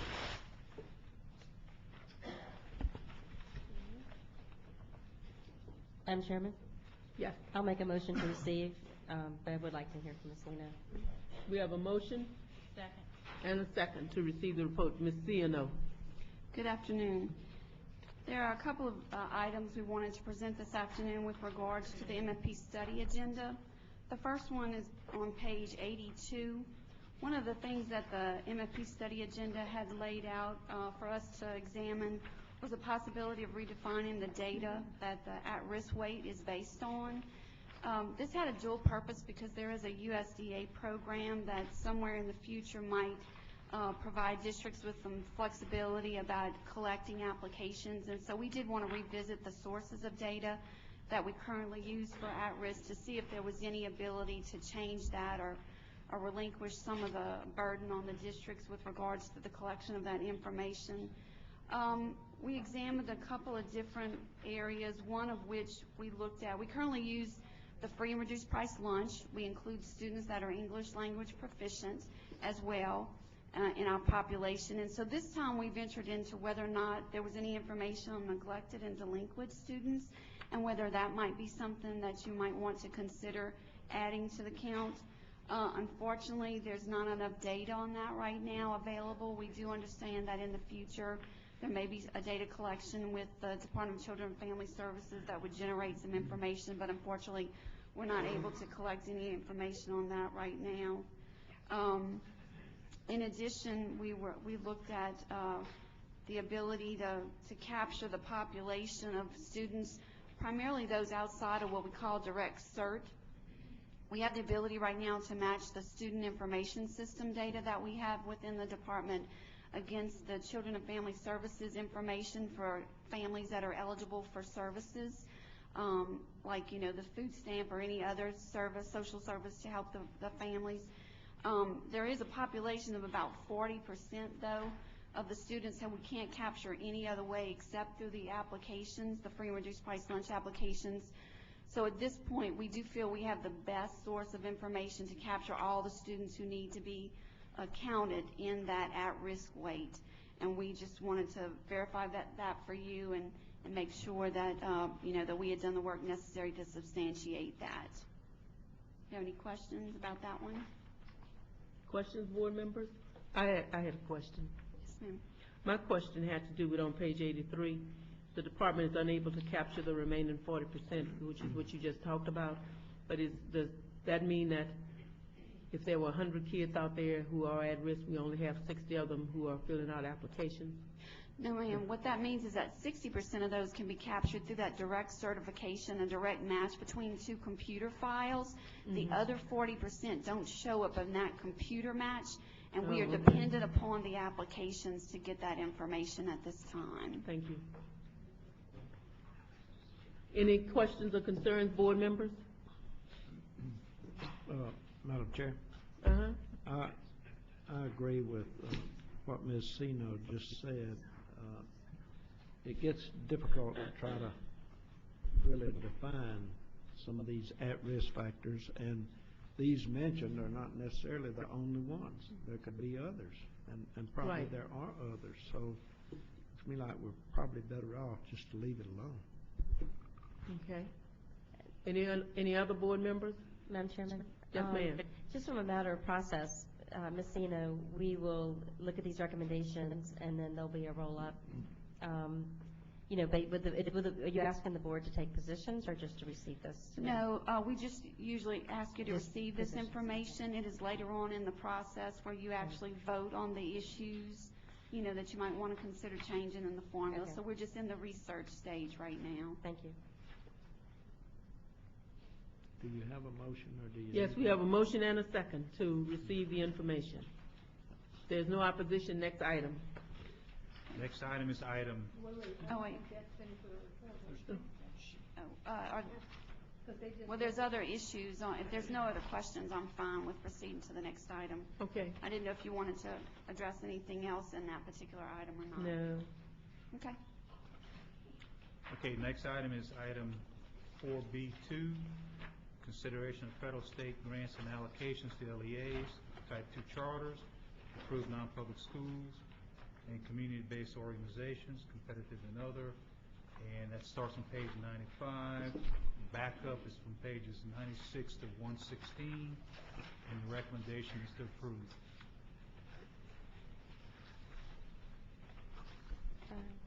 Madam Chairman? Yes, ma'am. I'll make a motion to approve the federal, state grants and allocations as presented in Global. Okay, let me just see if because I had a question on some of this. I want to make sure it's in the right place. Is this a part of it?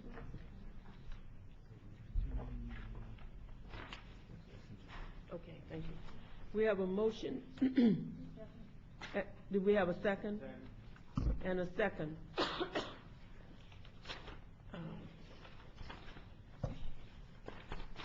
I'm really trying to make sure that that I have everything here.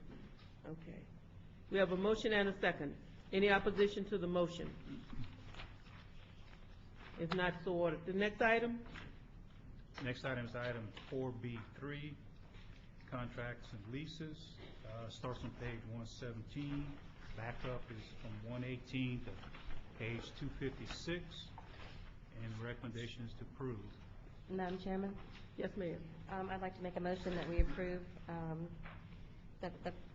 the department contracts as recommended, all 23 Global, 1 through 23. Can I ask a question? Yes.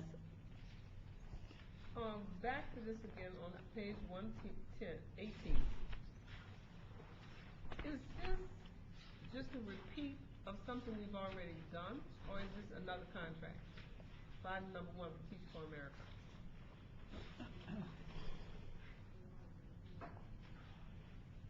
This is a new contract. Who's speaking for the Teach for America contract? Because this is the contract that we had the issues with the last time, and I still have some questions. Well, that's why I'm asking. Is this the same contract we saw before? Yes. All right.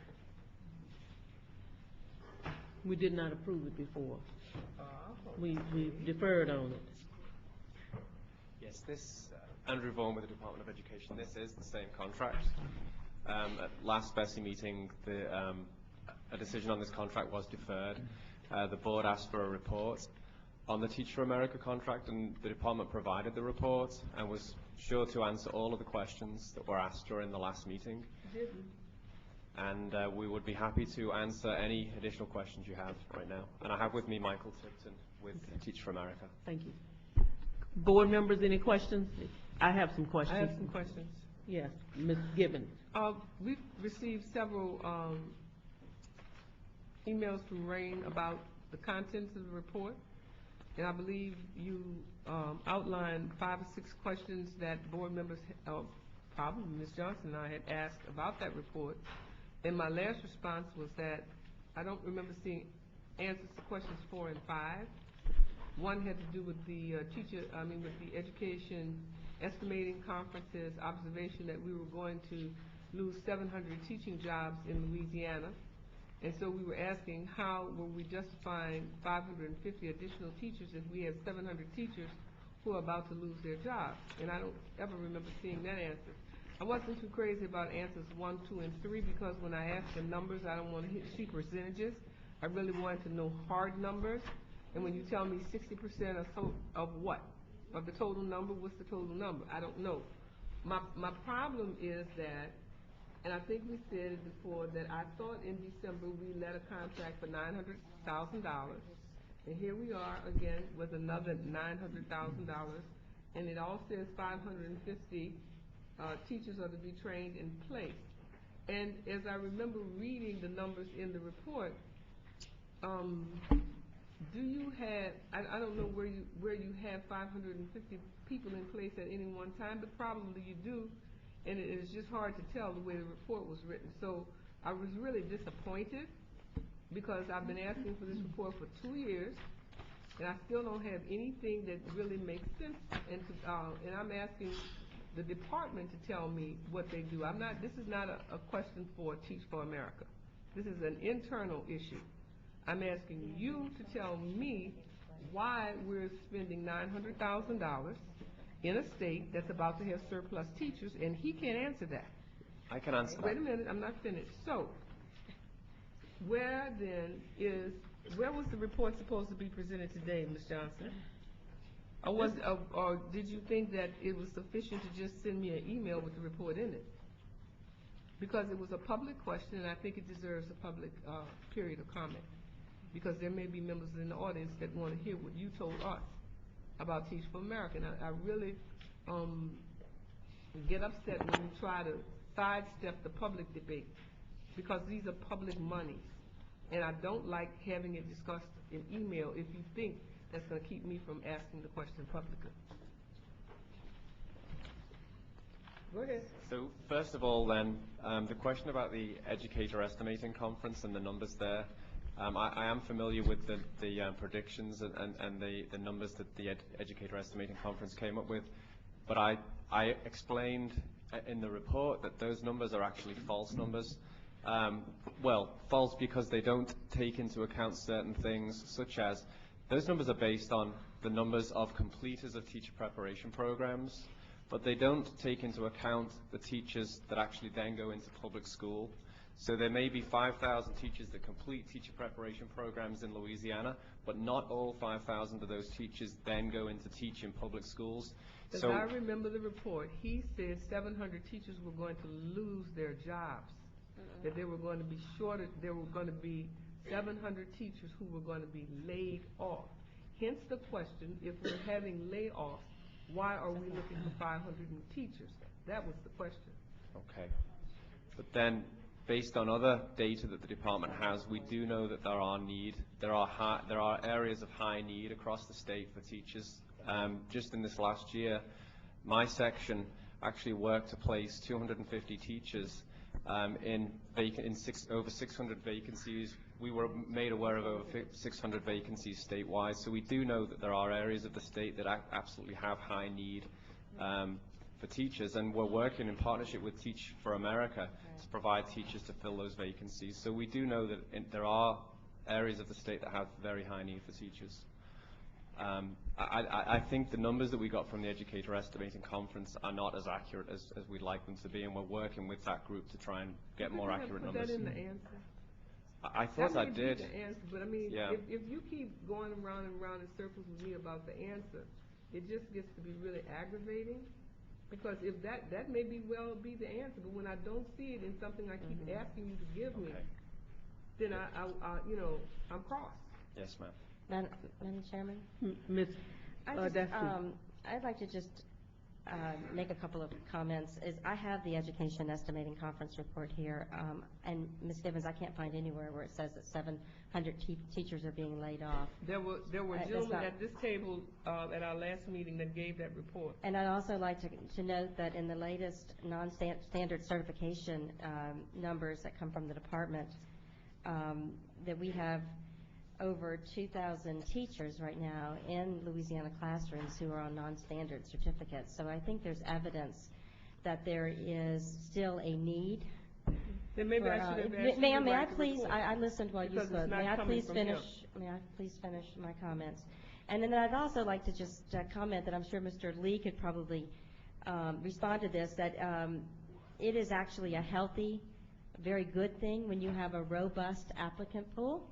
And that from which a superintendent or principal can choose from. And again, I am completely bewildered why, given the evidence and the examples of people that have worked and come through Teach for America, that have gone into leadership positions in Louisiana and are assisting us and leading us, in fact, our own executive director, how we can not fail to recognize the value that this group of individuals can bring to Louisiana and to our children. I'm not saying that they should replace traditional teachers, although we did hear today, let's just be honest, we heard today that our alternative certification programs are, their teachers coming out of those are very effective, and in many cases, we heard from Gene Burns today that they're more effective in the beginning of their career. So let's look at this situation, this opportunity, as in fact an opportunity for children and an opportunity for Louisiana and to be able to develop talent that will go on and help us move from the bottom. So I am in support of this contract. I did read Ms. Martin. Ms. Martin reached out to the board on October 5th, asked us for input. I, for one, provided input to her. I have checked her report against the questions that she presented to the board, and I am satisfied with that she has addressed those questions. Superintendent Tyler, I think I'd like to hear from you, but I think that I don't want to disparage the work that the department and that Ray Martin has done on this, because I think it's very good work. Madam Chair? Yes, ma'am. I thought I had the floor, and thank you, Ms. Dastuke, for the editorial, but since it was my question, Well, I have a right you're not to the only person allowed to give prescribe. one, I'm not talking Ms. to you. Gibbons. I have a right to prescribe the answer, and I am saying that the answer I received was insufficient. I'm not discrediting the work of Teach for America. I am asking about the amount of money that the state of Louisiana is spending in this regard. A has nothing to do with B. Thank you, Madam Chair. Madam Superintendent? Thank you so much, Madam Chairman. I, too, would like to just add that we know that in our state and probably around the nation, there is a severe shortage of teachers in engineering, math, science, special needs areas, and Teach for America brings a lot of those talented teachers to the table. I can't speak to the estimating conferencing report. I can say that in the state of Louisiana, we have increased in the number of students enrolled in public schools. So, I don't know where the decrease in teachers would come, but I can attest to the fact that we have increased over the past 3 years. A lot of hundreds of students, thousands of students have come back into the public schools. So I know there's a need for great teachers, but there is an even greater need for teachers with specialty degrees. And TFA brings that talent pool to the table. Thank you. Thank you. Any other board members before I make my comments? Madam Chairman? Yes, ma'am. I think as we look at the distribution of where a lot of these teachers go, it's very, very important.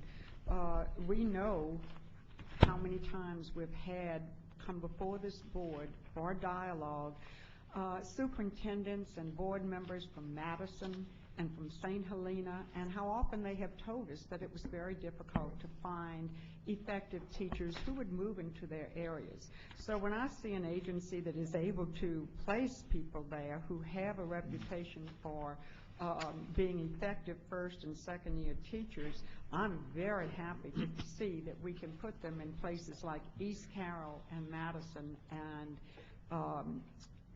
and St. Helena and other high need areas. I also know that we have a problem, and we said it last month when this education estimating conference came before us. I think somewhere today I saw the fact that we are supposed to appoint someone to that conference, and several of us said, what? Who has been appointed? Unless the staff has been doing it, I don't know. But when we have all these high need areas that we know exist, and when the department is finding room for 600 and some odd teachers, and we know from everything that has come across nationally and in the state that we need STEM teachers, I hate to think that we would base any of our voting on what came forth last month from the Education Estimating Conference, because I do not have faith in their numbers, and I want us to go back and look at that. I think it's a legislatively designed commission, and I understand that it was started really to give knowledge to the legislature about the MFP, and somehow it has gone on into this area that I've been here a long time, and I don't ever remember hearing of it. But we have to make sure that anybody who is estimating education needs gets the best knowledge they can. So I will vote according to the information that the department has provided, not based on something from the Education Estimating Conference. Any other board members? When we met the last time, I requested this, and I got 604 placements. I can verify that there are around 180 in Orleans. I cannot verify the 274. I'm concerned as to, even though the written information says approximately 67% are retained. How many are retained this year? I still don't know that. But there's a difference in terms of who we are, in terms of our fiduciary responsibilities. Last year in December, we awarded $900,000+ to TFA to place 500 and some students. In August, less than a year, they came back for another $900 and some thousand. Now let's just be clear on this. That's almost $2 million for 604 teachers that are in here. We were told in, I think, 2009, every dollar that we would put into the Teach for America program could generate $10 more. That's what we were told. It's a matter of the record. So we're really talking about $22 million. The thing that absolutely bothers me is that I live in a state that the poverty has risen in 1 year. And I look at, in this particular section of our report, you can look at it and see, most of the dollars are going out of state. New York, Miami, Florida, Roswell, Georgia, Austin, Texas, Dallas, Texas. So most of these dollars are going out of state. And that is the concern that I truly have about it. It has nothing to do with so much with Teach for America. Personally, I support the concept. But I think that for the amount of money that we're putting in and for the retention that came in the report to me, then undoubtedly I don't see how we can justify it. I truly don't. So I'm sorry that I will not be I don't have to vote, that's good, but I would not be one supporting this. We have got to figure out a way. If we're going to do business with all of these different people and the dollars are going to go out of the state, there has to be a way for them to come in and put these dollars back into our state so that it creates opportunities for our people. And I am concerned that that's a lot of money if you break it down per placement, and per placement in terms of 67%. That is a lot of money. And it's a lot of money to come back in less than a year to ask for. I'm sorry, that's what it is. We have a motion and a second on all. I'll second. We have a motion and a second on all 23 of the items. Is that correct?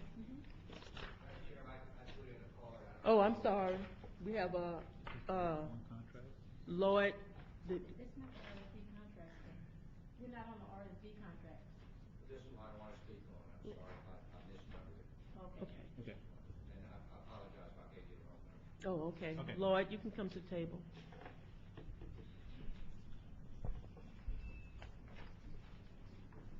Is this somebody who wants to speak on it too? Okay. Lloyd Dressel, the interim executive director for the Louisiana School Board Association. Is all now? Yeah. The Louisiana School Boards. I don't think it's on. Yeah, it is. Okay, good. Okay. Now I think I'm on the air. Lloyd Dressel, interim executive director of Louisiana School Boards Association. Just to make a few additional comments, most of what I was going to say was brought forth today. We're talking about here, members of the board, of a contract worth $968,000. We're talking about almost $1 million in funds that the department is going to spend on this contract. What was mentioned before is that the Louisiana Education Estimating Council says, in their estimation, we have a 2-year supply of teachers in the state of Louisiana ready to teach. Compounding that is the fact that in your own report today, you said that there's 603 RIFT teachers in the state of Louisiana. Now, RIFT teachers does not necessarily mean, because it's done usually on a experience basis, it could be new teachers, but it would be new certified teachers. It also is going to include fine arts teachers, music teachers, foreign language teachers, who the various systems are having to lay off because of budgetary concerns. These people are out there looking for jobs. Just to give you an example, at a job fair held in Walter Lee's district, DeSoto, they reported to have 2,100 people that came to that job fair, 2,100 teachers. Over here in Baton Rouge, another 300 applicants came to teach. So the question is, if there's teachers out there and they're in Louisiana or want to come to Louisiana, why are we having to spend $1 million to recruit teachers to come to Louisiana? Now, I know it was said because we have specialty areas and so forth, and so that may be the exception to the rule. Now, granted, the Teach for America teachers come from subject area fields. They're in science, they're in math, they're in engineering, they're in all fields that may be helpful, but does that dictate or necessitate that we have $1 million to get those people? Why not just specialize for those areas if that in fact is true? So I guess in summation, I'm asking you to tell us why we have this need to make this expenditure on an annual basis. Could the recruitment of Teach for America teachers be somewhat lessened and more specific? We have needs for this money, ladies and gentlemen. If you take the amount of money that you're spending on this budget and would dedicate that to LA4, which everybody on this board has said is a need, we estimate that you could hire about or put into place about 2,000 LA4 classes that are desperately needed. So I ask you, when you make your decisions, I know you have to do it on a priority basis to think what we could do if we could save this expenditure, and secondly, could we do without this expenditure? Thank you. Thank you very much. Yes. Things.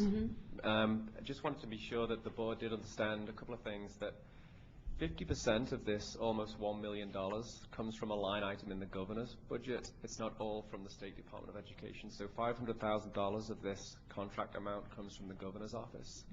And secondly, the last contract that we had with Teach for America was not in December, it was in September of last year. It is an annual contract. We've had this in place since 2000. It's an annual contract. But the last time that it came before this board was in September. Are you sure it wasn't in December? Yeah, it was in September. I did look at the minutes today, and just to verify that. So we've been given $1 million since 2000? Well, it wasn't actually $1 million. It used to be $500,000, but it increased to $1 million when the governor put up $500,000. Then I'd like the accountability over the years. Bring me back the accountability on it from just the from start. 2000. Yes. There you go. Yeah, we can do that. Thank you. We have a motion and a second. Is there any opposition? If not, so ordered. Next item is item 4C1, consideration of RSD contracts and leases for action and special consideration. Starts on page 262. Backup is page 263 to 271, and the recommendation is to approve. Move approval. Didn't we have somebody who wanted to speak on that? Items 1 through 4. Okay. We have a motion to approve. Do we have a second? We have a motion and a second to approve. Is there any opposition to the motion? If not, so ordered. Next item. Next item is the Louisiana Quality Education Support Fund, 8G. The first item is item 4D1B1, and that's consideration of the approval of an 8G statewide program proposal for FY12. It's the STEM initiatives with the Department of Education, project log S070. It's on page 273. Backup is page 274 to 281, and the recommendation is to approve. We need a motion and a second on the AG statewide proposals. As a point of information, there's a small group committee that has already looked at all of the AG items and had very large amount of discussion on it. We have a motion by Mr. Bennett and a second by Ms. Bradford. Is there any opposition to the motion? If not, so ordered. Next item. Next item is item 4D1C, consideration of selection of AG program evaluators for FY 2012. the statewide program and block literacy projects only. That item's on page 282, the backup's on page 283, and the recommendation is to approve. Move approval. We have a motion and a second to approve the evaluators. Is there any discussion?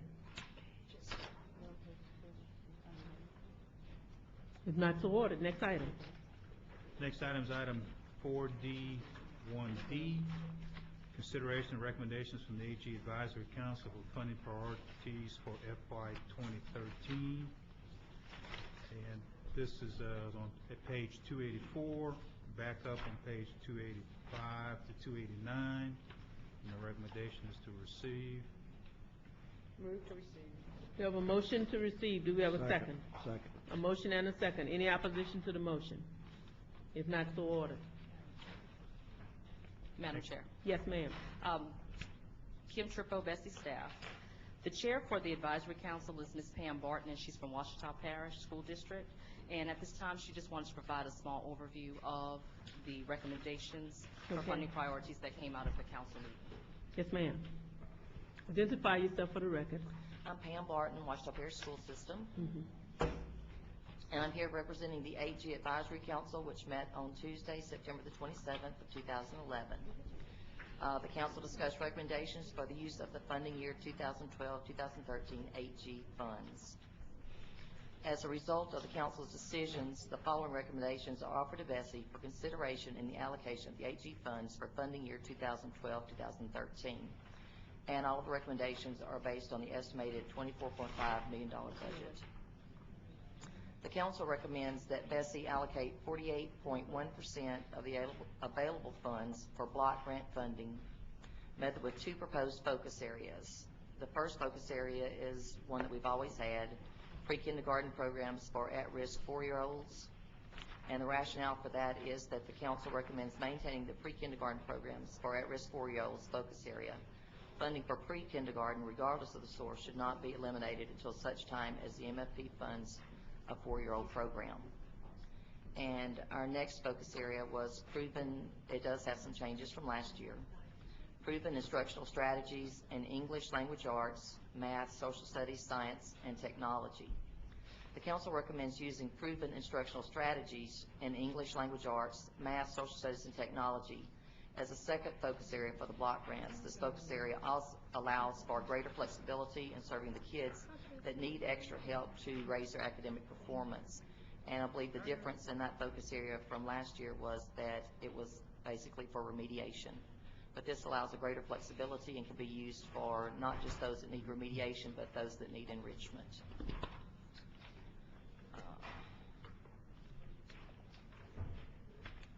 And the next allocation is for 48.1% of the available funds for the statewide program funding method for programs focused around the Louisiana Department of Ed's critical goals. And the rationale for that is that statewide programs should be aligned with Louisiana Department of Ed's student-centered goal areas and should be focused on the 9 critical goals set by the Louisiana Department of Education. The council also offered additional recommendations regarding the statewide program funding method. And those recommendations are to reinstate the LeCIP program, and there was a lot of discussion about professional development, and if not the LeCIP program, then some professional development should be considered. Allow the availability of other funding sources for literacy be a factor in determining the amount of AG funds dedicated for statewide literacy programs. And that was based on our knowledge at the time that we would have funding for literacy in other areas. Continue Louisiana virtual school funding and consider extending help to districts with a $150 per course participation charge. Since districts do have to provide a salary for the teacher, and then in addition to that, they have to pay the $150 per course. So we're asking for consideration of that. Continue funding for the Everybody Graduates program. Focus on programs that have data supporting their success. And reserve 3.8% for the costs associated with management and oversight of BESE's program. Thank you very much, Ms. Chair. Yes. Do we have this in writing? Yeah, it's kind of in here in In the backup, it talks about allocating the 48.1. And do we know how this compares to what we are proposing to do with it? I think it fits, it's basically aligned, isn't it? Because that's what we did before. Yes, it is Uh-huh. aligned with the recommendations of the AG So, study group. so the recommendations coming from the 8G committee are pretty well included in the recommendations from the department? Well, from us. From the committee that. From the work group, the Right. AG work group. Okay. Mr. Roma? I would just want to make a quick comment, and I hope this doesn't jeopardize the program, but I want to recognize Ken Bradford and some others at the Louisiana Virtual School. My daughter is in 5th grade. This is personal, so I won't take long, and she's taking a course from the Virtual School Spanish 1 for high school credit. She's only 5th grader in the state, so I want to congratulate my daughter doing it, but I also want to thank the staff on what a great job they did preparing the school and my daughter for that course. It's been an excellent course for her. Also, at the same time, I was in Franklinton, Louisiana a few days ago, meeting at a school there, and they brought up the need for foreign language teachers and complimented the virtual school as the way that they're meeting that need right now. So, you know, while I still believe face-to-face teachings are absolute best method, this certainly is a tool that is starting to reach out to a lot of people and is certainly reached out to my family personally, and I appreciate, Ken, your effort on that and your staff. Thank you very much. Any other discussion? Madam Chair? Yes, sir. He just killed And Now, I'll still pay the $150, by the way. Just personally, I won't take any of this. Okay, this is not the... For you, it's 300. This is not the virtual charter school then? No, that's our virtual school. This is our school. Okay, that answers my question. Any other discussion about the recommendations from the advisory committee to us? Do we have a motion? Okay, we have a motion and a second, and it's been handled. Next item. Next item, Madam Chair, is consideration of establishing the AG program and budget for FY 2013. The item is item 4D1E1, consideration of establishing the total allocation for the AG grant program for FY 2013. That item is on page 290. The backup is on page 291 to 293, and the recommendation is to approve. We have the item, if you look at the item, we have a motion to approve. Do we have a second? This lines up with what the young lady who was at the table talked to us about. Is there any opposition to that motion? If not, so ordered. Next item. Next item is item 4D1E2, consideration of establishing the AG management and oversight allocation for FY 2013. That item is on page 294, and the recommendation is to approve.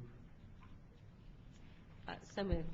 We have a motion and a second. This is the 945 that's going into the BESE office to help with different charges, and you can see on the page what they are. Madam Chairman? Oh, Yes, yeah, ma'am. go ahead, you finish. We have a motion and a I was gonna second. say the same thing. Yes. Huh? So we'd probably say the same thing. I just wanted to thank Ms. Trapeau and Ms. Posniak for all the work they've done on this. And just note that we are really, I think our budget is less than it was last year, am I correct? Yes.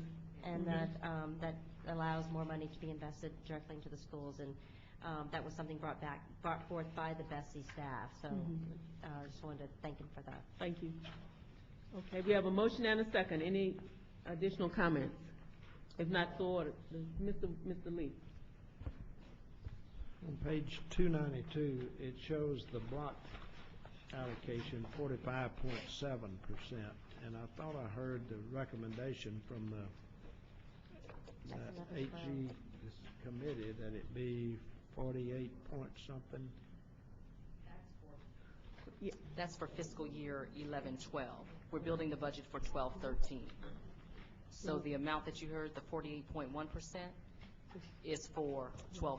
Okay, We okay. just So the included this. 45.7 is for Is what or is this year, the current. current year. So we just Okay. wanted you to see what we were working with this year. Thanks. Oh, you're welcome. Madam Chair, I just Yes. need to call to your attention that the grant that we just received, the Striving Readers Comprehensive Wait, Literacy get a little Grant. closer. We're not hearing you. I need to call to your attention that the Striving Readers Comprehensive Literacy Grant that we just received for $149.5 million, that written into that grant as part of the reason that we got it is a maintenance of effort, that we will have to have some state and 8G funds as a maintenance of effort on that grant, just as a point of information so that the committee understands that and knows that we have to have that to keep the grant. So that when the information comes to the department to create its statewide projects, then you all will tell us that. That's when we will hear it. And as an aside, you should not have come to the table because you know what that did for me. I'm sorry, Mrs. So you know. See, I became very distressed that we're missing $60 million that we could have been using to help fund early childhood programs in the state of Louisiana. But it wouldn't fund classes. I know what it would fund. Remember, I was in the meeting. I know. I Okay. appreciate that. Okay. But I know what it would have funded. And it would have helped the Striving Readers Program.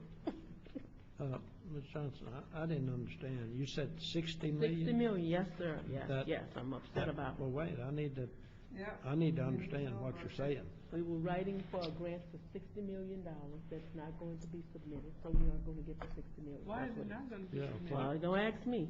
Why, well, now, I asked somebody. Well, I'm not the answer. I don't have an answer to that. I just know how upset I am about it. Let's We go just- to the next item. Madam Chair. Well, I think Time we're out. entitled to, I don't know Some why. explanation. I have Because no weren't clue. we just asked about that? Didn't we just hear about that the last time we met? Yeah. But no, I know, I don't get reports, so I'm not gonna ask either. can we ask Ms. Tyler? Yeah, that's Ms. Tyler. Thank you, Madam Chair. The department was not writing for the grant. We were not even the fiscal agent. We were partnering with two other agencies, state agencies, so we were not really writing for the grant. And so, you know, it was an opportunity for us to partner with two other state agencies.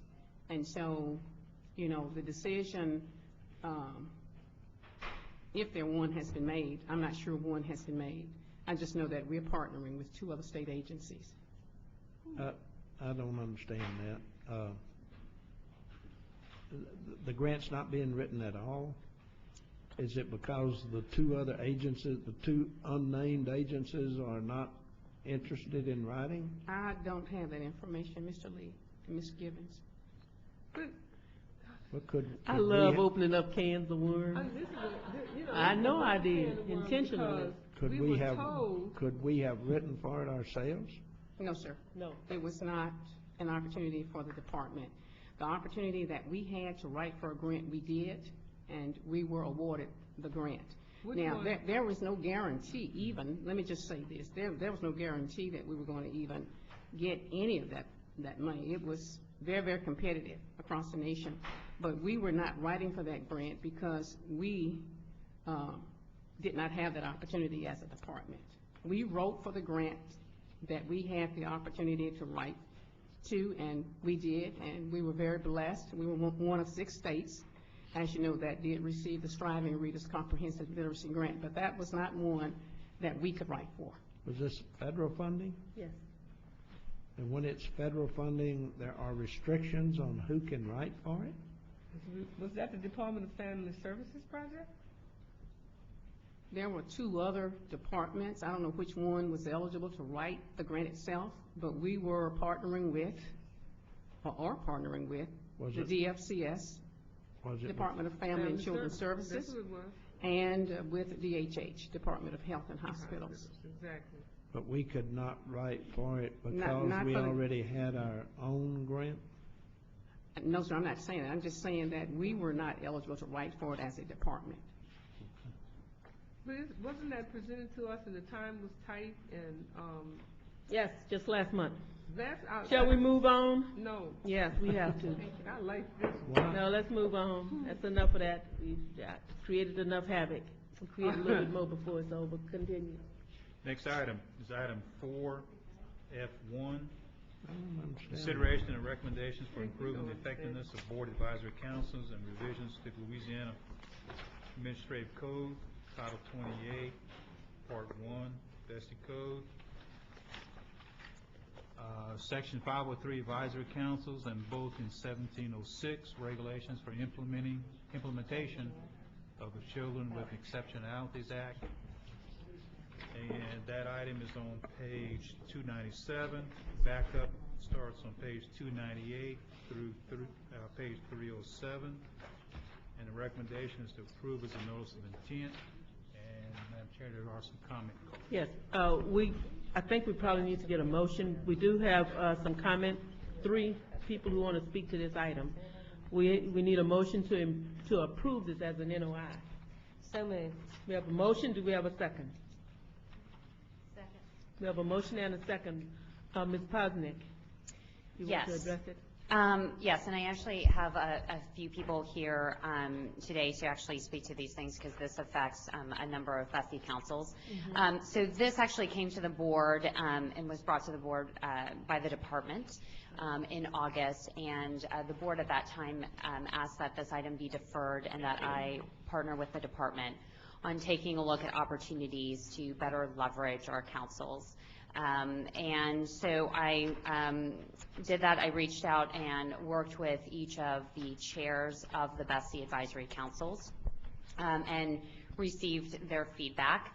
And then presented, took a look at some of the took a look at the things that they felt were perhaps holding their councils back from providing the input that they would like.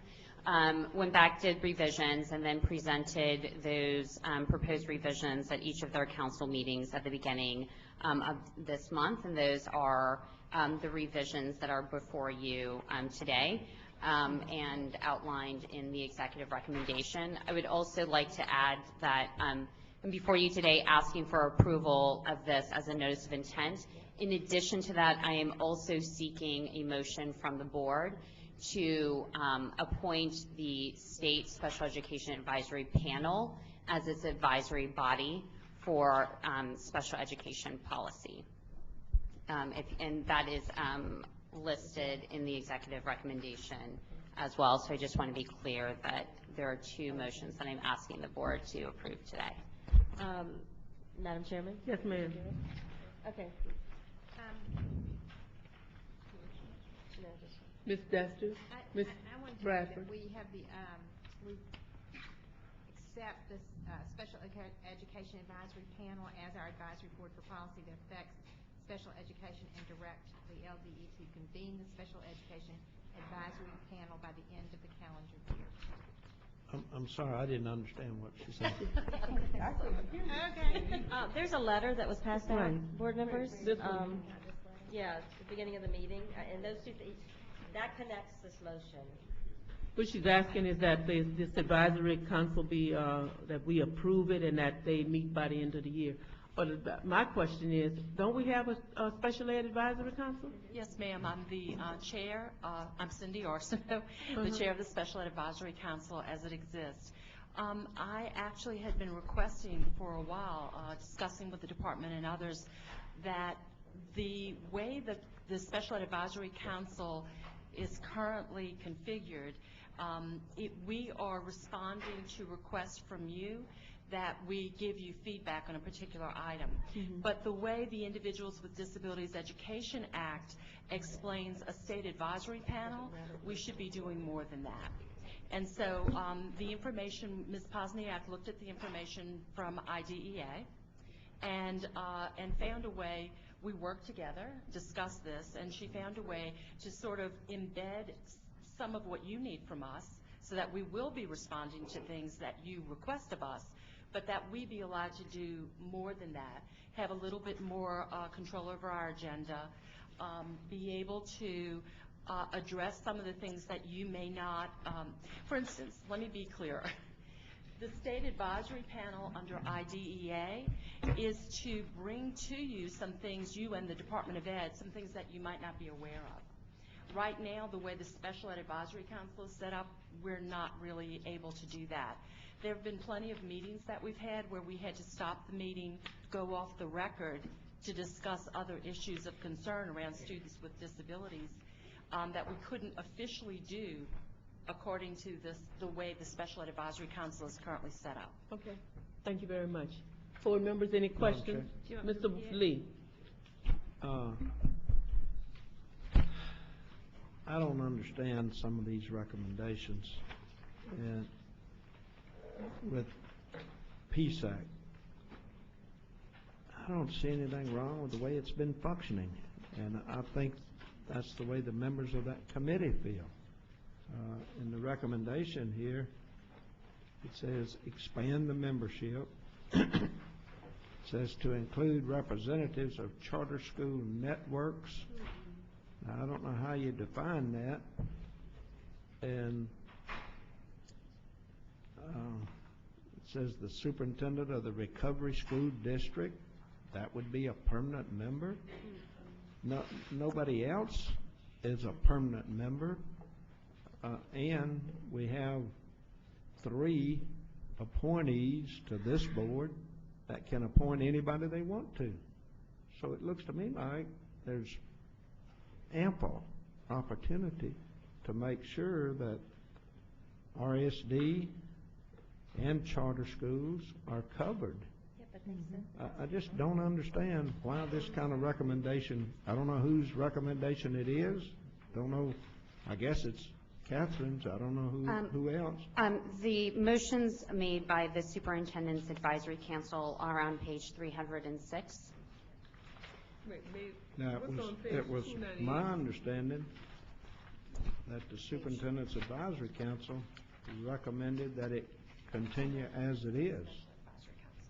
They actually moved, so in terms of the membership, they had, so I worked with Superintendent Falk, who is the chair of the Superintendent's Advisory Council on this in terms of the membership. And he did some outreach there, and so by the time we brought this to the council, this had been a discussion with several people who were members of the council. And at that meeting, when we talked about membership, there were really 3 main points on the membership. One, to expand the membership, and it is unclear, to Mr. Lee's point about the appointed members being able to appoint folks from charter schools. It has actually been unclear whether or not that falls under the current language of local city, parish, or other local superintendents. There was a recognition that, yes, the dynamics and the demographics of the group are changing. There was, in terms of the definition that I brought to the council, initially it was, the language was just, or the equivalent of a local superintendent for charter schools. And there was a concern about that definition because the scope of this council is really to be getting input for people who are leading systems of schools. And in some cases, a charter school network can exist for one school, and that's really the equivalent of a principal. And so we had discussion about that definition, and they wanted greater clarity on this being more than one school building, multiple pieces, or multiple school buildings, which is why then in the final recommendation I expanded that to say charter school networks of, multiple or 2 or more schools. In terms of the RSD superintendent and also including in that a standing member of the Louisiana Association of School Superintendents, these were things, again, that the council moved and supported within the recommendation, and again, that's included on page 306. There was, again, a recognition that The superintendent of the recovery school district was someone who should be involved in the types of conversations that are coming before the superintendent, and that this person is managing schools that are beyond any one member's district, and actually also serves under the board more broadly in its capacity overseeing the RSD. So they did go forth and actually affirm those two membership changes there in terms of the expansion, the RSD superintendent creating the president of LAS as a standing member as well, and then asked that I go back and work on the definition for the charter schools, and I used the language that came up in our meeting and inserted that in the final recommendation. Madam Chair, under the present operation, the president of the Superintendent's Association is a member and automatically chairs. So there's no need for these recommendations that I can see. And I just think there's ample opportunity to ensure that the people recommended here can already be members without making it a definite part of the policy, particularly when you don't designate any other area superintendents. I just think that's a total mistake. I think for the Superintendent's Advisory Council, it needs to be left alone. There's just no logic, no reason, no common sense to make these changes. Madam Chairman? Ms. Bouquet? Do we have a motion? Yes. All right, well, I'd like to make a substitute motion that we delete the part with the, wherever it is. It's hard for me to read this with the stamp on top, but delete the part that has the charter school part in it, but do include the addition of the superintendent of the recovery school district, whoever it may be, and my reason for that is it is a system, and it's our system, and so we might want to consider that. But I think until there are more charter schools that aren't just single schools and more to choose from, that for now I would leave that one out. Madam Chairman? Ms. Dastu? I was just going to suggest that that will require a little modification of policy, so maybe you want to defer until tomorrow. And taking that language, is it possible to delete that language? Absolutely. Okay, Ms. Bradford, You mean did you have bring forth? Huh? Yeah, I mean, my motion was that we agree with the recommendation that affects special education, and that the Special Education Advisory Panel is advisory board for policy as it affects special education, and that we would direct the LDE to convene the Special Education Advisory Panel by the end of the calendar year, which is separate and apart to me from the other issue, and so I would like to see if we can move forward on this. Yeah, if that's the motion, we can move forward on that one. We have a motion and a second. Any opposition to that motion? Yeah, you have opposition?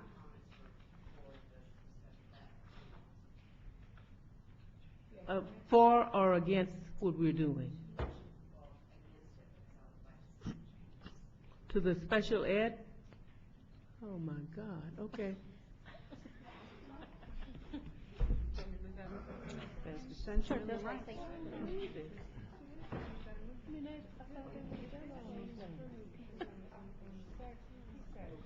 It's just, I only had two additions that, and was actually brought up in the SEAC meeting, that the superintendent, that the Special Education Advisory Panel, and it shift to the, from SEAC to the advisory panel, that the membership, I think it says should now in there, the majority should be individuals with disabilities or parents of students with disabilities. I'd like to see that be a shall, that is, the majority will be of individuals with disabilities or parents of students with disabilities, just because it is a special education advisory capacity. And that some language be added that the state advisory panel will report to BESE, not just to the department, because you can see in some of the language that the board has been scratched out, and it's only to the department, but I would like to see it added to an appropriate committee as a standing item, that they report to you guys, even though they are working in conjunction with LDE. I'd like to see them report specifically to you as a standing item. Isn't that what they do now? That Isn't is that what our they do committee? now. So why would we? Because it's not, this is What I'm something saying new. is, why would we not have them report to Well, us? it's not in the current policy change, in the language of the current policy thank change you. that they have supplied to you guys to vote on today. I think that's important, and I thank you for bringing it Let out, me- because you can are. I- our committee. Ladies and gentlemen, we have a, Can I ask that lady a question? yeah, okay, go ahead. Because I think right now we have a motion to defer on this item until tomorrow. And, not on this one, no, on the other one, okay. Yes, ma'am. In your personal opinion, is anything wrong with the way it's operating now? Yes, sir. I do have issues with the way SEAC has operated. They have not been able to put things on the agenda themselves. The only things that they have been able to discuss have been things that either the BESE board has put on their agenda or the department, and they have been, confined to only those things, even though some of the more glaring and obvious issues with special education in our state are outside of those things. So they have not been able to advise you on things that, as soldiers out on the battlegrounds working in special education, would like for you to see. And the state advisory panel, as set up through IDEA, will allow them to do that. So as an organization, we support the shift to the advisory panel, but we still want them to report to you guys. Madam Chair. Does an advisory, do I have? Mr. Lee is speaking. Does an advisory panel exist now? Yes. The council exists. Pardon me?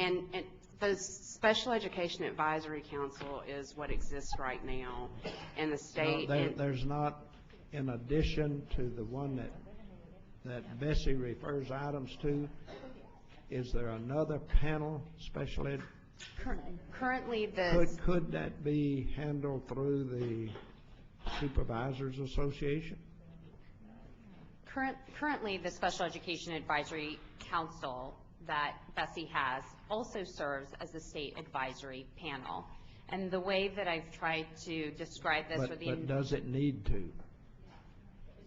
I think it's It is federal is statute. preferred by the people who participate in those groups not to duplicate the effort, not to have two separate entities that would essentially have the same membership be meeting on the same things. So they want to, and yes, and so the analogy that I've used is that, a square is always a rectangle, but a rectangle isn't always a square. We've tried to fit the state advisory panel inside the BESE council, and it limits its scope.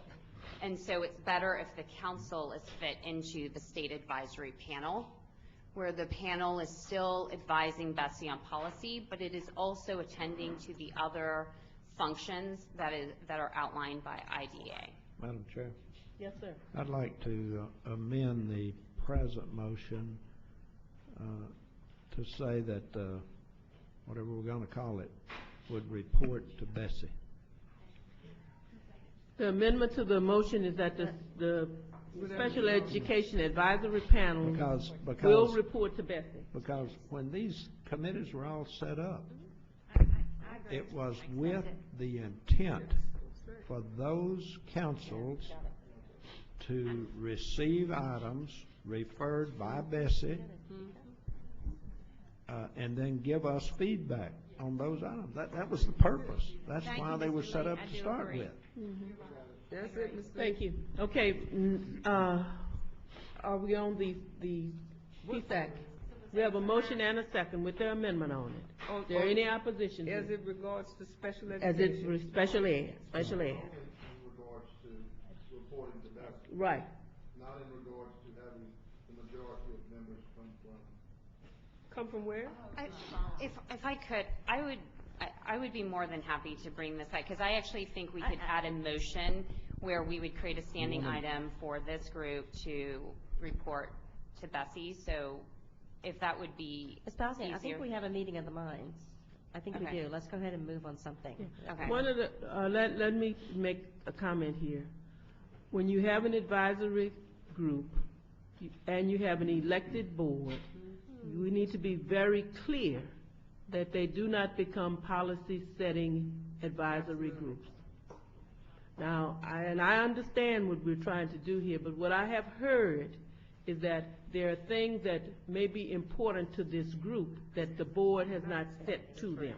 You have to be very clear on what advisory is and what policy is. And they are two distinct, different topics. Okay? Madam Chair, but you just said what this board has been remiss in, and that's not getting things to them. That includes the non-public school commission also. Right, and I think I think you're absolutely correct. But the board sends to and asks for comments.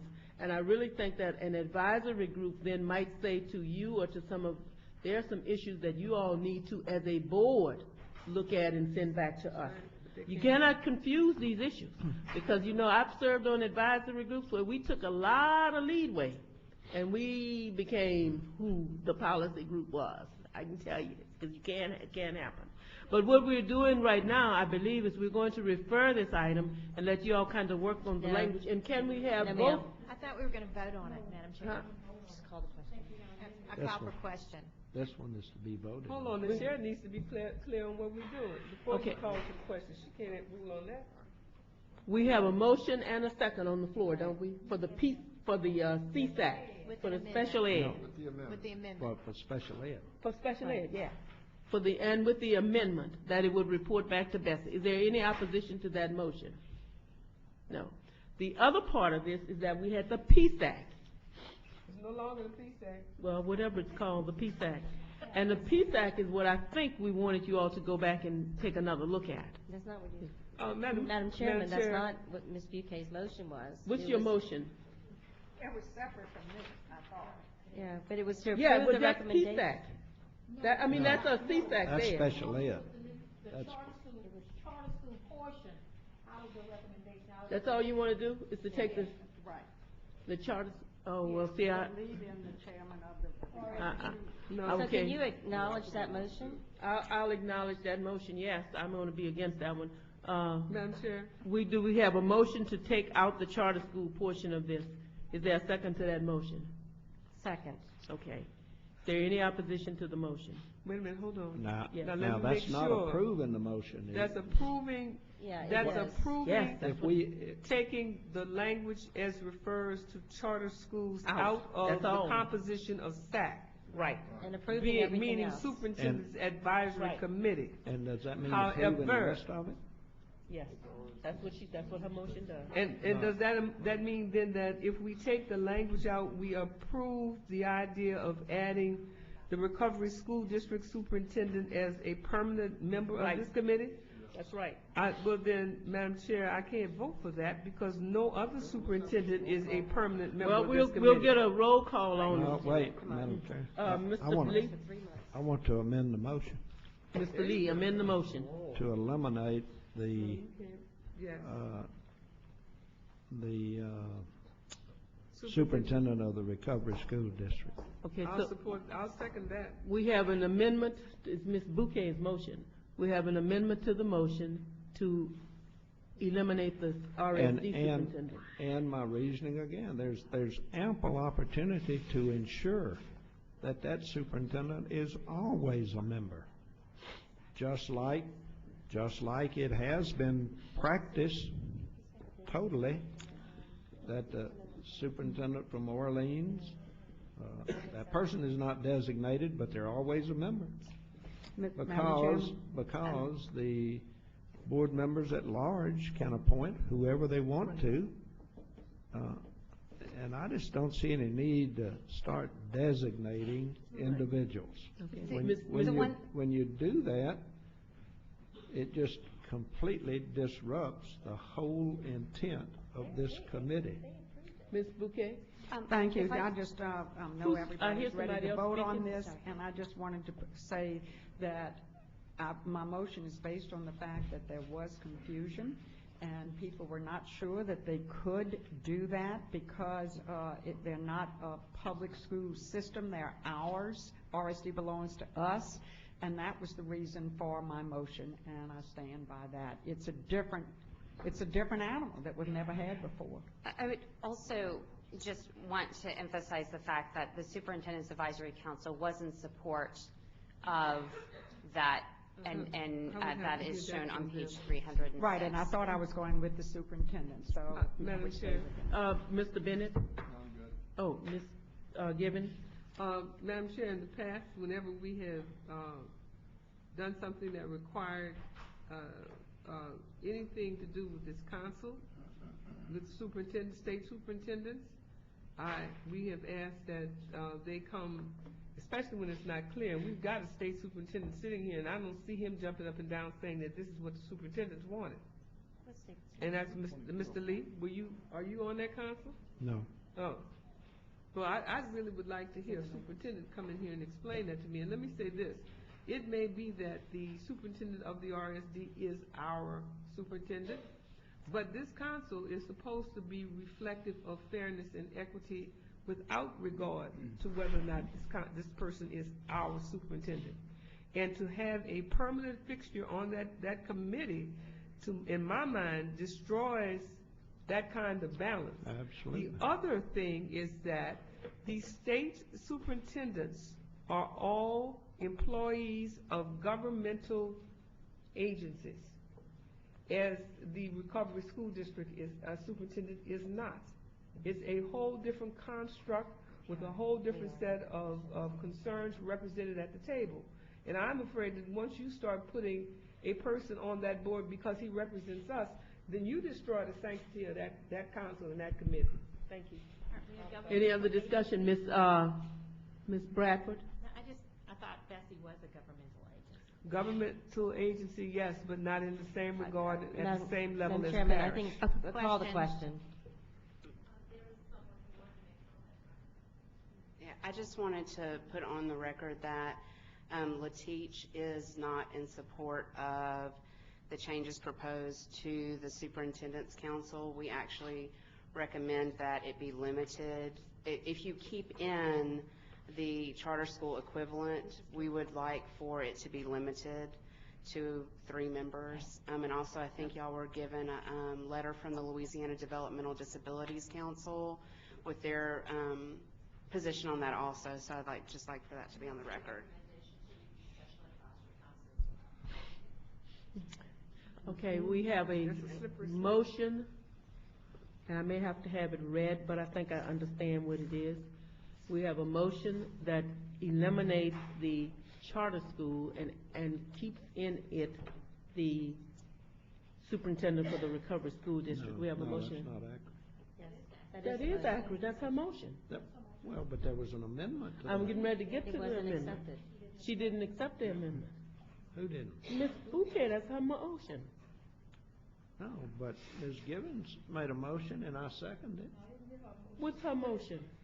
To not include the superintendent of the Recovery School District. Okay, so, I'm sorry, Ms., what we have is a motion, let's do it this way. We have a motion, and Ms. Gibbons, you made a substitute motion?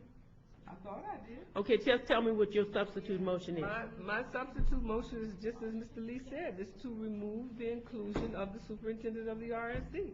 Okay, and not to remove the charter school, to leave that in? That is and to remove the charter schools as well, because of the nature of the parish superintendents who compose this committee. We have a motion and a second. We have a substitute motion and a second. Let's take the substitute motion first and vote on it. Call the roll. Yes. Point of order, if we eliminate those 2 positions, there's no item to vote on. I mean, there's nothing. Yes. Yeah, there's quite a bit of policy. Because this is to expand to adding those 2 people. We're eliminating that. I thought the last person was already a permanent member. Yeah, what's the point? If You don't need to vote. I mean, you can kill Ms. Bouquet's motion and you get what you want. It doesn't matter to me. Go ahead. Okay, we do have a substitute motion. If it is an inappropriate motion, then we will go to the main motion. And the main motion is Ms. Bouquet's motion, and I need a roll call anyway. No, we're voting on Ms. Bouquet's motion. Ms. Bouquet's motion? Yeah, I know, but they're telling me that the substitute motion doesn't do anything.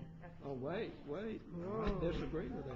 Well, that's what they just told us, what I was just told, that the substitute motion didn't do anything. It negates, if you vote on let's vote on the substitute motion so that there is no misunderstanding here. Call the roll for the substitute motion. I'm still want to make a substitute to the motion, To the one that she just made? to the one that Ms. Bouquet made. Walter, you just second Ms. Gibbons' substitute motion. That's right. But you didn't accept it. Yes, we did. They're gonna vote on it. We're getting ready to vote on it. Okay, well, you said you were voting Well, on Ms. Ms. Bouquet's Johnson, motion. Ms. Let's Johnson, vote on it. You're wait a voting on minute. Ms. Gibbons. As maker of that motion, the motion as written here says to expand the membership of Right. the advisory council to include representatives of charter networks, the superintendent of the Recovery School District, and the president of the Louisiana Association of School Superintendents. Right. I haven't touched that. All I'm saying is take the other two groups out. Right. So the last part is still there, which means that there's still Right, a piece right. of our That's why motion. that's- So my motion does not do the same thing. Right, we're getting ready to vote on on your motion. Okay. Call the roll. Mr. Mr. Bayard is absent. Mr. Bennett? Wait, we gotta know which one we're We're voting. voting on Ms. Gibbons' motion. Okay. Ms. Bradford? She's not, oh, I'm sorry. Are you voting? Ms. Bradford votes no. Ms. Bouquet? No. Ms. Bouquet votes no. Ms. Dastu? No. Ms. Dastu votes no. Mr. Garvey? No. Mr. Garvey votes no. Ms. Gibbons? Yes. Ms. Gibbons votes yes. Mr. Lee? Yes. Mr. Lee votes yes. Mr. Romer? No. Mr. Romer votes no. Mr. Geis? Mr. Geis is absent. Ms. Johnson, do you want to vote? Yeah, tell me what the numbers look like. Yeah, 1, 2, 3, 4, 5, 6 yes and 2 no. I'm gonna vote Isn't that no. a surprise vote? I'm sorry, 6 no and 2 yes. I don't understand. Okay. I don't Well, I'm understand gonna- how this board thinks it can cross superintendents like Ms. that. Johnson? I'm gonna vote yes. I'm gonna vote yes. I'm trying to see if this thing is gonna fail. Motion for pass. Oh, No. I'm sorry, it passed for the no. I'm sorry, it failed. failed. It failed. It failed, it failed. It's Okay. getting too late. Now let's vote for on the main motion. Madam Chair. Motion failed. Madam Chair. Madam Chairman? I'd like to make a motion that we defer on this item and let the superintendents consider it, and we consider it at our next meeting. I don't believe the We have a superintendent. motion by Mr. Lee to send this back to the superintendents, let them act on it, and we consider it at the Not- next month. not- Do we have a second? This is to the Superintendent's Association, not the Advisory Council. To the When do they superintendent. meet? Okay, we have a motion and a second to send this item back to the superintendents, to Well, send this it's item not to the Yes. superintendent's Right. association. Madam Chairman? Yes, ma'am. I have a question. When do they meet? They can meet whenever they need to. They- So they don't meet regularly? They do meet, I don't know if it's regular or not. They meet at least a couple of times a year, sometimes more. Okay, I was just wondering the next time, and I did want to point out on page 306, as we look at this, that the 3 at-large members should each appoint 2 city, Right. parish, or other public school superintendents.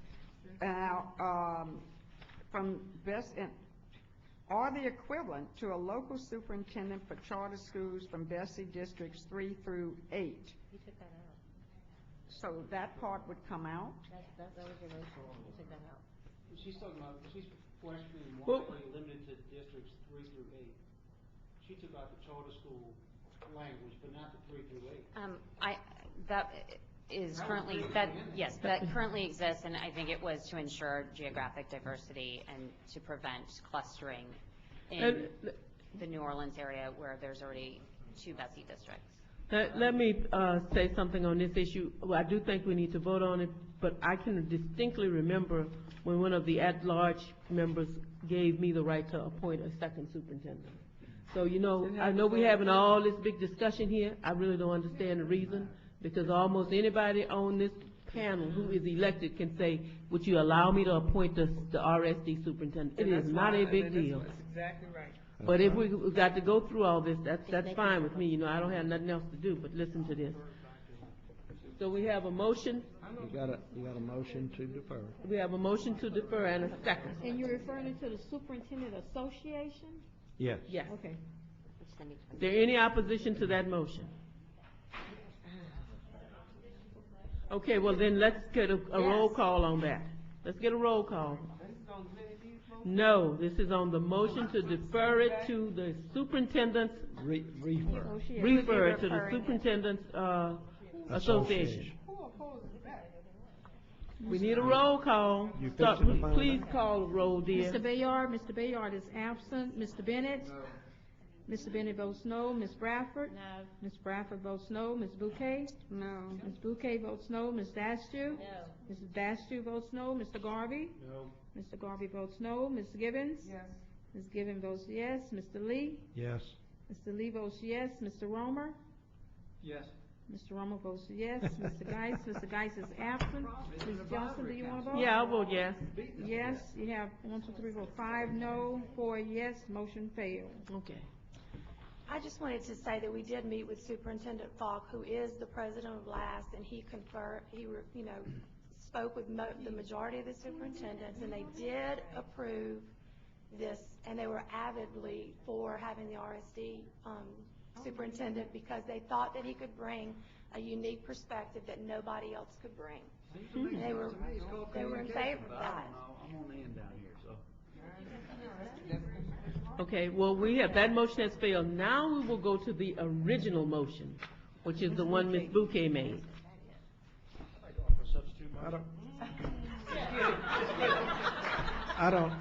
Madam Chair, I don't see any point in calling a roll call. We know exactly how everybody's going to vote. Okay, yeah. Let me put a tape in. I have to put another tape in. Then call a roll on the original motion. Why are you doing that? Because you know how I am. I like to be able to, when I go back and say, how did you vote? Y'all know I pull this stuff out of these tapes. Everybody knows that. I have a question. Madam Chair? Yes, ma'am. While we wait for the tape to get in, when can I talk about Algiers and the retirement? I think we're going to have to refer that till tomorrow. Defer it until tomorrow. I would suggest that would be the way to handle it. Okay, we're ready for Mr. Bouquet's motion? Yes. Mr. Bayard is absent. Mr. Bennett? Mr. Bennett votes yes. Ms. Bradford? Ms. Bradford votes yes. Ms. Bouquet? Yes. Ms. Bouquet votes yes. Ms. Dastiu? Yes. Ms. Dastiu votes yes. Mr. Garvey? Yes. Mr. Garvey votes yes. Ms. Gibbons? No. Ms. Gibbons votes no. Mr. Lee? No. Mr. Lee votes no. Mr. Romer? Yes. Mr. Romer votes yes. Mr. Geis? Mr. Geis is absent. Mr. Johnson, do you want to vote? Yeah. No, I'll vote no on that. Okay, you have 6 yes, 3 no, motion passed. So the way that the board has just gone through this is to approve by sections. There are 2 other sections, one on non-public commission and the membership piece that would also have to be approved separately as for notice of intent. Because you all have only approved the sections on SEAC and the Superintendent's Advisory Council. Then we need to have a motion to approve the other items. I move that we approve the other 2 items. We have a motion to approve the other 2 items. Do we have a second? Do we have a second? Is there any opposition? If not, so ordered. Next item. Okay, under unfinished business, the last item is item 5A1, consideration of report on the FY 2012 New Orleans RSD budget. And that item's on page 308, back up on pages 309 to 313, with the recommendation to receive the report. We need a motion to receive the report on the RSD budget. Madam Chair? We have a motion. Second. And a second. Is there any opposition to the motion? I still have a question. Ms. Gibbons. First of all, thank you for finally giving me the summary of revenues by year. I don't understand why we couldn't have gotten this from the very beginning. And that's all I have to say about that. Thank you very much. Is there any opposition to the motion? If not, so ordered. I'd like, Betsy staff, I would like to have some discussion tomorrow on the TSRL issue with Algiers. So if you don't mind, find a place on the agenda where I can bring this up, because I am going to bring it up, because I've gotten too many letters and emails concerning this particular issue. I would prefer for them to go on and handle it as adults and fix this, because this is a fixable problem.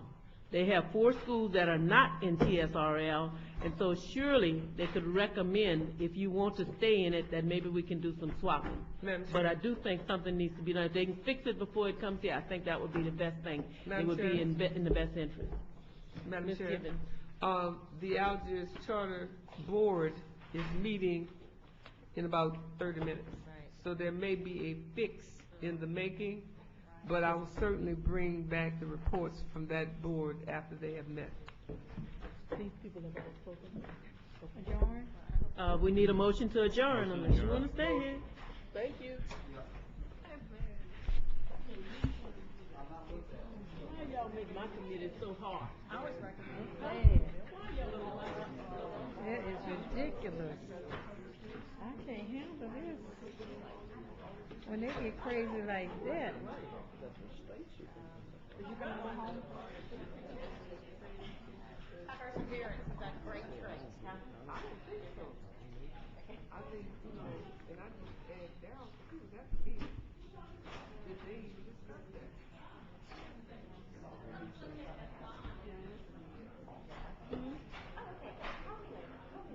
I will when I get it together.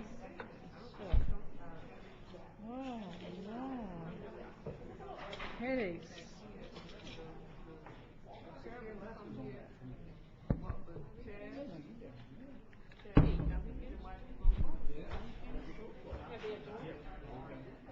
Yeah.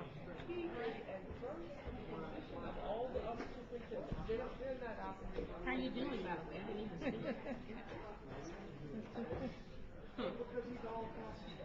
No, The RMG superintendent is trying to take over. I gotta That's not go put my agendas outside so I can leave for tomorrow. My agendas on the board and on the table.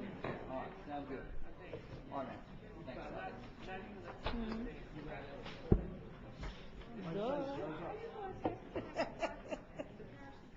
I can't start on them until I get that stuff done. They don't, and they work for different groups. We complain about no communication, and we gotta add somebody to increase communication. That is a group of people that have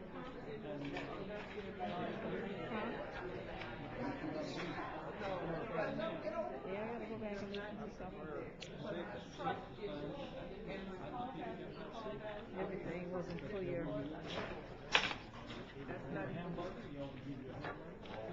I was lost with counting all these different areas she says needed motions on.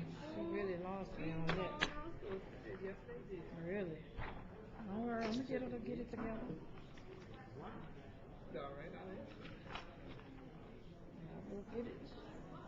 Miss Bouquet, are you gonna be in town anytime between now and November 4th? I need that laptop. I need that laptop. I need to see it. Why don't you do me a favor? Take a snapshot of the front, like Mr. Garvey did one time, with the date of the newspaper, and send it to me. Can you email me a copy, a picture of it? Get Janice to do it. She knows. I did it all myself. Oh, you need it? Catherine? I need to get this here before the 4th. Huh? Inventory. Your own folks recommended it, Walter. I'll see Paul in 15 minutes. I want to ask you about it. Well, she just sent me an They did. I had to ask it right here. You have to ask somebody else. I don't know why. I just asked why. I'll find out. With Bridget on it? Well, you know, that first shocking. Maybe that's smart. Might be smart for them, but what does it do for children? I don't have any Everybody idea. can't line up on the same time. I don't have any idea. I'm waiting all over.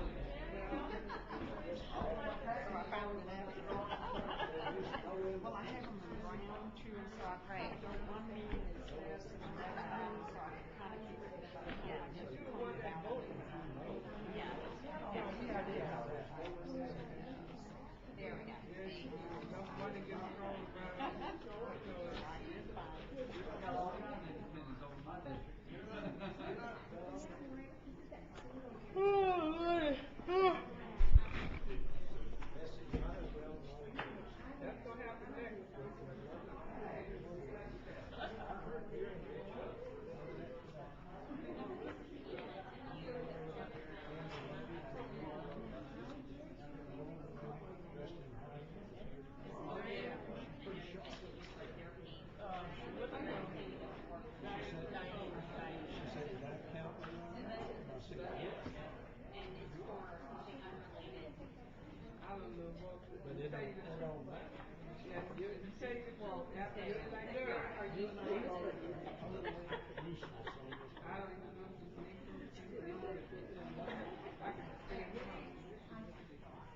You know, I have one up going over here, so I can try to do something. Oh, yeah, I love it. I love it. Yeah, we had I don't know the best time. Now, anything I can do, want me to give you my number? If I can do anything with you, let me know. I see what's going on. Yes. Yes. There is no, wait, hold on, excuse me, Catherine. Did anybody make a reservation?